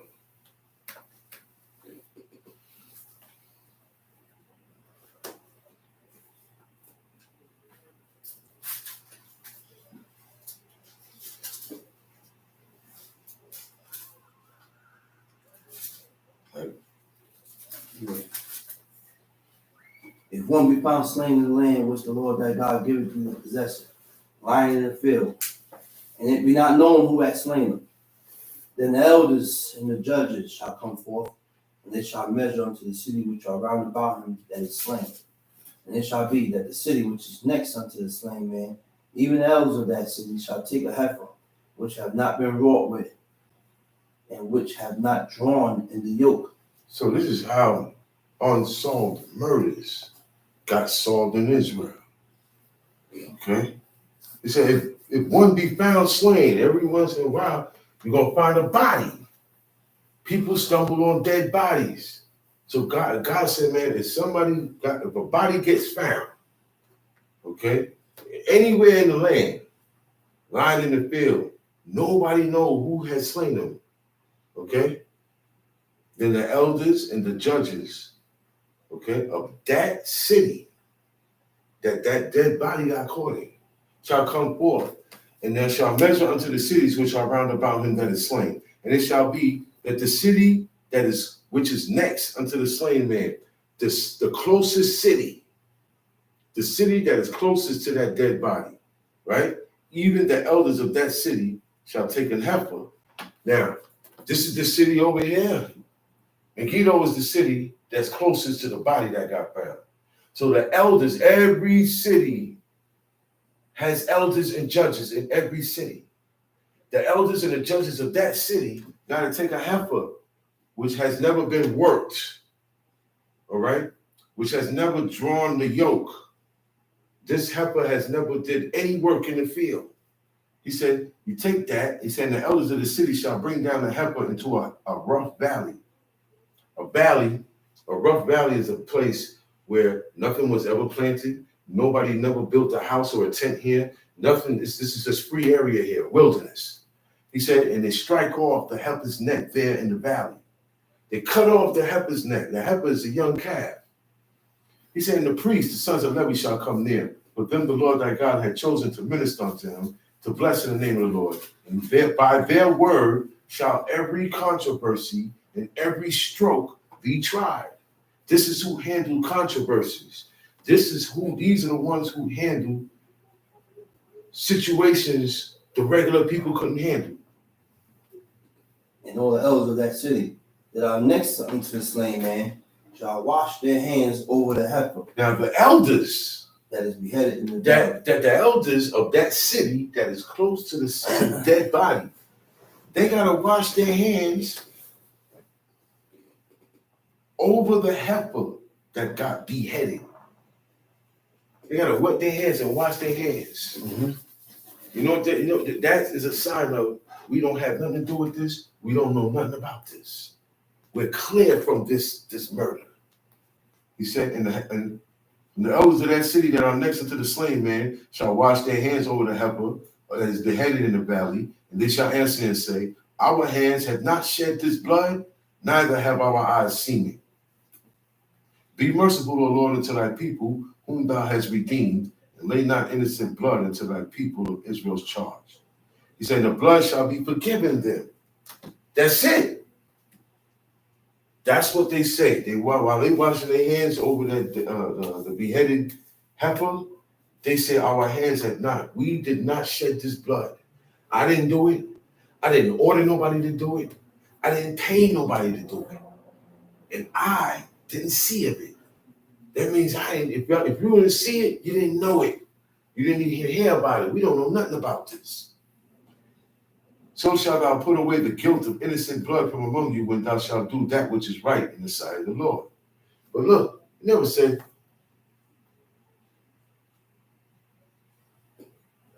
that's just something you gotta leave unanswered. You ain't gonna find it. But that was the way they did it to solve murders. Because outside of the gates, once you outside the gates of the city, you outside. Anything can happen. The protection is when you go in the city and them gates close. Okay? Mm-hmm. When there's an invasion, all the farmers, they're not out there farming. They getting out of there and they getting inside like Troy. Remember Troy? So everybody said, yo, man, they coming. Everybody stopped doing what they was doing in the field and got into the safety of the gates, which is the city. That's how it was back then. You don't just ride into it. You could just go into Manhattan right now. You cross the bridge, you're in Manhattan. Nah, there was gates. Look, sitting there, who's this guy? This guy's a stranger. We don't know you. We don't know you in the city. You're not from here. Where are you? Where are you from? That's why the judges, that's why guards, they sit down there by the gates. That's why they told him, man, this guy, he come among us and want to sit by the gates. You know what that means? He want to run stuff. He want to sit here and judge us because that's who sat there, the judges. Tom Street. When thou goest forth to war against thy enemies, and the Lord thy God hath delivered them into thy hand, and thou hast taken them captives, and seest among the captives a beautiful woman, and hast a desire unto her, that thou wouldest have her to thy wife. I don't want to just have her. I don't just desire her. I desire for her to be my wife. Our desires are crooked and corrupt. My desire for a woman is not to make her my wife. This guy's desire for this woman is just to get up in her. Israelites too. That's what I'm talking about. Israelite men don't marry the Israelite woman. They sneak it. That's what happens most of the time. They sneak it. They sneak it, man. And then the girls, the woman, no Israelite man, no heathen, nobody is supposed to get in between your legs unless your father sanctioned you to be with this man, and that's to be married to him. Don't be so naive. The guy don't love you. He really don't love you. Because if he did, he wouldn't come to you this way. He will go to your father. If your father not around, he gonna go to your mother. And she gonna tell you about it. That's how it's supposed to go. And just remember this part here, you ain't getting nobody in war. What war are you gonna go to and see a captive woman and bring her back? If there's a war overseas right now, and I get drafted in the war, and I go, right? And I see a captive woman. These balls shoot, boom, boom, boom. I look in the rubble. I see a woman. She's pretty, though. I would like to take her. I can't bring her back here, can I? If I'm in the army and I go somewhere out to war, and amongst the people, I see a captive woman, I can't take her and bring her back here. Back then, you could. You were free. You had your own independence. You had your own nation. So he said, when you do that, you ain't see something that you want to bring back. He said, then thou shalt bring her home to your house. Bring her straight to your house. There is no customs. I don't need to get a passport for her. That's what has to be done today. Oh, no. Before we do that, what they call it? Green card. Ain't that what it's called? A green card, right? For an immigrant. There are different rules now. Back then, you didn't have to do that. You bring her back to your house, she shave her head and pare her nails. Pare means to cut them. That means her nails were long. Women kept their nails long.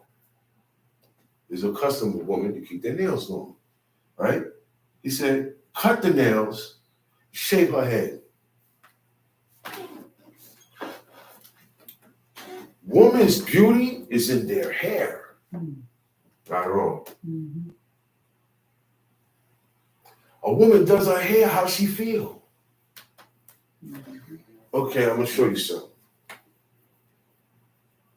When women today, they went through this ordeal, they went through that. What they do? They cut everything off. They cut it off, cut it short. One celebrity balded her head. Okay?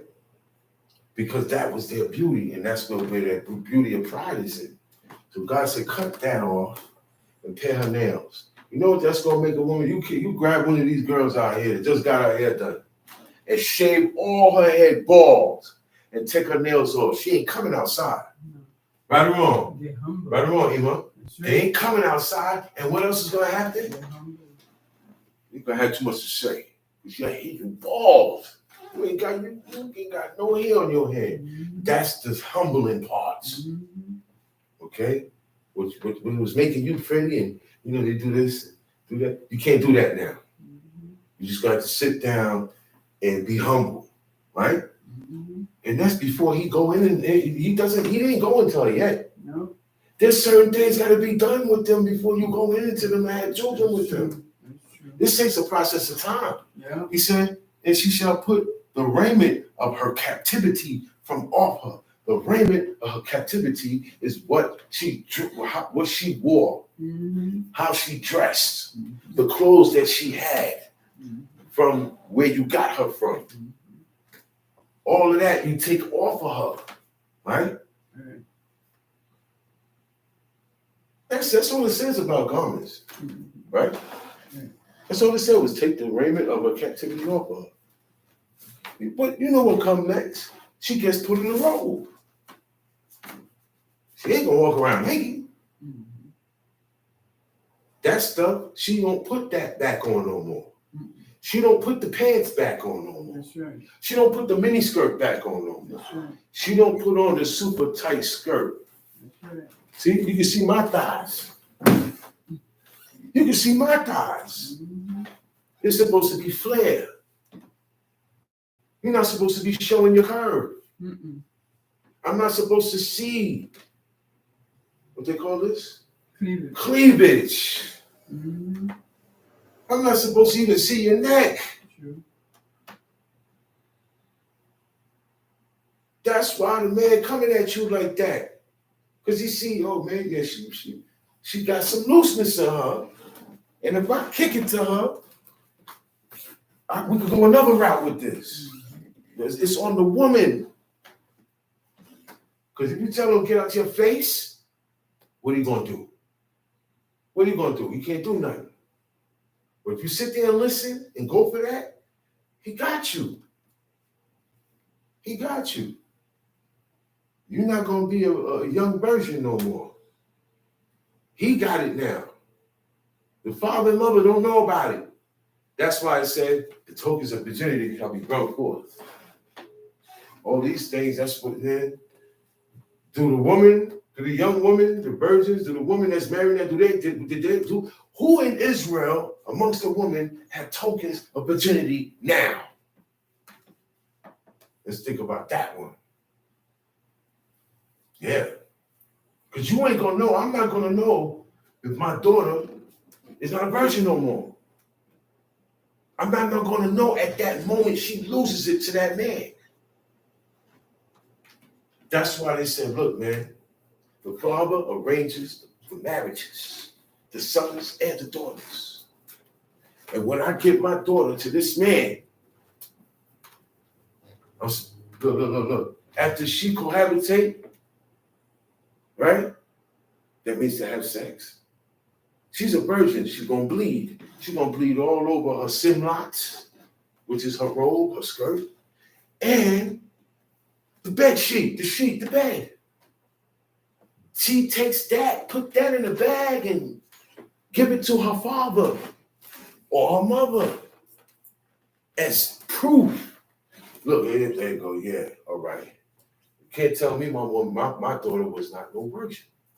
Now, when this guy comes talking about she ain't no virgin, they said the parents gonna come out. Not the girl. She don't keep it. Right or wrong. The daughter takes that. The husband ain't got nothing to do with that part. She takes it and gives it to her father. Her father holds it down. And that's what you call the tokens of virginity, the signs of virginity. This is proof that you took her virginity, brother. And you out here talking because the penalty is death for her. If I gave my daughter to you under the pretense that she was a virgin, and you went into her, married her, went into her, and come back saying, yo, man, she wasn't a virgin, and I don't have no tokens of virginity, she dies. Hard, right? So the woman, the young woman, don't shut it down, man. Shut it down. Wait. When your mother and your father say, hey, man, I want you to marry this guy, then marry that guy. Marry him. Everybody who did not listen to their parents about wives and husbands are regretting it right now. Right or wrong? They're regretting it. They're regretting it. The ones that really be saying it is the mothers. The mothers be peeping it. They said, look, now, look, she's a female, so she know another female. You can look at her and tell. Certain mannerisms she got, I don't want that for my son. That's why they said, man, Rebecca said, went to Isaac and said, oh, it's going to grieve me to the grave if this guy here take any of the daughters of Canaan. It's going to grieve me. So she put off the raiment of her captivity from off her. So all the clothes that she used to wear, she don't wear them no more. He said, you about to be taught different now. This is a reorientation for her because she don't know God. She is of another nation, another culture, another society. So you take that off her, and she stays in your house. She don't go nowhere. She ain't gonna want to go nowhere anyway. She bald-headed. She ain't got no thing of beauty on her, right? Let her stay in that house and bewail. Bewail means to mourn, to cry for. Bewail her father and her mother a full month. Leave her alone so she could, because she got taken. This was war. She got snatched up. Her family dead, mother, father dead. She saw them die. And then you came and snatched her up and took her home. They said, well, you're going to be my woman now. Cut that. Shave that off. Take that off and put this on. So she's sitting in the house for 30 days. After that, it's like getting it out her system. Because you have another life to live now. That life you had before, you got to forget about it. A full month, 30 days, and after that, thou shalt go in unto her. Now you go into her. Ain't that something? You can't go into as soon as you bring her in. But you're not going to war today, right? But you go outside, out there in the world. Out in the world, there is no Hebrew woman like back then. I don't understand. There's more heathens infiltrating. There's more heathen women getting Hebrew men. And there's more heathen men getting the Hebrew woman. He said, then you go into her and be her husband, and she shall be thy wife. And it shall be, if I have no delight in her, if I have no delight in her, I still ain't feeling her. I don't want her. Then thou shalt let her go whither she will. Ain't that something? Let her go. You can't force her to stay there. Let her go, because you don't want her. Let her go. You can't keep her there. He said, but thou shalt not sell her at all for money. Thou shalt not make merchandise of her, because you humbled her. You humbled her. Okay? You went into her. You can't make money off of her. Let her go. Let her go ahead by her life, man. But that was for only the woman that you get in war. If you get this woman through her parents, this don't go down like that. You gotta give her a bill of divorcement. She just don't go out like that. He said, if a man had two wives, one beloved and another hated, that happens. Did not Jacob love Rachel more than Leah? That happens. A man had 4 wives. He gonna have a favorite out of one of them. You have 7 children. You're gonna have a favorite out of one of them. You got 8 dogs. You're gonna have a favorite out of one of them. That's just how it is. He said, if a man had 2 wives, now a man is allowed to have 2 wives by God. A man, any man. 2 wives. You gotta marry them. So you can't hide it. And the wives know, because they accept this. It's not a problem for my husband to marry marry another woman. Well, how can you marry? You're supposed to know. Those are the standards set by man. God's standards said if you got the money, okay, you got enough to take care of another wife, you can do so. So if you got 2 wives, and one is loved and another one is hated, right?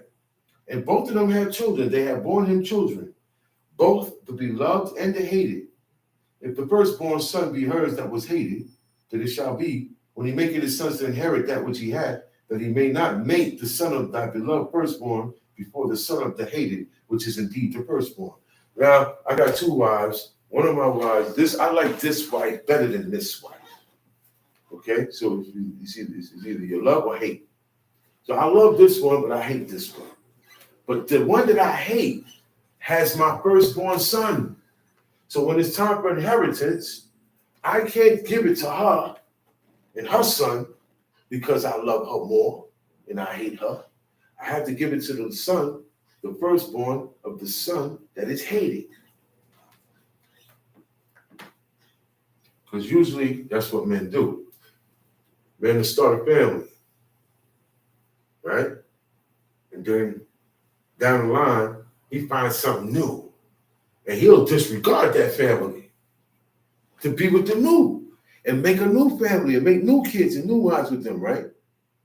But when it's time for inheritance to come down, when it's time for when to die and leave things back for them, they leave it all for the new one, the new wife and the new kids that they got. And that's what God says wrong. He said, you got to give inheritance to the firstborn of the wife that is hated. Because by right, she had the firstborn male. So whether you hate her or not, you have to give it up. But he shall acknowledge the son of the hated for the firstborn by giving him a double portion of all that he had. For he is the beginning of his strength. The right of the firstborn is his. He said, if a man have a stubborn and rebellious son, which shall not obey the voice of his father or the voice of his mother. Now I'm going to let you know,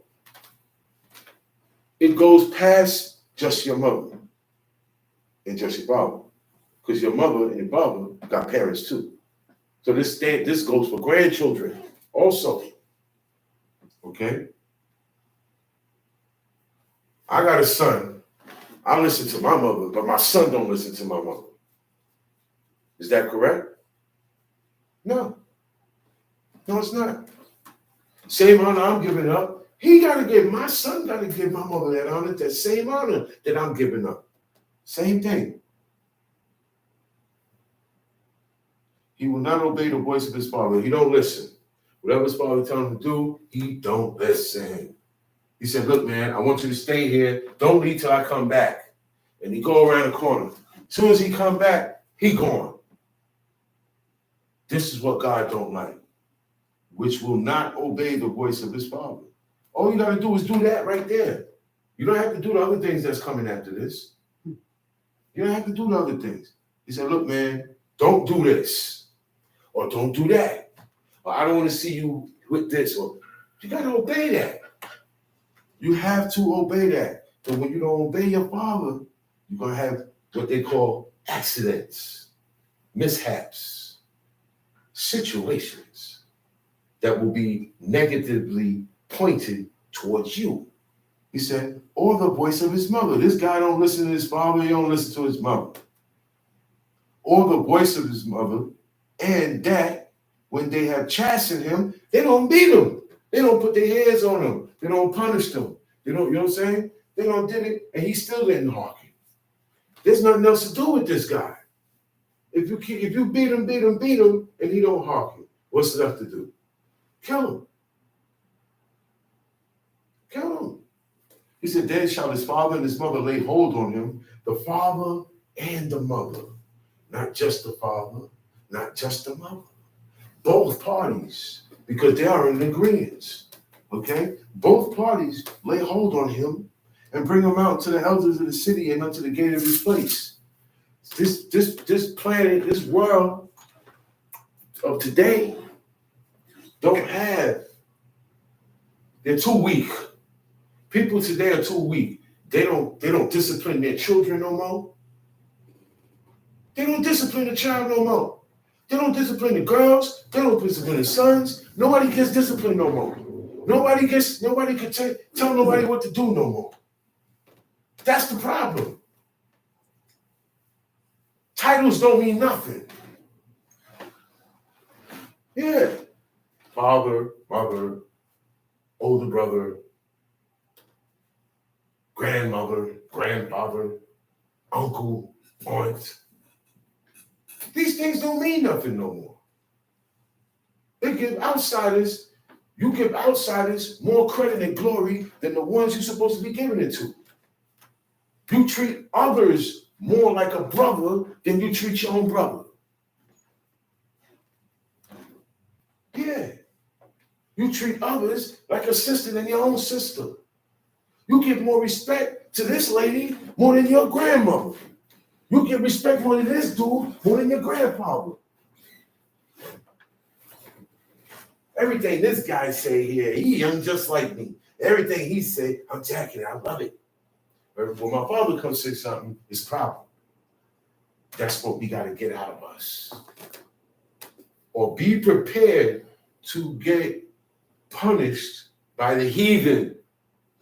That's God's sword. When we don't listen, God let the heathen beat us up, shoot us, kill us, stab us. That's the police involved in everything. That's everybody outside get the one up on you.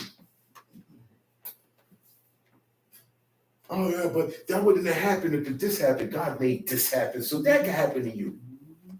You always gotta look and say, yo, you know what? And you gotta be able to say, yo, what he's saying there, that's me. I'll be doing that. I'm gonna stop doing that. While we sitting here, while I'm sitting there, I'm like, yeah, that's me. That's for me right there. I'm not looking at nobody else, and I ain't thinking about nobody else. Even if that's for you, I'm not thinking about you. This is the mindset we gotta get now. So that while you're busy thinking on yourself, I'm busy thinking on myself. And getting this right. Because this is not, we're not just saying this, I'm saying that mostly I'm battery packing myself up here. I can't control what anybody listen to and take with them. Right or wrong. But I can control what I take with what I say up here. So everybody is supposed to be saying, oh, wow, okay, I'm supposed to jump on that.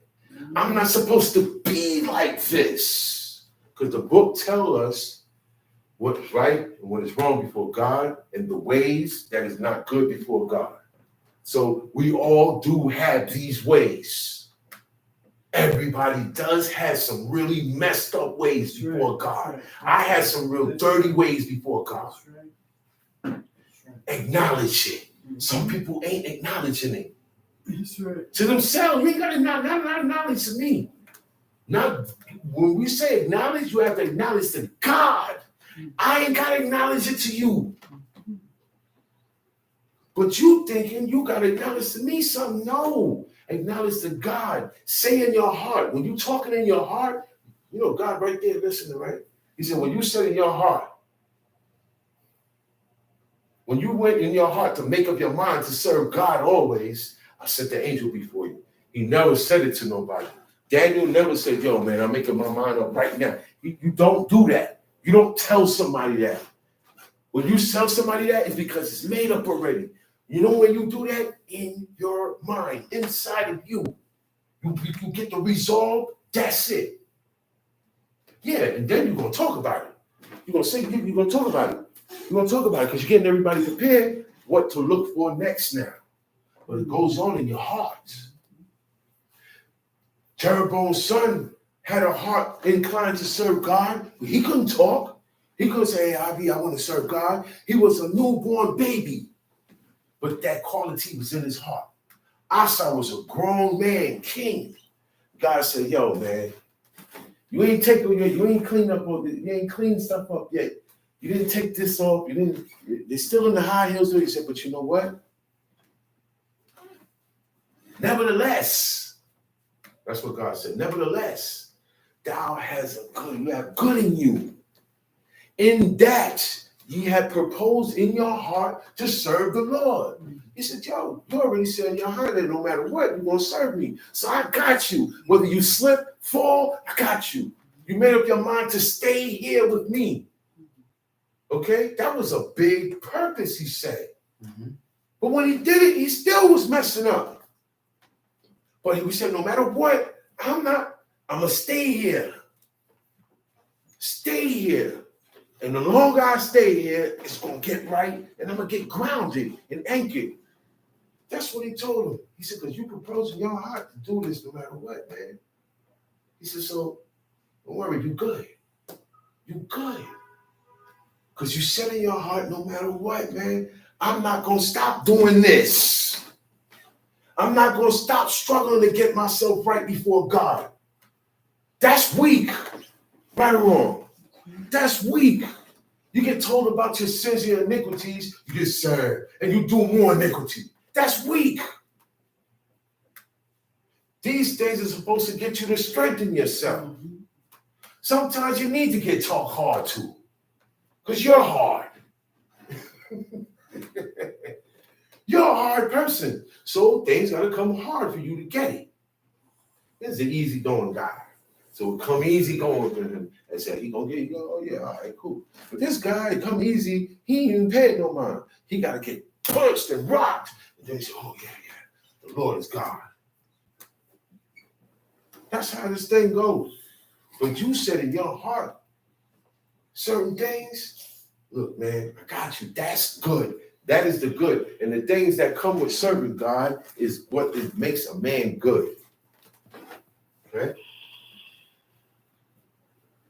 Don't listen to the woman of today with their definition of a good man. Do not listen to a woman's definition of a good man. All right? They're trying to get you. They're trying to get you, man. God tells you what a good man is and what that consists of. You know why I say don't listen to them? Because when you tell a woman what a good woman is, she ain't trying to hear that. Because a good woman is a woman that obey her husband.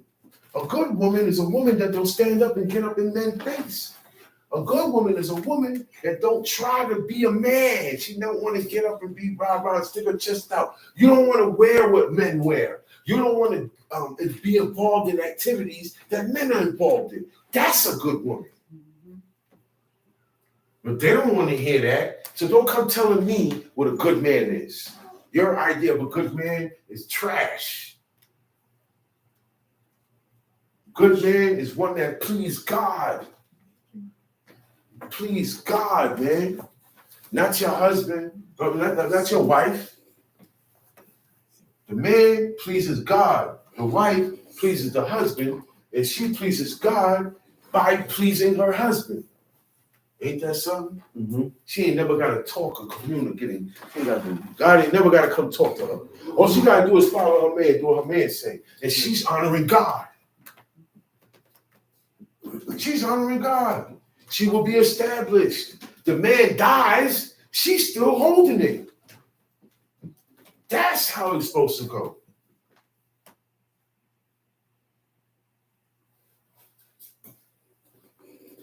He said, then shall his father and his mother lay hold on him and bring him out to the elders of the city and unto the gate of his place. And they shall say unto the elders of the city, this our son is stubborn and rebellious. He will not obey our voice. He is a glutton and a drunkard.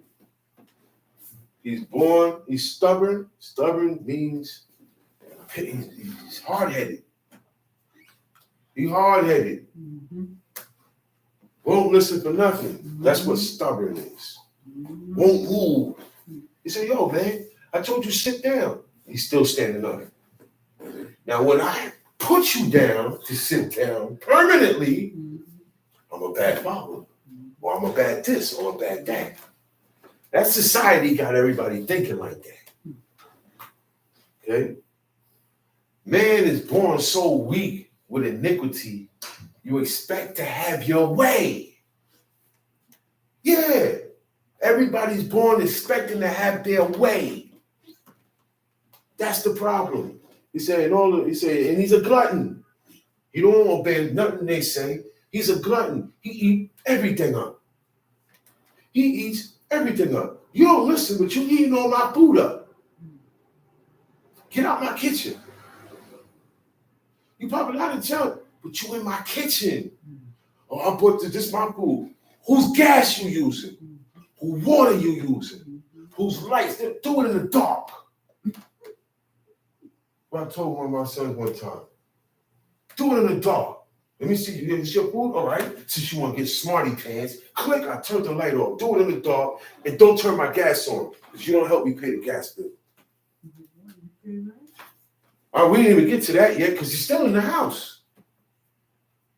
I just had to get into the kitchen, because that's the place that the boys like go most time. Men are in that kitchen all the time. This, look, Eat. Oh, yeah. It ain't mine, but eat it up, eat it up, eat it up, eat it up, eat it up, eat it up, eat it up. This is a trait that's not good. You don't listen, you eat up everything. And you were drunken. You're drunk all the time. Come outside, say, yo, man, yeah, your son downstairs, man. He's passed out. He's passed out in front of the store. Nobody can get into the store. I've seen stuff like that. And the father came, dude from Sterling, the father came and said, man, what I tell you about this, man? You get drunk. Man, get up, man. He couldn't even get up. That was embarrassing for his father. That was very embarrassing.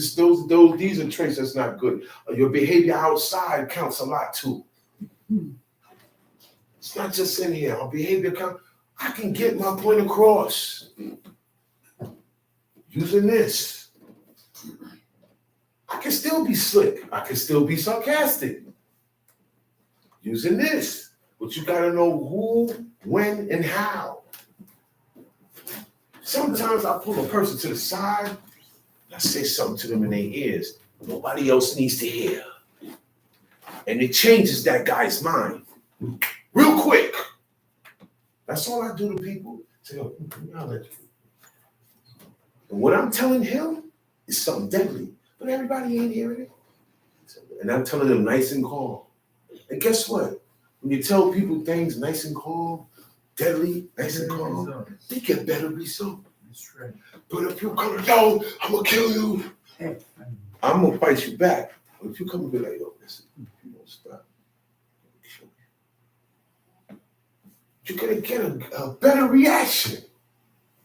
Person gonna be like, yeah, right. Remember what I just told you? Between me and you. He gonna stay there quiet. He ain't gonna say nothing back. He ain't gonna say nothing back. I do it all the time to people. I wait till I catch them by themselves. Yo, come here, let me holler at you. And sometimes I just gotta talk to them. I ain't gotta tell them that. But it's different, what is it? Different strokes for different folks.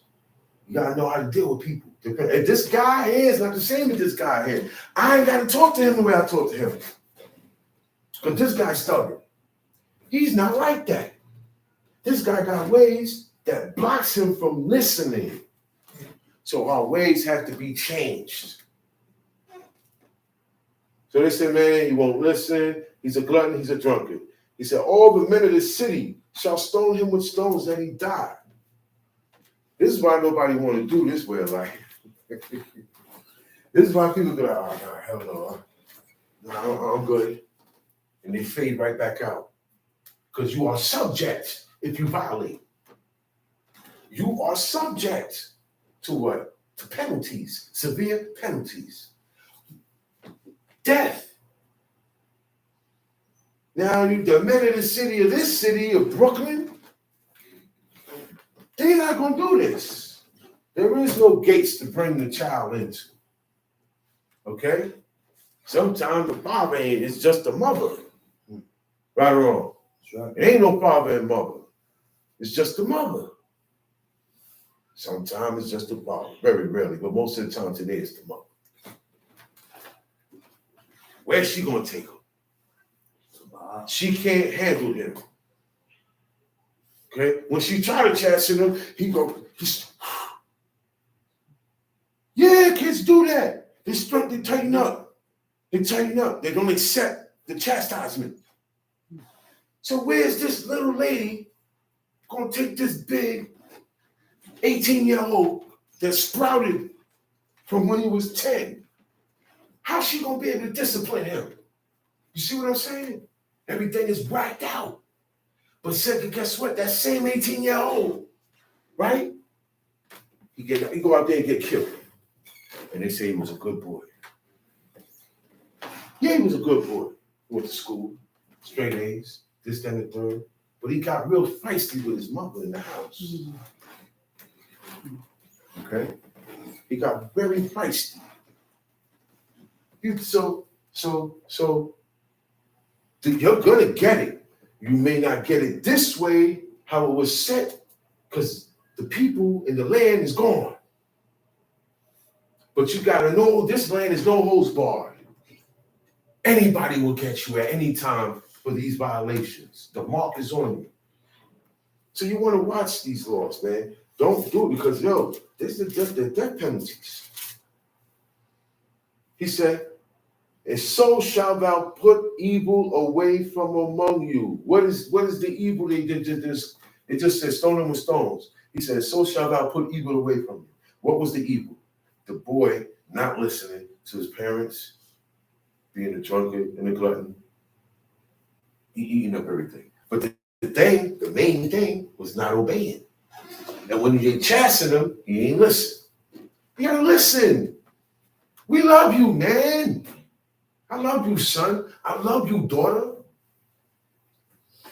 But I'm not going to rub you and let you have your way because I'm going to lose you. I'm going to lose you. And then you're going to die. You thought I was talking about dying when I said lose you. No, I'm going to lose you first. Lose you how? You ain't going to serve God. You ain't going to serve God, and you're going to be out there living however you want. However you want to live. A good Christian, a street person, however you want to live, you're not going to be serving God. So I'm going to lose you, and then I'm going to lose you again when you die. When you die, not serving God, and I can't help to cry for so much. You told Aaron, don't cry. Now, I'm not the priest, but it's the same thing. I've been on your back, man. Come on, man. Come on, man. Let's go. Let's do this now. But you don't want to do it. And then he died. The Father knows the path. He knows the path that you take. Wherever you walk, your Father knows where you're going to be at. He knows your destination. He did it before already. 1,000 million men don't walk this path before, and the same thing this path led to. Destruction. The pit. It's not going to change, Tashi. 22. Hold on. He said, and put away evil from among you, and all Israel shall hear. They're going to hear about it. Who wasn't there, heard about it, and fear. And what? And nobody's going to do it because they heard what happens when you do it. That's what that means. Oh, man, you heard what they did over there, man? Some guy did this or did that. But this guy here, man, his parents brought him up. Mom and father had brought him up. And he charges against him. Word, yes, what happened? They stoned him. Man came and stoned him. He's dead. They killed him. He's dead. This is a just God and a pure and holy God. And his judgments correct violations. That's why he said, don't change my judgments. Don't do nobody else's judgments. His judgments deads the violation and appeases his wrath at the same time. His judgments were performed by certain men, and when it happened, God held back from destroying everybody. One example, Phinehas. Phinehas is an example. He saw the chief Simeonite with this heathen Midianite woman. He leave the camp of the Moabites and Midianites and come into the Hebrew camp with her. And look right at Moses like, and walked in. As he said, he went into the tent with that woman in the sight of Moses and the elders and the people who were, and the children of Israel who were weeping before the door of the tabernacle of the congregation. Right. So they was there, and he walked past, his tent was close. And he looked at them like, and went in there. Everybody know what he going there to do, because that was part of the worship of Baal. That's the worship of the heathen gods. Phinehas got so upset, he couldn't take it no more. He said, man, what? All this, the plague is hitting up people. People hitting it. He went in there and he killed them. And that stopped the plague. Because while that was going on, the plague was killing Israelites. They were dropping. This particular time, It wasn't Aaron and his censer that stopped the plague. It was blood of the violator. Judgment is what stopped it. And that's what kept them right. When they did judgment, sometimes the judgment is you got to kill something. You got to kill the violation or destroy it. What they did with idols, they destroyed the idols. Right? They tried to take that from the carpet. They powdered it down. It's destroyed. You can't take it and put it back together. Time sheet. And if a man had committed a sin worthy of death, and he be to be put to death, and thou hang him on a tree, his body should not remain all night. Another method of how they got executions, you hang him on a tree. He committed a sin worthy for him to die. And you hang him on a tree, his body cannot remain all night upon that tree. Okay? Come see. But thou shalt in any wise bury him that day. For he that is hanged is the curse of God. He that is hanged is curse of God. Whoever gets hanged is curse of God. If you die by hanging, it's curse of God. A lot of people die by hanging. A lot of slaves died by hanging. What's that guy that they caught? They brought him over here, and they took him back over there, and they hung him, and he was cursing everybody. Saddam Hussein. They hung him. Yeah. Time sheet. And thy land shall not be defiled, which the Lord thy God giveth thee for an inheritance. See how many things we read today that defile the land? Things that defile me and you, and defile your house, the land. Very thin line. Shalom Aleichem. Shalom Aleichem. Sunday night. Tomorrow night starts the Feast of Booths, Sukkot. Monday is the first day, is a holy convocation, same time, same chant. And the 8th day is Shemini Hatzeret. That's another holy convocation on that day. Shalom Aleichem. Shalom Aleichem.